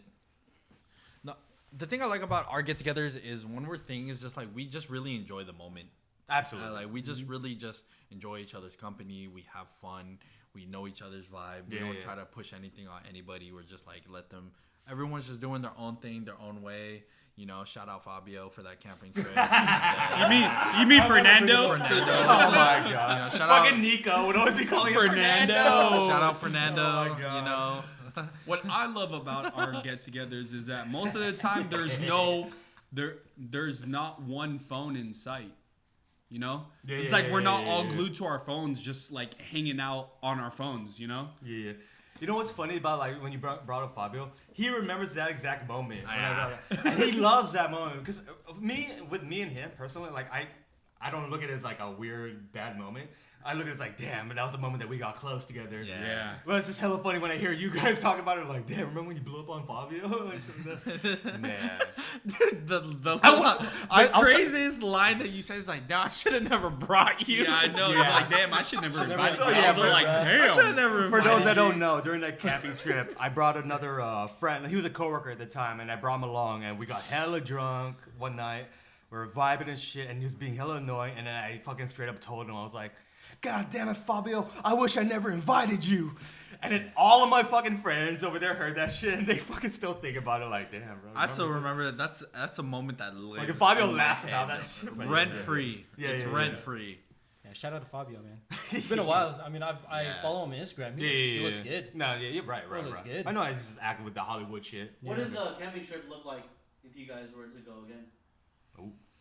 See, the thing about his camping trip, it's always like in thing, but it's so hard to coordinate because everyone got their own different schedules to try to get everybody. That's the tough part. And then, you know, the thing is you could always book it. I think for it to actually pull through, you got to get some people's okay, and then you just got to book it, and then just who shows up. I think that's how it goes. And then at this point, it's just like we all got good money now that to the point where it's just like, you know, just say fuck it and let's just do it. Yeah. My question is it going to be the boys or is it going to be with some of our SOs? That's a good question. That would make a difference because That's the you know, hard like part, I asked my homies SO. got kids now. I like the way that like some of our friends with SOs acted on the like they weren't like out of pocket, but like, there were times they were out of pocket, but also like you see like the vulnerable side with them and stuff. Because you know, it's like some SOs they don't want to go like camping Yeah. like what we did. They want to go glamping. Right. So it really all depends. Like if it's the homies, we're probably gonna go camping. If it's with SOs, we might have to just get a cabin or like get a cabin. I think one thing that they brought up was like a portable bathroom and all that stuff like, to rent out. Like I need a shower. Papa squat. What? Yeah. There's baby wipes right there. No, I honestly think it's easier if we do just a cabin in Tahoe. Yeah, I mean, just a cabin in Tahoe where there's like a little like grill or some shit like that. Bro. But, you know, a grill with the boys. All I ever imagined, especially in Tahoe. When we fucking like made those like what's it when we were just cooking the meat, who was on the grill? You guys were on the grill. We just used to marinate it and then just like grill it up, and that then shit was so good. I'll put the lime in all your Coronas right now. I still watch that video, bro, religiously. Yes. Yeah. Just the way he fucking shoved his fucking finger in there, bro. Yeah, and then he like kind of wiggled it. Can we like put that clip in there? Like, I don't know, somehow, some way. He's just like, and then just God. everyone in the background just laughing. That's what made the video really funny. Like everyone just started dying. It's crazy. But what about you? Oh, sorry. No. I was gonna say it's crazy how like laughter like makes you feel at home. Yeah. No, that's true, bro. We can all laugh at the same time. So yeah, what about you? What does a camping trip look like for you if you were to invite like? Honestly, bro, I've actually thought about this a long time. Honestly, I was thinking about when I was just like on my computer, I'm just like I can book the site. Yeah. I can book a 20-person site, and I was thinking about what it look like to kind of invite and kind of make sure, because I'm already like the dates. The scheduling is the hardest part. Yeah. So instead of like trying to like figure out if someone can make it or someone can't make it, I'm just gonna make the dates. Yeah. Because if I throw it out the invite, then people will make time to go to there, right? Yeah. And so like my whole thing is like I wish that we had more water activities. I think that when we booked when we booked maybe the water was lower. I don't know. I don't remember. Was the water lower? It was, but we're still on that boat. Yeah, we were on that boat, but I was just thinking about like, what does it look like if we get a jet ski? I mean, we're old enough to put it on the credit card and just like figure it out, you know?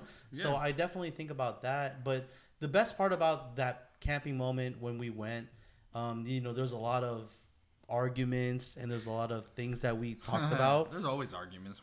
Absolutely. I think the one thing that I remember, it was just like those nights where we were already fucked up. We were doing ramen and we were all like getting ramen and we were around a fire and we were talking shit, and then we were drunk. People were like going to sleep, and me and Justin were just like out there egging people on, and that shit was so funny. But you're absolutely right. The best part was like when we were in our different tents and we are just talking shit. That shit was so funny, was so bro. fun, like that's the part that stood out to me the most, that I remember the most, is that we're just like having conversation within our different tents. Yeah. Like no matter how far your tent is, you're having a conversation with them. Like it would be just like two tents having a conversation, and then someone would wake up. It'd be three, and then it would just domino effect. Like everyone would wake up, and then it'd just be everyone laughs. just laughing, bro. Yeah. That's just so funny, bro. Damn, I really want to go camping. Laughter is healing. It is. It absolutely is. Laughter is healing. The less you laugh, the less longer you have to live. So everybody laugh now.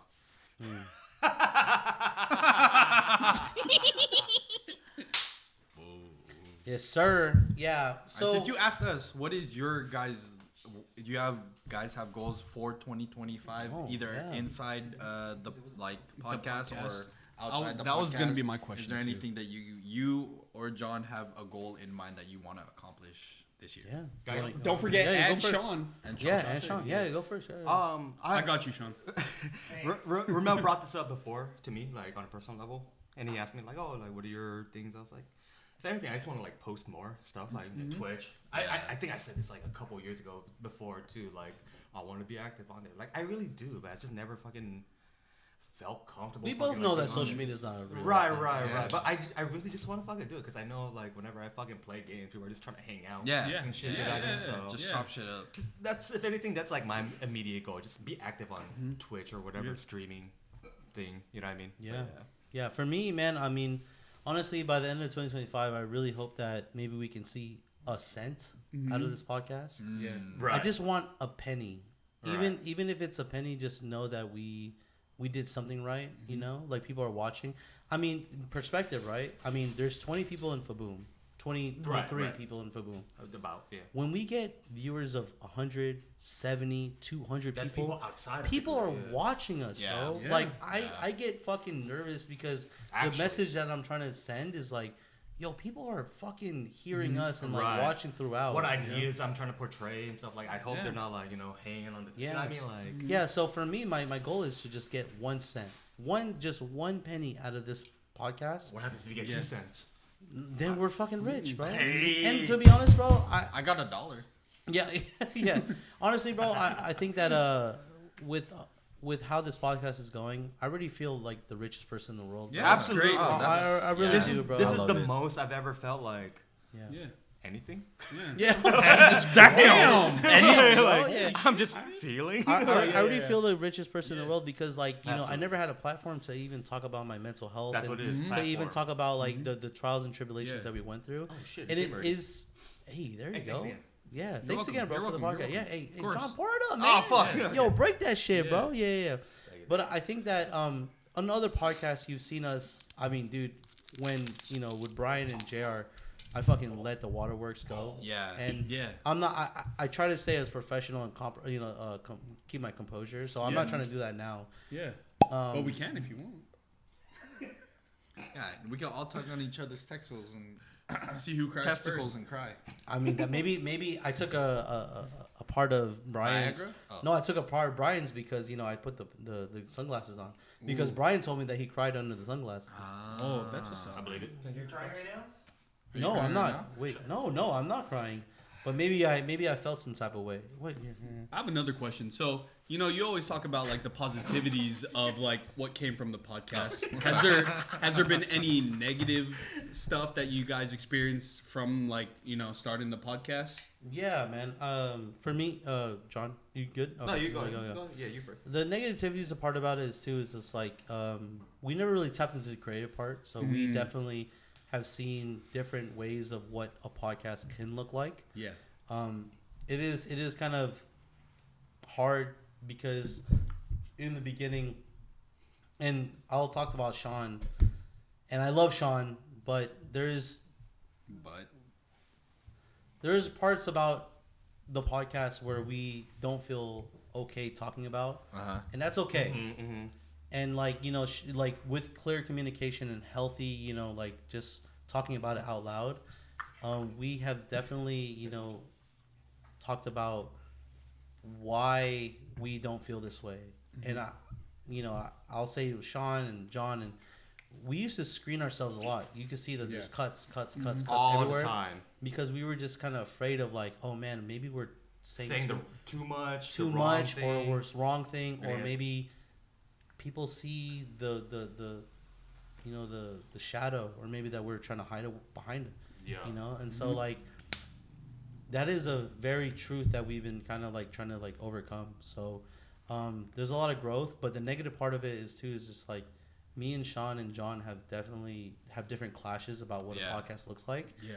And sometimes when we get too real, we say like... We start fist fighting. Yeah, we start fisting ourselves. Fisting each other. Right. We start saying like, probably maybe this is... No one will resonate with us. Right, that's the main thing. Because me and John and Sean were like, it resonates to us, but can anyone else? Right. But that's not fair. But that's not fair because no one else knows. You know. Yeah.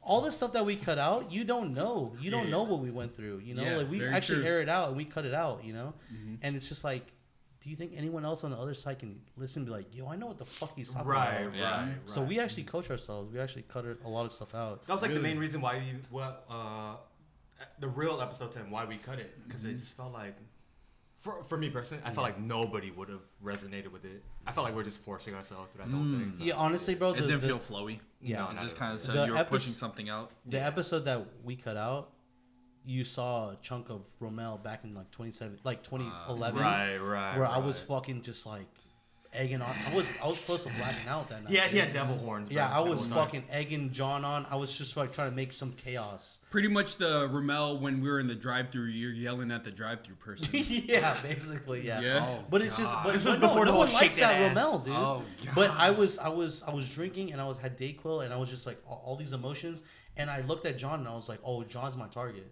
And so that was not okay when we went to the podcast part. And this is good because people have been asking about us. Yeah. People have been asking about like, what did you guys talk about? Honestly, bro, like I didn't like the Rommel that I was looking at on the screen, bro. Like that's not a Rommel that I'm okay with, you know. Yeah. And I was under pressure a lot. Like just to paint a picture for the listeners, like what that episode looked like. You're like putting me on the spot, egging me on, and I was just like flustered, under pressure. Just like, it's not a good. It felt like you're defending yourself. Loki. But I mean, if you know me, you know me that I'm fucking antagonizing. I'm fucking trying to egg people. I'm trying to get a reaction. You know what I'm saying? Like, I mean, maybe that's Rommel back in the day. Maybe that's Rommel now. But it's just like, I didn't like, honestly, bro. When we were reviewing the footage, I was disconnected. I was like, I hate that person. Yeah. That's a 2011 Rommel that I just like. I'm not okay with, bro. 2011. Damn. That was like 14 years ago. I did the math in my head. 14. But dude, you put some alcohol. Thank you. Yeah, you put some alcohol in me. You tap into 25. that place. I can get fucking dark like that, dude. Like, and I was taking it out on John, and that's not okay. It didn't bro. feel like that at the that's moment. That's not okay, bro. But when we watched it, I was like, oh shit. I was being the Rommel that no one really likes, bro. Right. And that was really sad because I could see, like, I was watching, and I was like, I'm picking John as my fucking victim, and that's not okay. That's not okay. So we decided to scrap it, and that's 2011, 2012. Until now, I still don't like this Rommel. Yeah, you're going through that whole thing. I was all like, "That's Rommel. like, I don't want fucking to hate this guy. It's always been Rommel." Cheers. Cheers. Salute to the good times and the bad times. Damn, I have no Cheers. food in Love my you guys, stomach. bro. Fuck, no wonder. Wait, really? Yeah, Okay. I have none. Not Except even for the Corona Panic, today. yeah.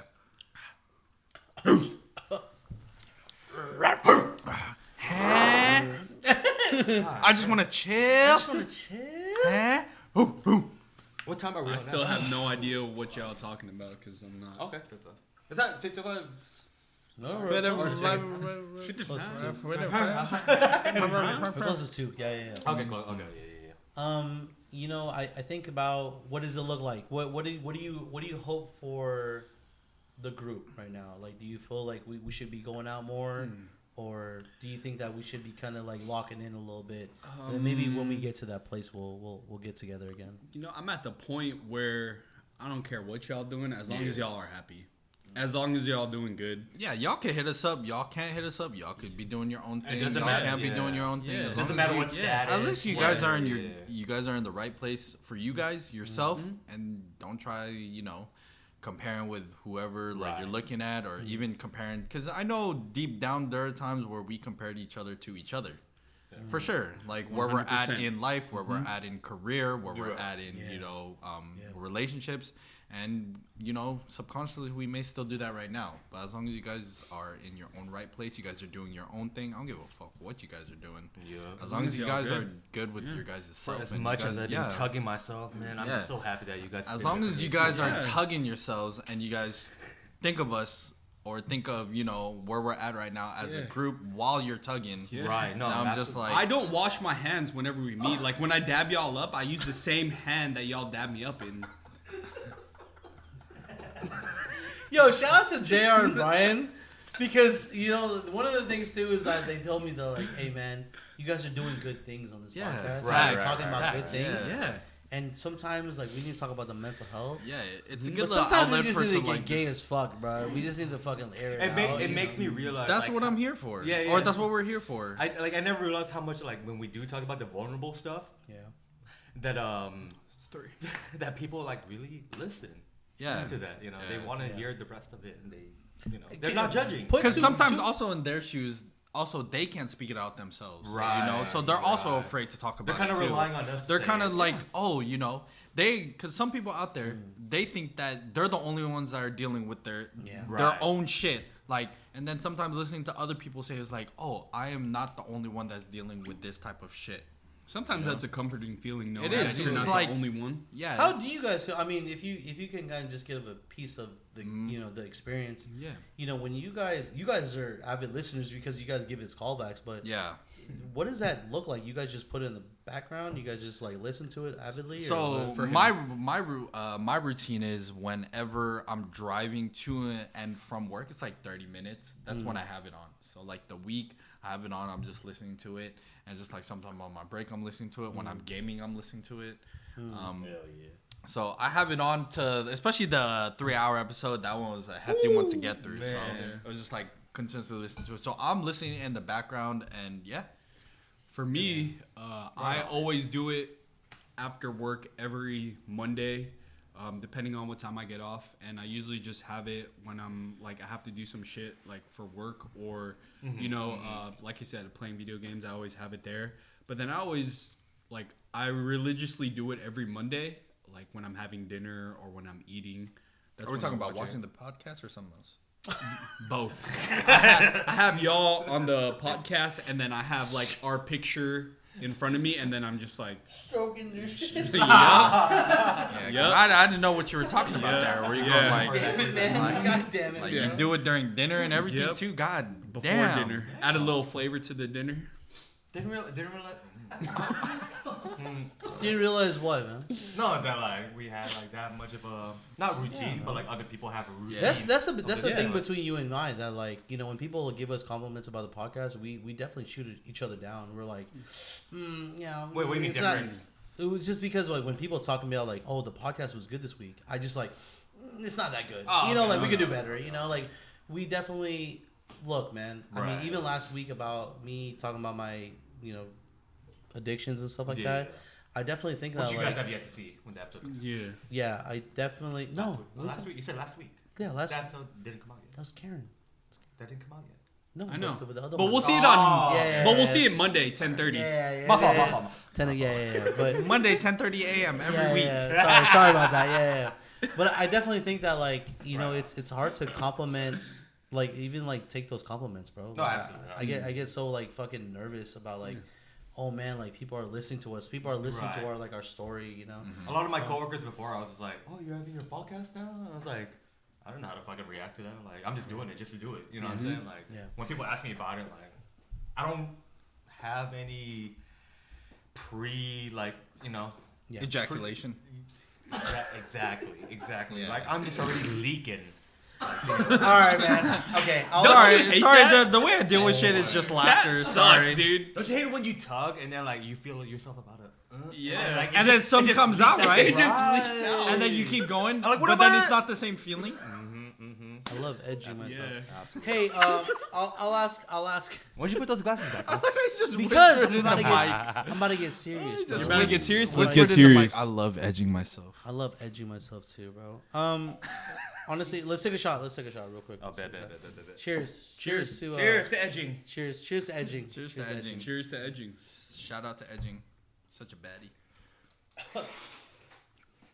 I don't know why I imagine a baddie looking like Edge, WWE. With the long hair. Yeah, actually. I like his entrance though. That's one of the better entrances. I see clearly. Whoa! Sorry. Ouch. Oh God, I think that's worse than smelling salts, to be honest. Yeah, it's pretty bad, dude. Did it go It's down the actually soul? Pretty bad. You ordered this, right? I did. Thank Oh, you. that's The same yeah. bottle. I just like since we're drinking it, we might as well just. I didn't know you Same could like bottle. order like the same exact thing. We could have done Yeah. that a long Yeah. time ago. Yeah. Yeah. You know, I Technology. think that you know, because everyone is here, and I think that a lot of the times we can get, you know, vulnerable. I don't want to make this part of the podcast where we can kind of four shots. I don't want to make it a crying fest, but it's definitely one of those things where a lot of the times, you know, I do want to. Sorry, when you put that out, I always wanted to do that. Yeah, go on.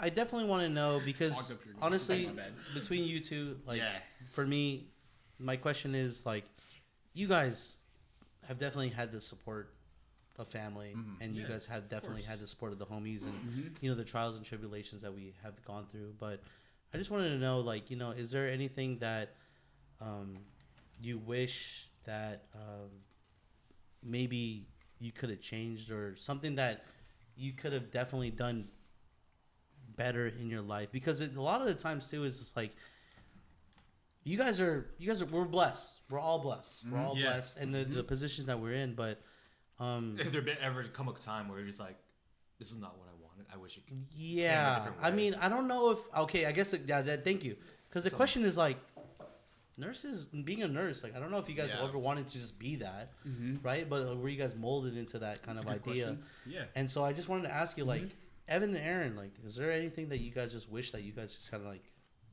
did outside of the box? Would You know, like to outside of go the family? first? Yeah. Sorry, I don't want to put you guys. I just want to ask you. I never get to ask you guys that. Honestly, man. there was a time where I just like there was a time and moment where I just wanted to like give it all up and just go somewhere and just disappear. Really? Yeah, you know? fuck yeah. There was a Yeah. time. Never knew. Yeah. Never knew Yeah. that. I didn't know that. I didn't know. That's why I swear. ask you. I Bro. swear. Yeah. There was a time where I just wanted to like just get away and then just not look back. Right.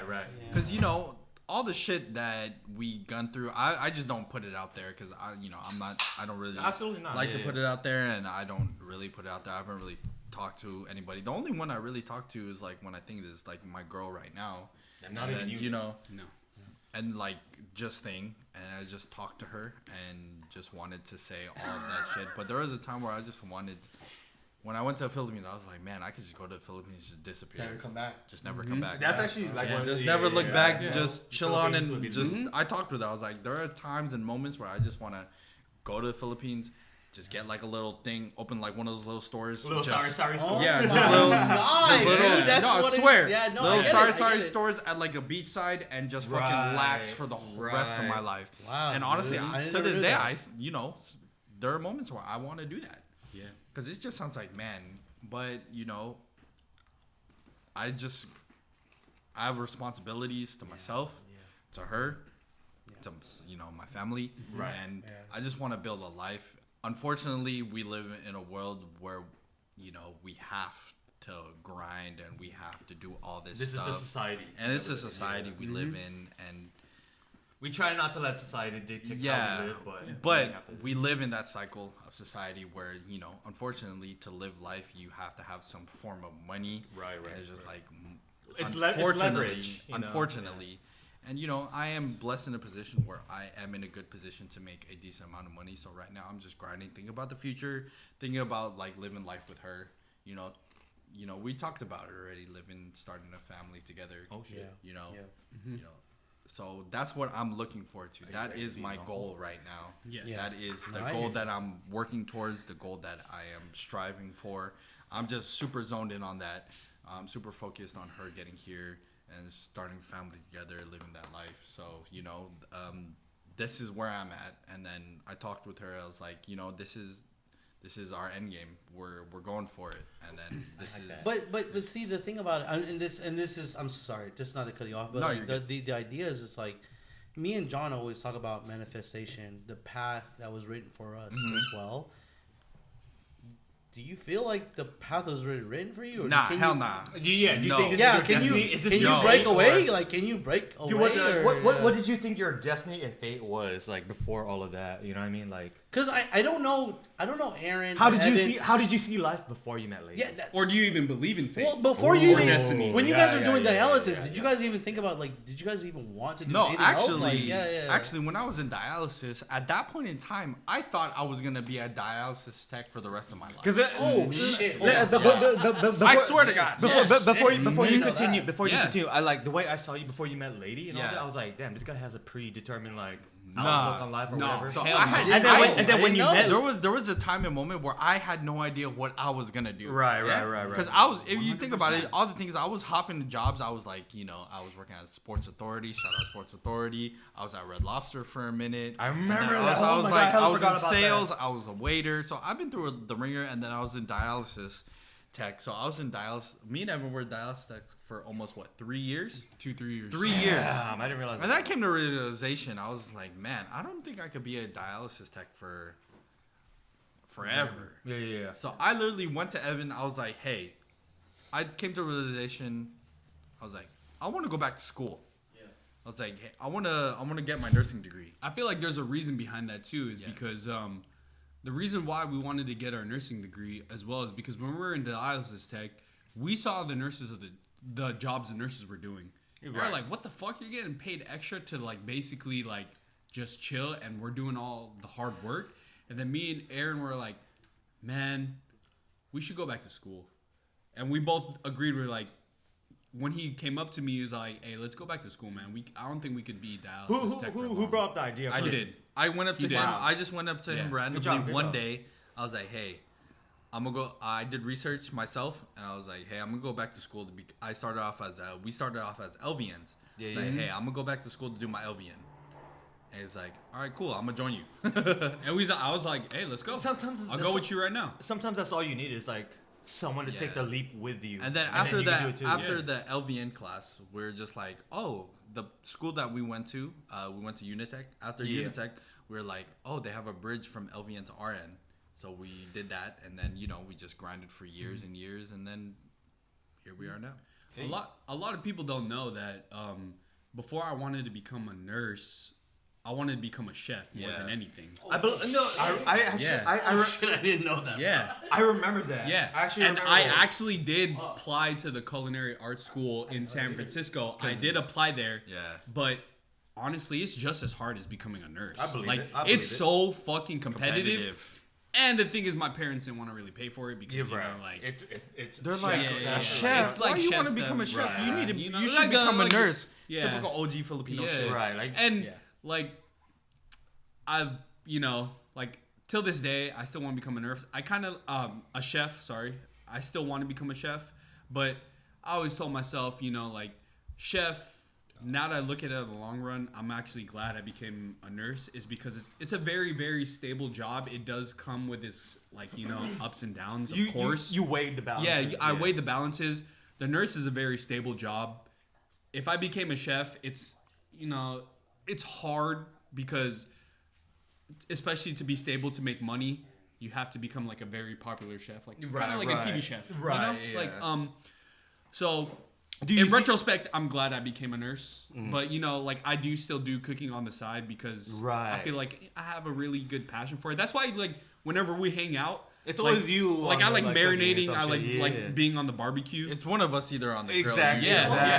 Especially it's Korean you, barbecue. Rommel texted me a picture one time randomly because he was cooking Korean barbecue. He was like, bro, now I know how you feel just being the chef and just cooking for everybody. Because if you notice, every time we go to K barbecue, it's usually either one of us cooking, and we're always on separate tables because they know we're gonna cook. Because I do enjoy that. I enjoy. I always felt bad. I like seeing people satisfied doing from cooking. It's just like, And that's I'm why the one that's cooking, and it's just like, if you notice, we're Became usually my always passion. either on the grill or we're the always one that's cooking at K barbecue. Yeah. Right. It's just like, what would you have done if shit, you hadn't become a nurse? What did you guys switch? Chef. man. It's kind of like one of those. Yeah. I really like working with my hands. Ask the question again, bro. I really like working with my hands. I don't know. I'm very type of hands-on person. I either wanted to do something like I like seeing things. I like building things. I kind of want. Yeah, I really enjoy that. I think there's one time when you hit me up and you asked me if you wanted to if you want to become a mechanic. Yeah. Yes, I remember that. I did.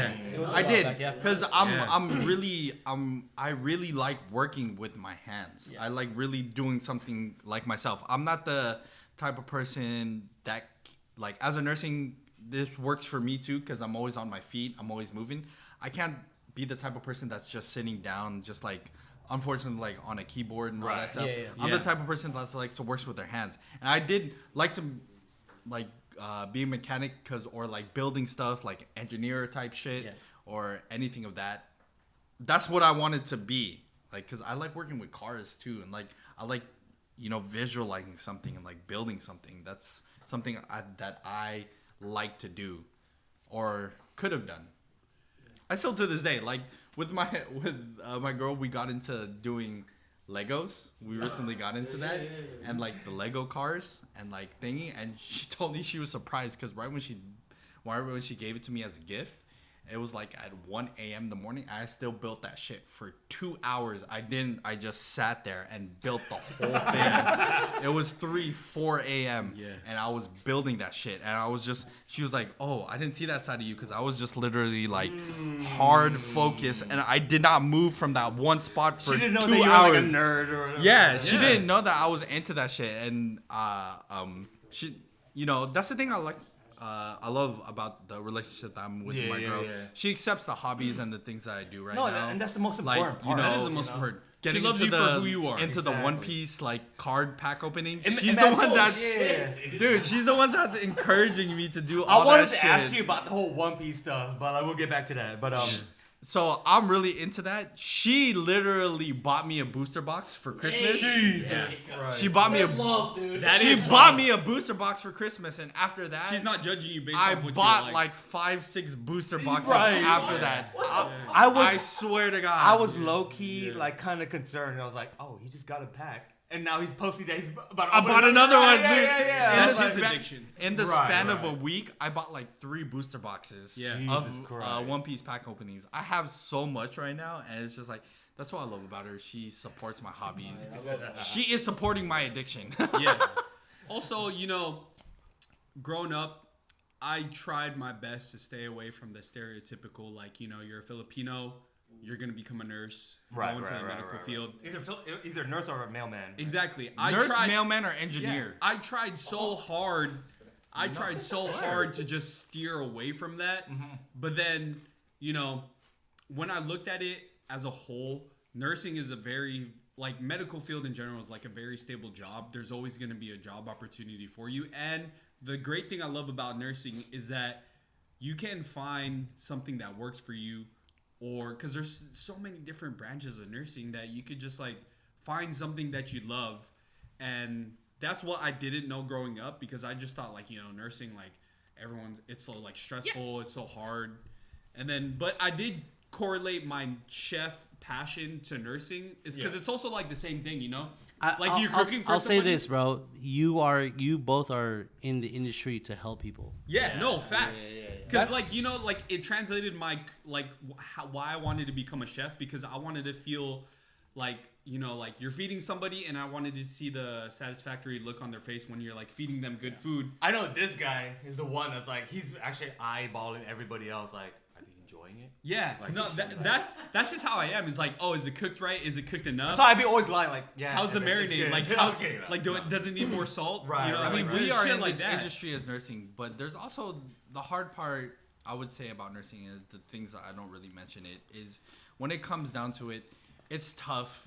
That field is very tough, is because you are also dealing with other people's problems. Yeah. Absolutely. More than your own. You're thinking about someone else more than your own. You kind of have to, like, put a lot your of problems people in the back burner. you put your problems in the back burner, and it's tough because you got to like, it's hard, is because a lot of people, when you're in that field, a lot of people like to vent to you about their problems. Absolutely. So they put all their problems on you. Right. Yeah. And it makes it a lot more difficult, because as a nurse, you have to try not to make it personal. Right. No, absolutely. Personal, because a lot of people, especially, you know, the things that we see and the things that we hear, they tell you a lot about your personal problems. Right. Their personal problems Right. that they put on you. So the thing about, we've been in, you know, for a couple of years now. Almost 4 years. We've learned not to make it personal, but we also try to learn to, you know, be empathetic. Yeah. And No, that's be, the most you know, important part. That's the most important part. be the thing where we're, you know, put ourselves in their shoes. How do you tell someone like, oh, you're not gonna live? But like, you don't tell them that. Yes, You know? because you know there are definitely times where grew we've as a person. seen, unfortunately, we've seen, and then, you know, I was in a room where a patient, we were doing a routine colonoscopy. Right. The first ever colonoscopy. You go in there and you look, and they'd be like, oh shit. Oh. It looks like they have cancer, colon cancer. Right. But you don't know how to act. And then it was like, man. You just gotta be like It's sympathetic. Yeah, it's you tough know, to like, see. And during our rotation, one of the Empathetic. hardest ones is when we did our rotation for pediatrics. And then you go to like a pediatric thing for like long-term care, and you see some of these kids and be like, man, shit, you feel for them, because you're just like, man, they don't get to live or like see life as, you know, other How it kids, should be, because they're or- just yeah. living here, they're just staying Right. here, and that's kind of tough to see. Not kind of tough to see, it's very tough to see. Go ahead. I was gonna say, like, when I was working at the nursing home, I had my fair share of basically that. Yeah. Yes. Like seeing the ugly. Because truth. you build a bond with these people. I've built so many. Yeah. I've built, like, there's this one lady that I built this bond with specifically, and I knew she wasn't gonna fucking make it long. Yeah. You know what I mean? But she would always be like, "Oh, hey, John. Yeah. Oh, I'm glad you're taking me on this appointment, John." Yeah. And then The eventually- little things that make them happy, and then just, you know, that your presence or your actions are the ones that are It giving makes- them joy in life and happy. It's just like, it really hits home. the fact that It really you, is I was gonna home. say that. the fact that you know that their life isn't gonna last as long as you think, and Yeah. then like whatever you can do in that time with them, like just be kind, be nice. Yeah. It goes a long way. Like, I definitely grew as a person when I became a nurse, is because Right. I felt like the best thing I learned from nursing is my ability to listen. Yes. Most of the time, most of these patients just really need someone to listen to. Right. No. And that's if all it you're is. if you're if you're really there if you're really there, just actively listening to them in the moment, they'll appreciate that more than anything. And then sometimes you don't even say anything. They just know you're listening. They'll just start like saying all their shit. And sometimes, without you even having to like prompt them to say it, they'll just, because they know you're actively listening to them. Let me tell you this one time. I was hanging out with this one guy at my nursing home when I was still working there. And he'd always be smoking weed, blah, blah, in the cigarette smoking area. And he'd always get in trouble with the nurses for smoking weed. Yeah. And then one day I was telling him, like, hey, bro, if you try to smoke that shit, let me know. I'll take you down to the garage away from the smoking area so nobody can, like, snitch on you. Mm-hmm. He looks at me with the kindest eyes, and he's just like, really, bro? Really? I was like, yeah, man, I got you. I know how it is all here right now. He goes, I appreciate that, brother. I really do. Next thing you know, this guy dies the next day. Damn. But, like, just knowing because, like, the history I had with him, like, I know he always had trouble with the staff, etc. Yeah. And then that moment when I was like, hey, bro, like, I got you, man. I know how it is, man. Like, I saw that, like, release. Yeah. And so, like, just, like, not feeling tense or anything like that. I was like, I appreciate that. And then next thing you know, I hear that he fucking just died. Probably he went, at least he went happy knowing that there was someone that cared for him. Right. Yeah. That's all I think about. Like, because he's not the only one that I have, like, stories about. Like, I've had other cancer patients. They just do the same thing. Like, I want John to be the one to take me to this appointment. Mm-hmm. You know what I mean? Stuff like that.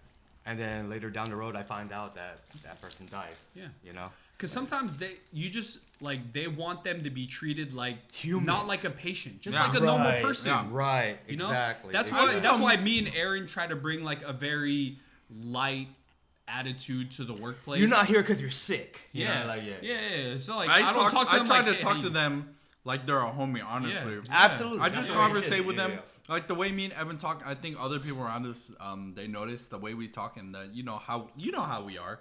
Yeah. Like we try to bring that attitude and that perspective to work and to the patients is because I noticed that also a lot of patients like that because a lot of them don't like to be treated like a patient. Not at all. Not at all. Absolutely. So we just try to treat them and just talk to them like there's someone that we met at like in the street or something, or just some random person. Yeah. So we just try to make it lighthearted. You know, we do some jokes where none of the other nurses would be like, "You said that?" I was like, "Hell yeah, I said that." Yo, there's been so many times where like I got close. I got close with like a patient before, and then like this patient has like such a bad reputation with the nurses. Like, oh, he's an asshole, blah blah. But I'm hanging out with this guy, and then all of a sudden, like this guy starts playing his harmonica, and then the fucking nurses are just like, "He plays the harmonica?" Like, they're just like, yo, what the fuck? You know, at our workplace, they give us, whenever there's a difficult patient, when me and my brother were working together, they always gave it to me and Aaron. Mm-hmm. And then later on, we go, it's like, oh, I don't find, what was so difficult about it? What's so difficult about it? We're just chopping it up sometimes. Yeah. It just goes to show you, like, people, they're just not trying to get to know people. Yeah. You know? But I always tell people, too, is all like, you know, like, nurses have to put it in the back burner. But you always gotta watch out for your nurses' like mentals too. Yeah. It's because it's a very stressful job. Yeah. What does it look like, you know, getting older, taking care of your parents? Oh man, you know, that's a very. Yeah. What does it look like for you, bro? Yeah.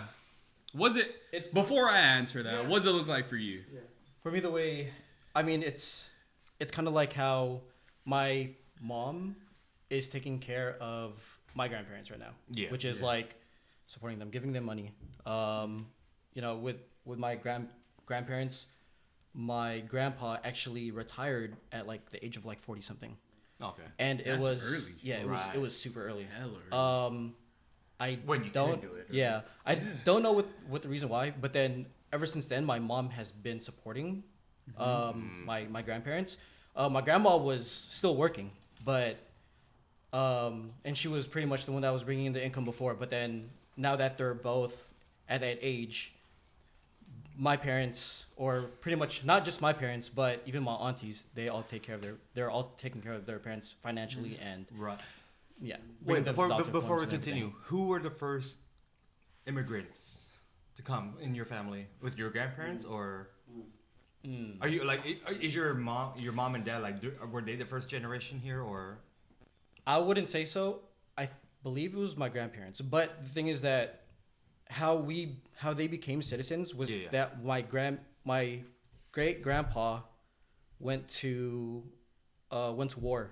It was World War II. Yeah, and it was back then when it's like you're able to get citizenship if you fought for That's what my grandpa did too as well. So I don't really know kind of when it started, but that's but it starts with your grandparents. Who were the first Filipinos that landed in America? It was my grandparents. Okay, so they were when first generation. It's not the ones that landed. No. Who were the first Filipinos that landed in America? Jesus. Answer the question. What does it look like taking care of your parents? It's tough, because for me, I think for both of us, it's mainly not. It's both. It's starting to get both physically and mentally, especially after COVID. What I find hard for my mom is that taking her work out of the home is because she has to work from home. Yeah. Right. Before it used to be a little bit better is because she used to work at the office. Yeah. And then once it started to go to COVID, she had to work from home. So then she, they always say don't take your work home, but she couldn't do that is because her work was at home. So we started getting a lot of the anger and then the outburst, the frustration. Right. It's because she would just walk away from her desk when it was a very stressful moment, and then we would be right in her viewing area. Right. Oh. Just right when she gets out from her desk, and then we would get most of that, and it would be kind of tough because we can't react because it would always make it worse, and then I always say your mentality also dictates your physical health as well, because I feel like if you're mentally strong, it will correlate with the rest of your body. Absolutely. Absolutely. Always take care of your mentality first, and then your body will follow. Stress adds up, man. You guys watch Osmosis Jones and all that, the red blood cell. Exactly. Exactly. If it constant stress over time, it deteriorates your body. It literally stress is a big. It ages you. Yeah. Stress ages you. No, and there was times where I got into it. My mom was just like, "Yo, some of the stuff you do is." I literally told her is that shit is toxic. You could be very toxic. I told her straight up sometimes, and But did she did she understand you? No. When you judging by the way you it's we all grew up around a parent, right, and it's very old school Filipino because our generation is different from her generation, her parenting or whatever she thinks is thing. It's hard to be right. Yeah, that's what I'm trying to say. For her, it's toxic. Yeah. For our perspective, the things that they could be doing is toxic. But they don't think it is. They think it's just I'm doing this because I'm your mom. One way, my way or the highway type shit. Yeah. It's because they're my mom. It's because they're our parents. They're very entitled to what they're saying, even though it hurts. And I was all that's as we got older, me and Aaron started not really fighting back, but we just started saying, we started trying to get our parents to realize, what you said hurts. It's hard to be perfect in your eyes when everything we do is wrong. You know what I'm saying? One thing that my dad told me, he was all whatever you do, don't ever put me in a nursing home. That's exactly what I was going to say. I was just all no. Dude, yeah. I'll never do that. Yeah. Never. I would never. All of us have worked in nursing home. Right. You worked in a nursing home. You worked in a nursing home. I would never put my parents there. Me too. Yeah. I don't give a shit what happens. Yeah. I will. And if you notice, there are some Filipinos, but there's not a lot of Filipinos in nursing homes. That they want? Yeah. They're not willing. They keep them in the house. They think if you go to the Philippines, there's no such thing as a nursing home. Yeah. There's no nursing home. There's psychiatry wards. Yeah, there's psychiatry wards, but there's no nursing home. Because most of the time they just keep them, they just take care of them at the house. It's a very thing. And I told myself, my parents also told me never put me in a nursing home. I would never put them in a nursing home. I worked as a CNA in the nursing home. My parents used to joke. In a nursing home. They would joke around oh, you can put me in a nursing home, and then before I even realized what the fuck they were meant. Yeah, I was yeah, sure, maybe. That is fear for them. That is a legitimate fear for them. Yeah. It is, and sometimes a little thing too is because my mom's side, there's a history of Alzheimer's. Right. My mom's mom has Alzheimer's, and you say it's a higher percentage for women to get Alzheimer's or memory. So I always tell my mom, was hey, don't worry, If it happens. If it happens, I will never put you in a nursing home. Yeah. That's never gonna happen. That's good. Yeah. You know, you'll go to the Philippines. I'll make sure you take care of there because they do want to retire in the Philippines. My parents, both of them, they want to do this thing where, because in the Philippines the healthcare is garbage. It's shit. So I told them, keep your citizenship. They still have their Filipino citizenship. Retire in the Philippines. Come back here for your healthcare. So that's what they want to do. And they're like when they go, unfortunately for all of us, they were more than likely gonna sell that house. We're trying not. We're trying not to. We're trying not to because it's a big. It's a big thing, not just for me and Evan or my parents, for all of us. We all technically grew up in that house. Yeah. What did you think, like, not selling the house would be beneficial for you guys, though? Yeah. Like, you know what I mean? Like, look, we're trying. If we can handle the mortgage, if we can be able to pick up that mortgage and cover it, then yes, it is an option, and I do want to. But if it's not something that we can handle, the path my parents want to take is they want to sell it because they bought it for less than it. At that point, it was like less than $1 million. Mm-hmm. No, for sure. But right now, it's going for like 1.6, 1.7. So what they're thinking is like they could, and especially, dude, in that area, in that kind of community, they could sell it, and they're thinking they just buy a house in Sac for cash, and then just pocket the rest of that money. Yeah. Right.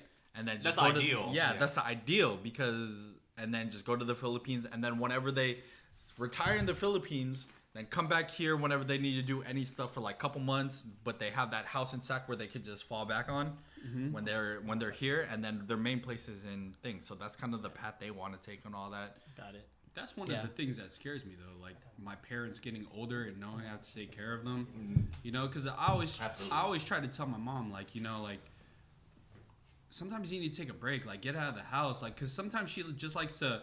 Her desk is right next to her bed. Sometimes she likes to go from her desk to her bed. Right. And most of the time, most of the time I'm just like, you need to get out because like you containing yourself in that little box is honestly what could be like deteriorating your mental sometimes. Detrimental to your health. It is really detrimental to your health. Like looking at the same four walls for like hours. Absolutely. We forget that they were an adult or a human being. No, that's facts. They forget. No, they forget that they were outside of these walls. Yeah. Bro.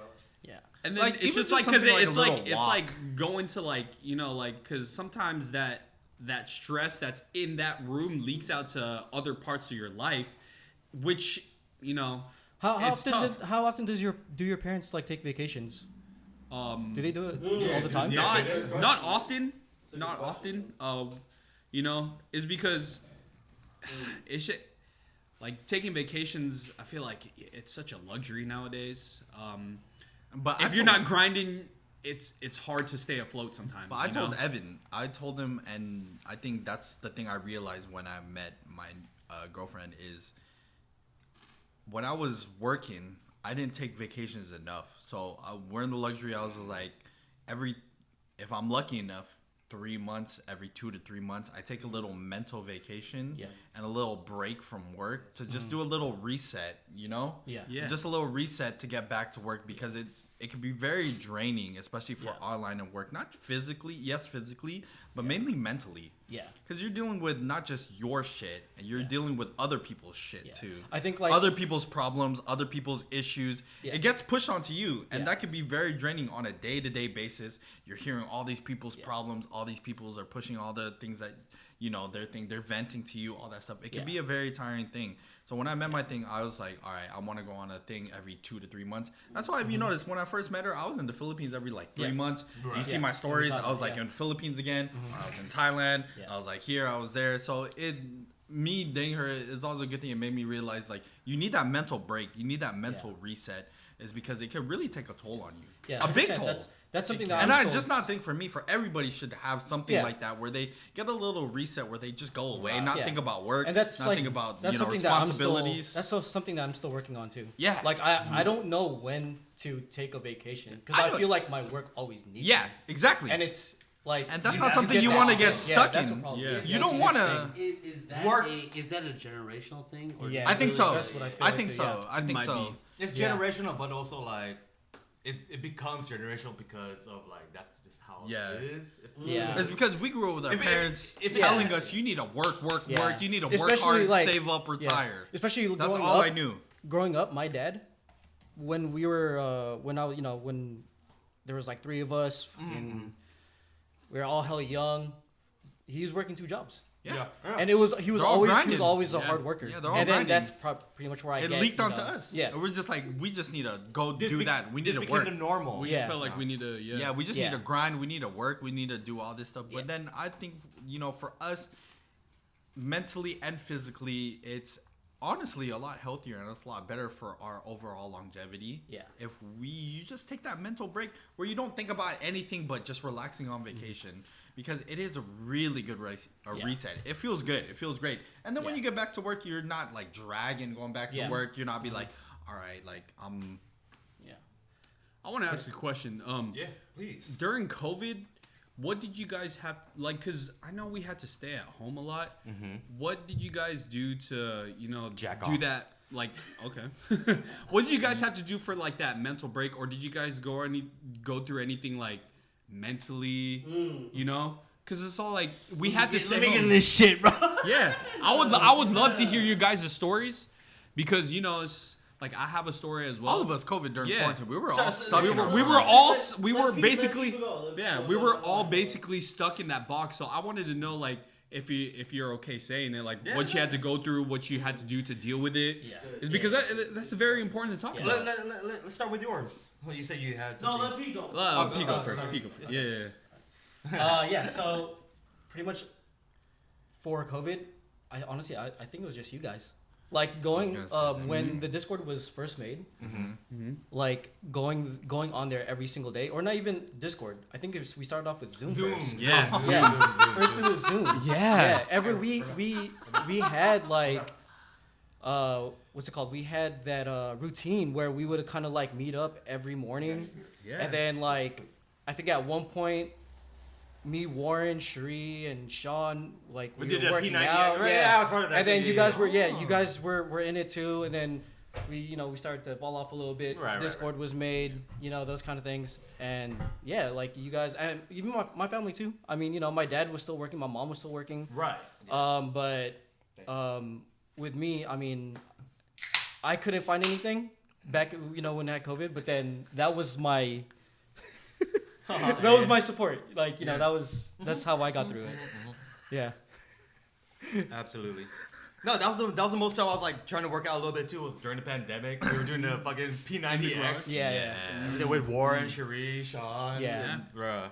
Yeah, it was hard to maintain. Honestly, the biggest thing that made quarantine and all that stuff, it was the making of Discord. Yeah. Honestly, we were on that shit daily. There was like 12, 15 of us deep on Discord. And we were just chopping it up for literally the time we wake up to the time we go to sleep for 3 months on end, 4 months on end till they got us out of quarantine. We played games together. It honestly made quarantine a lot easier. It was bearable. It was bearable. Yup. I mean, we still looked at each other. We still were stuck in our own little box, but then like the pandemic didn't change our dynamic with each other. Yeah, exactly. If anything, it made us closer. Yes. Honestly, it made us closer. I think that was a time that we honestly did get a lot closer to Izzy. Yeah. Right. Yeah. Izzy, we weren't. He never really hung out. We with never us really Discord. hung out. Absolutely. We never really got close to Izzy until quarantine because shout out he Izzy, bro. He hopped on our Discord, and that's where we all became closer together. I We all just started to chill. It's like Austin and Adrian's like homeboy. Yeah, I honestly invited before quarantine we didn't hang out with Izzy like at that. all. Like, at all. At all. We didn't talk to him.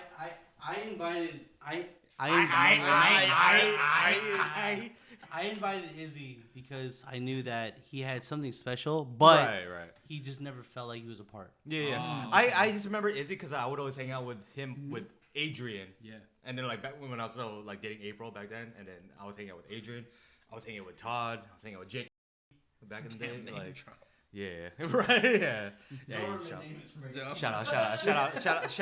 out the young shenanigans, bro. Fucking. Well, you guys didn't really answer my question. What's your question again? Sorry. What's the question? Yeah. Is it like, did you guys go through any mental struggle during quarantine when you guys were locked in a box, and how'd you guys deal with it? Yeah, I'll say. Yeah. Mm-hmm. You If you guys are comfortable talking about it. Absolutely. I think that honestly, bro, between the 6 of us that are in this, I mean, honestly, I know there's gonna be a million people that fucking kind of go through this as well, but honestly, I definitely think that my relationship at the time went through a lot of trials and tribulations. At the time, it really put a mental toll. What I went through was like, tomorrow's not promised, and so I made a commitment to my partner and myself, and we went through that, and we said, hey, look, like, I have health insurance. That was one of the big things as well. But I think that a lot of the times is that, like, when you commit yourself, you don't know what tomorrow looks like. Not at all. Yeah. So the trials and tribulations that you were talking about is like, honestly, man, like, it's scary to think that, maybe you don't have someone by your side. So the trials and tribulations where you don't have anyone with you, if you're, on a ventilator or in the hospital by yourself and no one can, like, tap in. Yeah. A lot of the times my relationship took a toll because, it didn't happen the way that we thought it was going to be, because we thought we saw a lot of, like, social media, and, we thought, like, oh shit, if we're at our deathbed, like, we just want to make sure that, we're together. But there's the trials and tribulations, man. I think that, the commitment that I made was maybe out of fear, out of health insurance, out of making sure that, if they're in their deathbed, maybe that we can be together. But that was my trials and tribulations, bro. I think that those 2 years that we went into quarantine and everything felt normal, and, like, this is the normal moving forward. It's scary to think that, like, I made a big commitment and unfortunately I wasn't able to, hold that, But you make those commitments. You make those commitments and you think that, like, we'll come out the same way that we came out, and it's not. And I'm beating around the bush. You guys know that I'm beating around the bush, but at the time that when I made that commitment, I really felt like that was the right thing to do in the moment, and when we came out of it and everything was okay, everything was okay. Yeah. We went to fucking Vegas when everything was okay. Yeah. Right. Exactly. Absolutely. We're like, we need to get the fuck out of here. Let's go to Vegas. Yeah. When we went Charlie's. When we went on the camping trip, it was in the middle of the pandemic. Yeah. And to answer your question, the trials and tribulations is that I made decisions that I thought that were going to make an impact, but it's not really what I wanted in my heart. Yeah. It's not really what I wanted in my heart. And it sucks because, like, now I have that under my belt, and, it's scary to think that, maybe I'm one of the homeboys that went, through a X, Y, and Z. But, no, I know that you guys don't judge me on that part, but it's just like, during the time, and I'm being open about it, we made a commitment and we made an appointment, and we went there and we set our vows, you know what I'm saying? And we talked about it. And, yeah, man, it's just like, you think that you make a commitment for all the wrong reasons, but just, you didn't know that tomorrow was guaranteed. That's why we did it. Is that not what life is about? But that's what I'm saying. Like, and the time, like, I was just like, you don't have health insurance. I have health insurance. Like, let's do it. Right. So we made a commitment, and, lesson learned. Absolutely, bro. Thank you for sharing. Yeah, absolutely, bro. Absolutely. But that's the trials and tribulations that I went through during COVID, bro. Thanks, man. Thank you for asking that question, because not a lot of people ask that, man.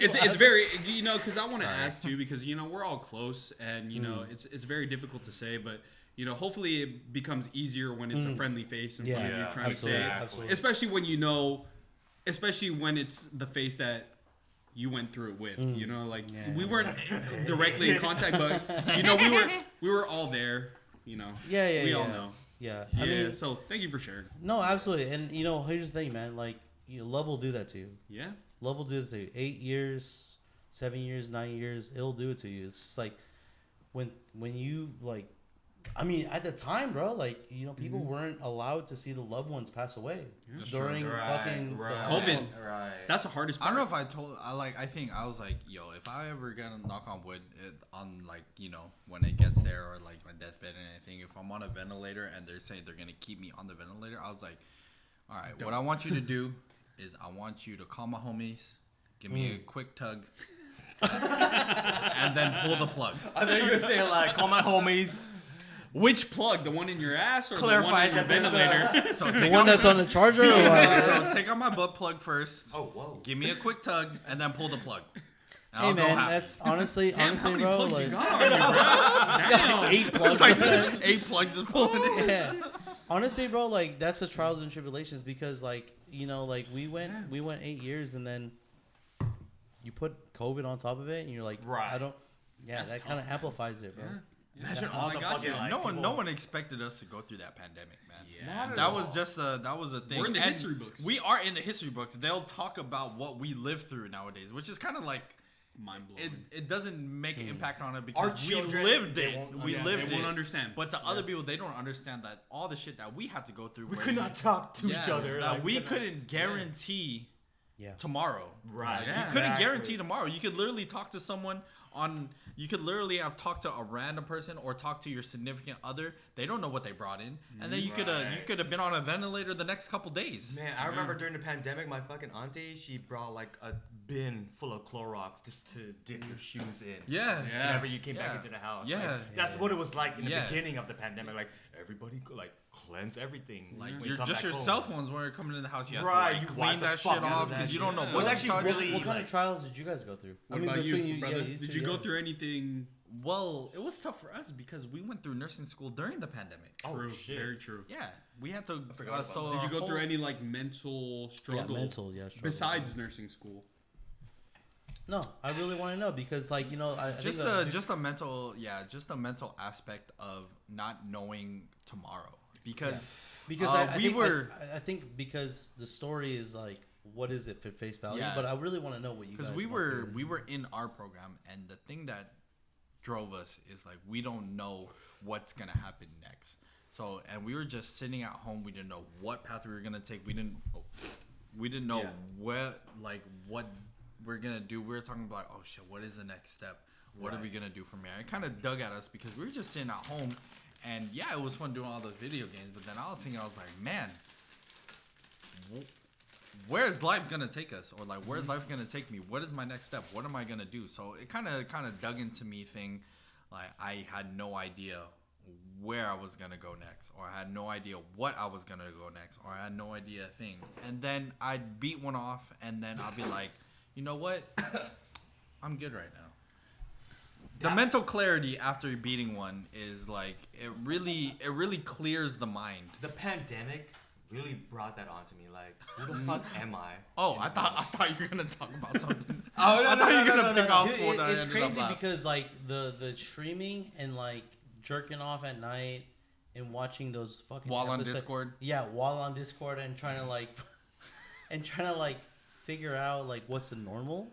That really fucked me I up, know. dude. The normal that really was fucked me up, completely dude. different for us back then. Yeah, What the fuck is normal now? yeah, bro. Yeah. Ever since It's the hard to pandemic say. I honestly don't really fuck with the word normal. Is Yeah. because Right. Yeah. I don't really fuck with it because everyone's normal is different. So Different. I don't really like when people's like, oh, you know, what's the normal or like what's the norm or all that shit. It's like because everyone's norm is different. We didn't grow Like- up with like school shootings. Yeah. Like that's a new normal now. Yeah. Like, for kids, Which is fucking sad to say. actually It is It's very like sad. super sad to say. We were the last generation to be outside type Yeah. shit. We've said that on the podcast a long time ago, bro. Like we were the last generation to be like, yo, we were riding our bikes, we were being outside Yeah. and fucking driving and We're stuff acting like that. idiots. Acting like idiots. You bro. know, there's like a study saying that, you know, kids are so glued to their iPads, they're not outside, that they have more allergies now than when we did. Oh, yeah. It's because, Oh, yeah. you know, when we were younger, we didn't have electronics, so we were outside playing in the mud, We getting got all the introduced- bacteria. Yeah. So Yeah. there's like a study. They're saying the study is not really like Accurate. accurate, But it There does, is some. you know, it There is kind of does something. make sense where it's all like, oh, if you introduce like We're bacteria, dirt, exposed like we to a started, lot of like shit. you get exposed to like so many shit. Your body builds that immune system early on, so it knows how to combat it. Yes. No, you're Instead of absolutely like right. saying like basically like you grew up in that bubble, and then once you leave that bubble, you get introduced to all that bacteria when you're older, and then you'll just have like a bunch of like, I don't know how accurate it could be, but it does make some sort of sense, you know? Is that not the sense for vaccination? Not to get political. Yeah. No, we know somebody that like in middle school that dipped their hot Cheeto in a pool in middle school and ate that hot Cheeto. God damn. Yeah. Who the fuck would do that? Who the fuck would do It wasn't that? even a pool, it was a puddle. It was a puddle from the rain. Who the From the fuck rain. Who the fuck would do that? Who the fuck would do Who the that? fuck would do This that? guy right here. It was me. It was me. It was him. It was John. In middle school, first this grade or fool, whatever. it was the day after it rained. There's like always like a puddle that builds up in a certain area in our middle school right outside. This fool dipped his hot Cheeto in there and ate it. I was trying to be different. I was like, you savage. I That is different. That is different. have nothing to say about that other than like I just wanted to be seen. You know, like this is one of those. You are seen. We see you. It was one of those moments. I see you. I see you, Jake Sully. Yeah. But No. Yeah. No. What about you? What? Did you go through any mental struggles during COVID, or, you know? I mean, well, I've always been struggling with depression for the longest time, ever since childhood, blah blah. But like once COVID and the lockdown happened, it was more prevalent to see like how my depression was actually affecting Prevalent? me. You said it right. I'll say it the way I want to say it. But yeah, no, like just seeing the way that I was, like it was just it wasn't normal. And then the pandemic was happening, and I was just like, I'm for sure not normal. Yeah. But yeah. What Well, I really, that's what we said. Like, you know, Right, like, right. we don't like the word normal because Right, normal right, for right. everyone is like, And that's why, like, if anything, damn it. You're abnormal. When the pandemic, when the pandemic, no, to piggyback on that, like when the pandemic happened, I was like, I'm actually on top of the world right now. Yeah. Because I can like stand this or whatever, you know what I mean? Like Yeah. whatever's happening around us, whatever, like I can still like stand above it. yeah. We type could shit, literally yeah. say we lived through a pandemic. Right, We right, survived right, a right. pandemic. How many times have you ever like Googled the pictures of like the early 1900s during the flu pandemic? Yeah. Like the influenza. Yeah. And the influenza. We are literally going through the same exact Exactly. thing. We did. So Yeah. yeah. You ever look back at yourself when you were like mentally struggling, and you look back and you're like, All the "Fuck time, bro." you." Oh my God. God. Okay. Well, what I was gonna ask was that Jesus Christ. What I was gonna ask, honestly though, what I was gonna ask was down the line. You know, with everything that we went through. Yeah. You know, what are we hopeful for? You know, what are we hopeful for? And I think that a lot of the times is that, you know, we don't speak it out loud, right? Yeah. We Okay. don't think about we don't speak about it out loud. you With that being said, I am like very like grateful that like everyone that I know, especially within my family, we are like so open to mental health struggles. Good. We no longer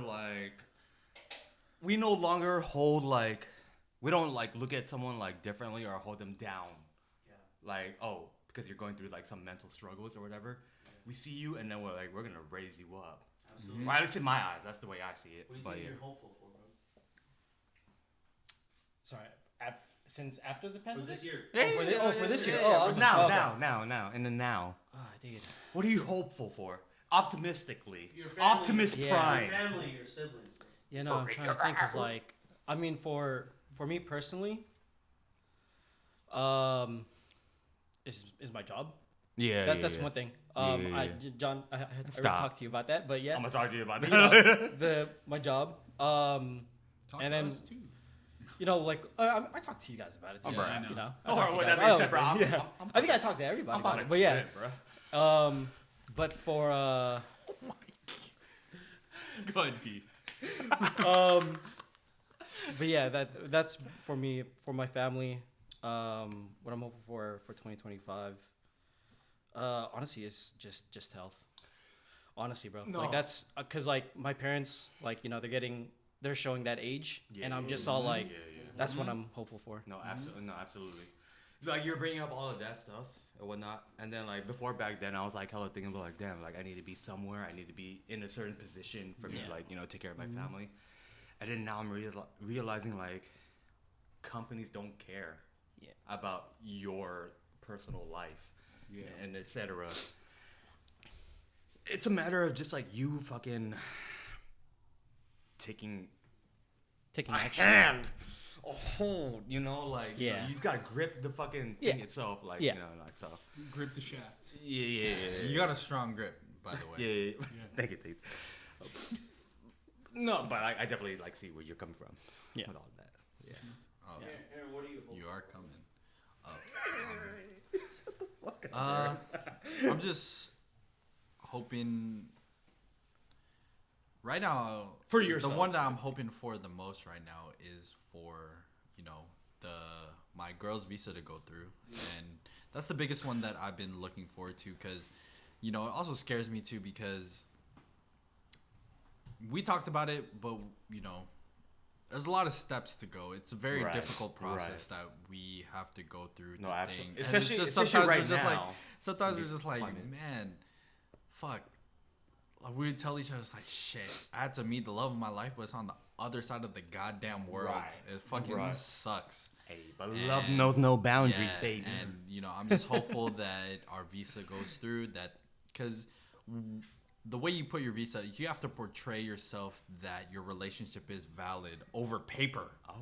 Over paper. So you have to send a pamphlet saying a proof of your relationship, because all these people out there, they do some. They fake it. They fake it from like other people. They just to get that citizenship. They do for money wise. So you really have to prove yourself that your relationship is valid and all that shit. We have to do our pamphlet. We have to like sting, and it ain't cheap too. Like just to send in the visa application and just to process it already is like $700 without knowing if you're gonna get approved or not. If you don't mind me asking, what is like the proof?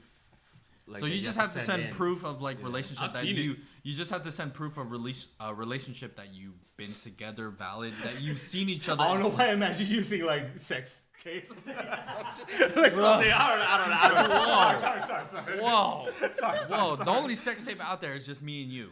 Hey, they didn't have to notice. Yeah, so we have to send proof of like our tickets, receipts of like hotels that we went to, that we stayed at, receipts of like our tickets seeing each other, proof of photos that we've been together at certain like our vacations, as or long like, as it like coincides that you guys. unless it coincides that we're actually taking pictures like with her family, pictures with our family, just show proof that we're in a legitimate actual relationship. Yeah. Gotcha. Yeah, Because and nowadays, like people are paying like citizens here, Absolutely. like maybe like close to like $20,000-$30,000 to Get citizenship. exactly, and then they have to actually live each other for a year, and then they have to go through what he goes, because that just shows proof that what he has to prove that he's in a relationship. Right. Like, it just goes to show how many people actually try to get shipped over here. Yeah. To not to change the subject too much, but like, who in your family was like the first immigrant here from the Philippines? My parents. How's it work? Is it you guys? Are we first generation? Is that how that works? That's a good question, because Like I'm not too parents, sure. My parents, same thing. I'm not too sure. So, the history between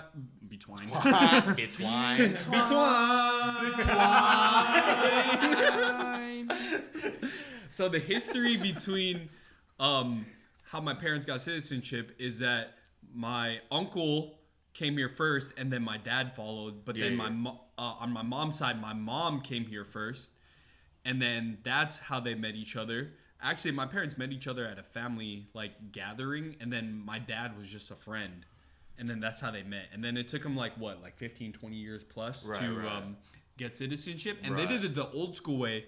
I remember growing up, and we always had to go to San Francisco, always go in the courtrooms. Right, yeah. We grew up there. Yeah, same. Yeah. Same. It was weird. It was very weird. Sean just showed me, first generation means the first people that are born Oh, so we So were we- first We generation. are first generation. We're all first Are generation. you first generation too? I guess I'm first generation. Yeah. That's Yes. that's what it comes down to. Yeah. You want to show me too, or what? Yeah. Oh, okay. I thought we were still gonna go around with, Yeah. with what You're hopeful Evan's for hopeful for 2025. What I'm hopeful for is, just trying to balance a good home work This is for relationship yourself, right? life. Okay. Because I just did get into a relationship recently. Shout out Vivian, love you.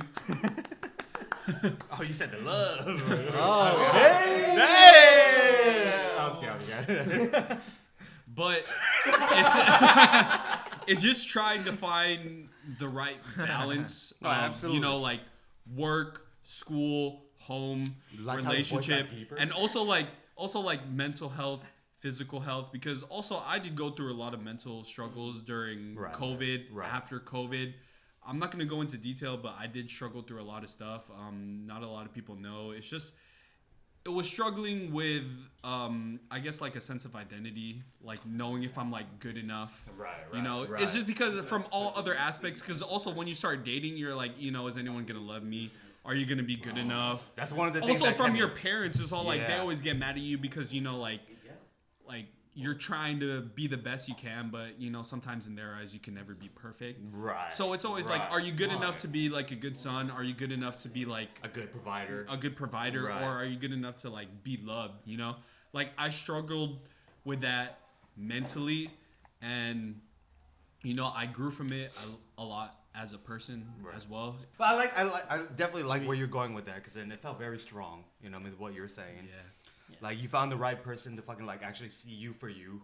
You know what I mean? Like it didn't change you. You didn't have to act faked. Yeah. In front of them. Like it's also piggybacking from when we were talking about like when we got into a relationship, is because like I don't know if Aaron got through it when he like started dating in Hinge, and then I also did it too, is because sometimes when you're dating so many people, nothing sticks. Damn, y'all some black boys, bro. Sometimes you just think to yourself like, oh, am I good enough to find somebody? Yeah, right. Sometimes that thought goes into your head. I don't know if it's just me. But no, I'm the same thing too. yeah, I struggled with that a lot, but then I overcame that too. Is just because in my head, I'm always just trying to say, I'm trying to be the best version of myself, and that's what I bring to the table.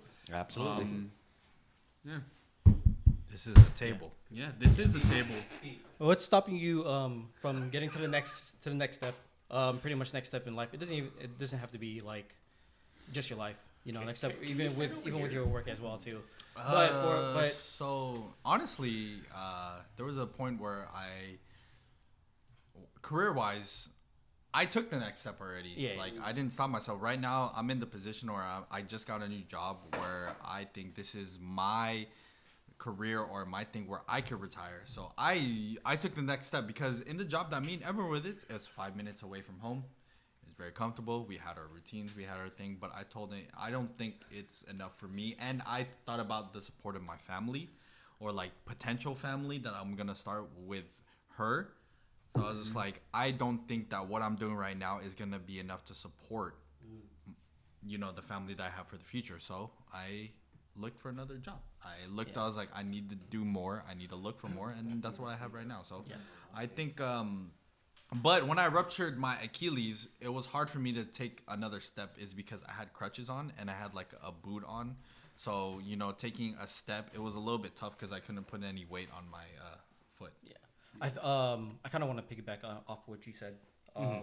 One of the things that's keeping me from like kind of moving on, dating, was financially, like, am I stable? You know what I mean? That was one of the things. That was one of the things that. That's huge. That's my thing too. Yeah, Absolutely. and I was just I like, completely why? understand. Why would I want to get into a relationship when, like, I can't even support myself? Yeah. You know what I mean? And like, that's one of the things that's still kind of holding me back. Yeah. But dude, it's like with the job that I have now, like, it's still iffy because at the same time I'm still kind of living paycheck to paycheck. Right. And my work-life balance is horrible right now. And like I said, it's because with the position that I have right now, I feel like there's a lot of responsibilities with that. You know, the responsibilities that I have at my work is just like there's a lot, and that's why I feel like I'm unable to do it, even though they're kind of supportive of it. But then I feel like it's just like, oh, like I need you there. You know what I mean? I feel like mentally, I think like what you guys said, you know, it's kind of generational too. Where it's just all like that work-life balance, like for me, like because my dad always showed that, oh, you know, like he's a hard worker. Work. Right. Yeah. So that's why, like, yeah. I'm. No, I see that. What about you? What, Was he done? Was he done? No, go down the line. What held you back, bro, to get into the next step, bro? Oh, I think you already said your piece, though. Oh yeah, I already said mine. Or just like So I think the main thing holding me back from taking the next step is probably just time, you know? Sometimes you feel like the days are too short, especially when you want to do so many things. I'm very confident in my ability to get to the next step, and it's an eventuality. But sometimes you want to do so many things, but the days are just too short to cram in everything that you want to do. Right. Especially when you want to like focus on like other things in life. You know, it's just sometimes you're too scatterbrained to do everything. The days are too short. Absolutely. And you want to do so many things, but sometimes there's just not enough time to it. It's not really a blockage, but it's just mainly prolonging me to get to the next step. I don't think it's a blockage. It's just it just takes longer is because, you know, because you know what it could be. Exactly. I can piggyback off that. That's the same thing that I feel. You know what I mean? Like I know what needs to be done, but it's just I don't know how to explain it, but the timing of everything, you know, shit like that. Yeah, I don't know. Work is work, you know what I mean? It has its own weird timeline, you know what I'm saying? Like, it's like what PT was saying, like, you know, like the stresses of work, like it all piles up on you, you know what I mean? So, do you think it's hard to break out of the cycle of just like you know, sometimes you have passions, but sometimes it's do you think it's hard to just break out of that cycle of like everyday life to like reach your passion, because sometimes that passion doesn't fit into that circle. Let me answer this real quick, man. Honestly, man, with the podcast, I think that we are doing good things. Honestly, bro, between the 4 of us, the 6 of us, John, we're doing good things. People are listening to us. People are listening to what we are doing. Don't forget to like, comment, and subscribe. Had to throw that little hell yeah. I think that it's scary because it is. And maybe I'll say some stuff. You know, it is taking up time with my family. Yeah.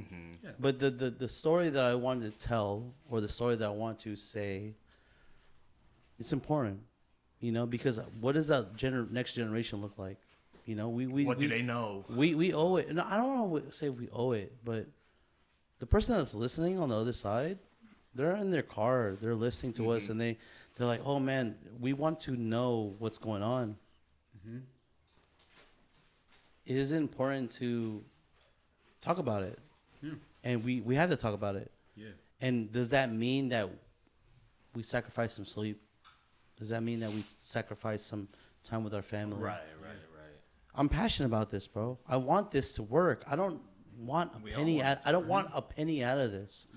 But to tell our story, the struggles. The way I look at this shit that we're doing right now, Rommel, is like, say for example, if like Mount Vesuvius fucking blew up right now and we're living in that same area, it doesn't matter what the fuck was going on before that, right? We're doing this shit before the fucking volcano erupted, right? Yeah. You know what I mean? Like, absolutely. So that's where I'm at right now. Like, I'm trying to do this shit to get it out before I cannot absolutely get it out. Do you guys feel that when you guys listen to podcasts? Because we don't have anything to lose anymore.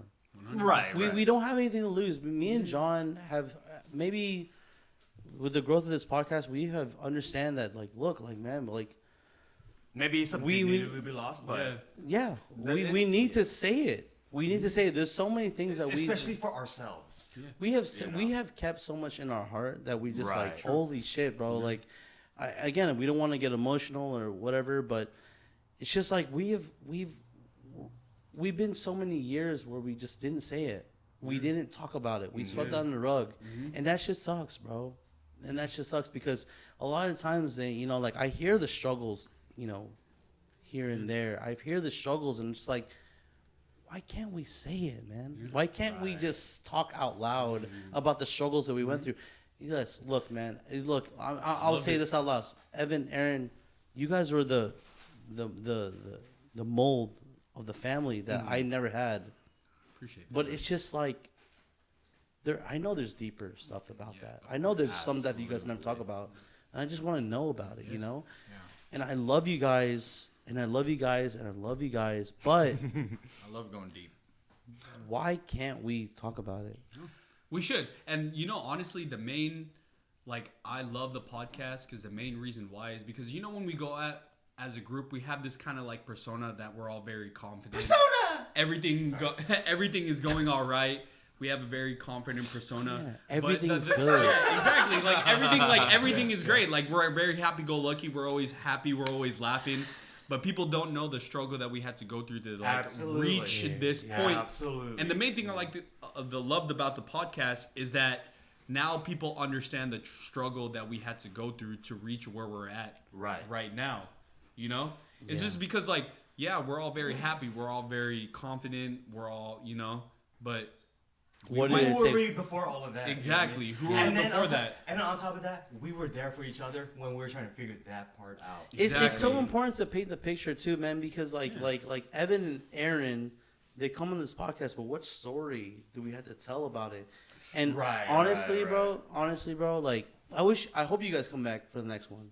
Absolutely. Because we've talked about this in the future, but it's just why do we struggle with holding our feelings back or the words that come out of our mouth? And I know that we can get funny and we can talk about this. Why do we stop ourselves? Can I say what was on my mind because I had the same exact mentality what you were just saying.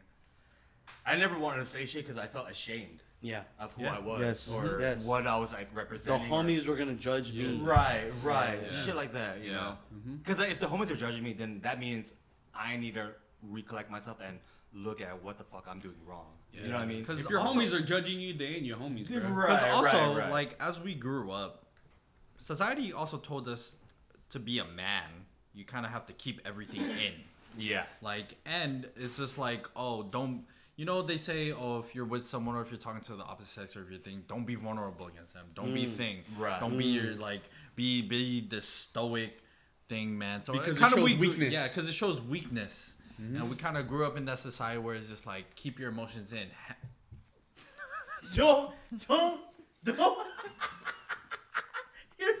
You're fucking. We all saw that, dude. We all fucking saw that. What are you talking about? We all fucking saw that. What are you talking about? We all fucking saw that. Everyone's being deep and you fucking. What are you talking about? What are you talking about? We all saw that, dude. Say that for the promo. You know what? Pour that shit up. You know what? Hey, Evan, Aaron, I'll say this, bro. We were literally I watched you do that, bro. I watched you do that. It's amazing the trials that we went through, and it's amazing how much you guys can get on and fucking listen and be a part of this podcast. Yeah. If you are listening to this podcast right now, I appreciate you guys. We appreciate you guys. But here's the thing, dude. This is us, dude. We're not. We've never put any. We never hid behind the walls. Yeah. Whatever you hear right now, that's 100% us. Yeah. We only been in each other's walls. Facts, bro. And it's warm as fuck. Your anal walls. Ooh. Ooh. All right, man. Scrumptious. Sorry. I love you, Evan. I love you, Aaron. I love you too, brother. Evan, John. What? I love you. I love you. I love you. I love you. Thank you for being a part of this podcast. PT. Cheers. Sean. PT. Yeah. Sean. Yeah. Thank you for being a part of this Get in podcast. the shot. Get in the shot. Get behind us. Get in the shot. Get behind us. Yeah. John. Oh wait, no, the twins. Rommel. If you watch this podcast, please take us out. Yeah. Say the fucking final words.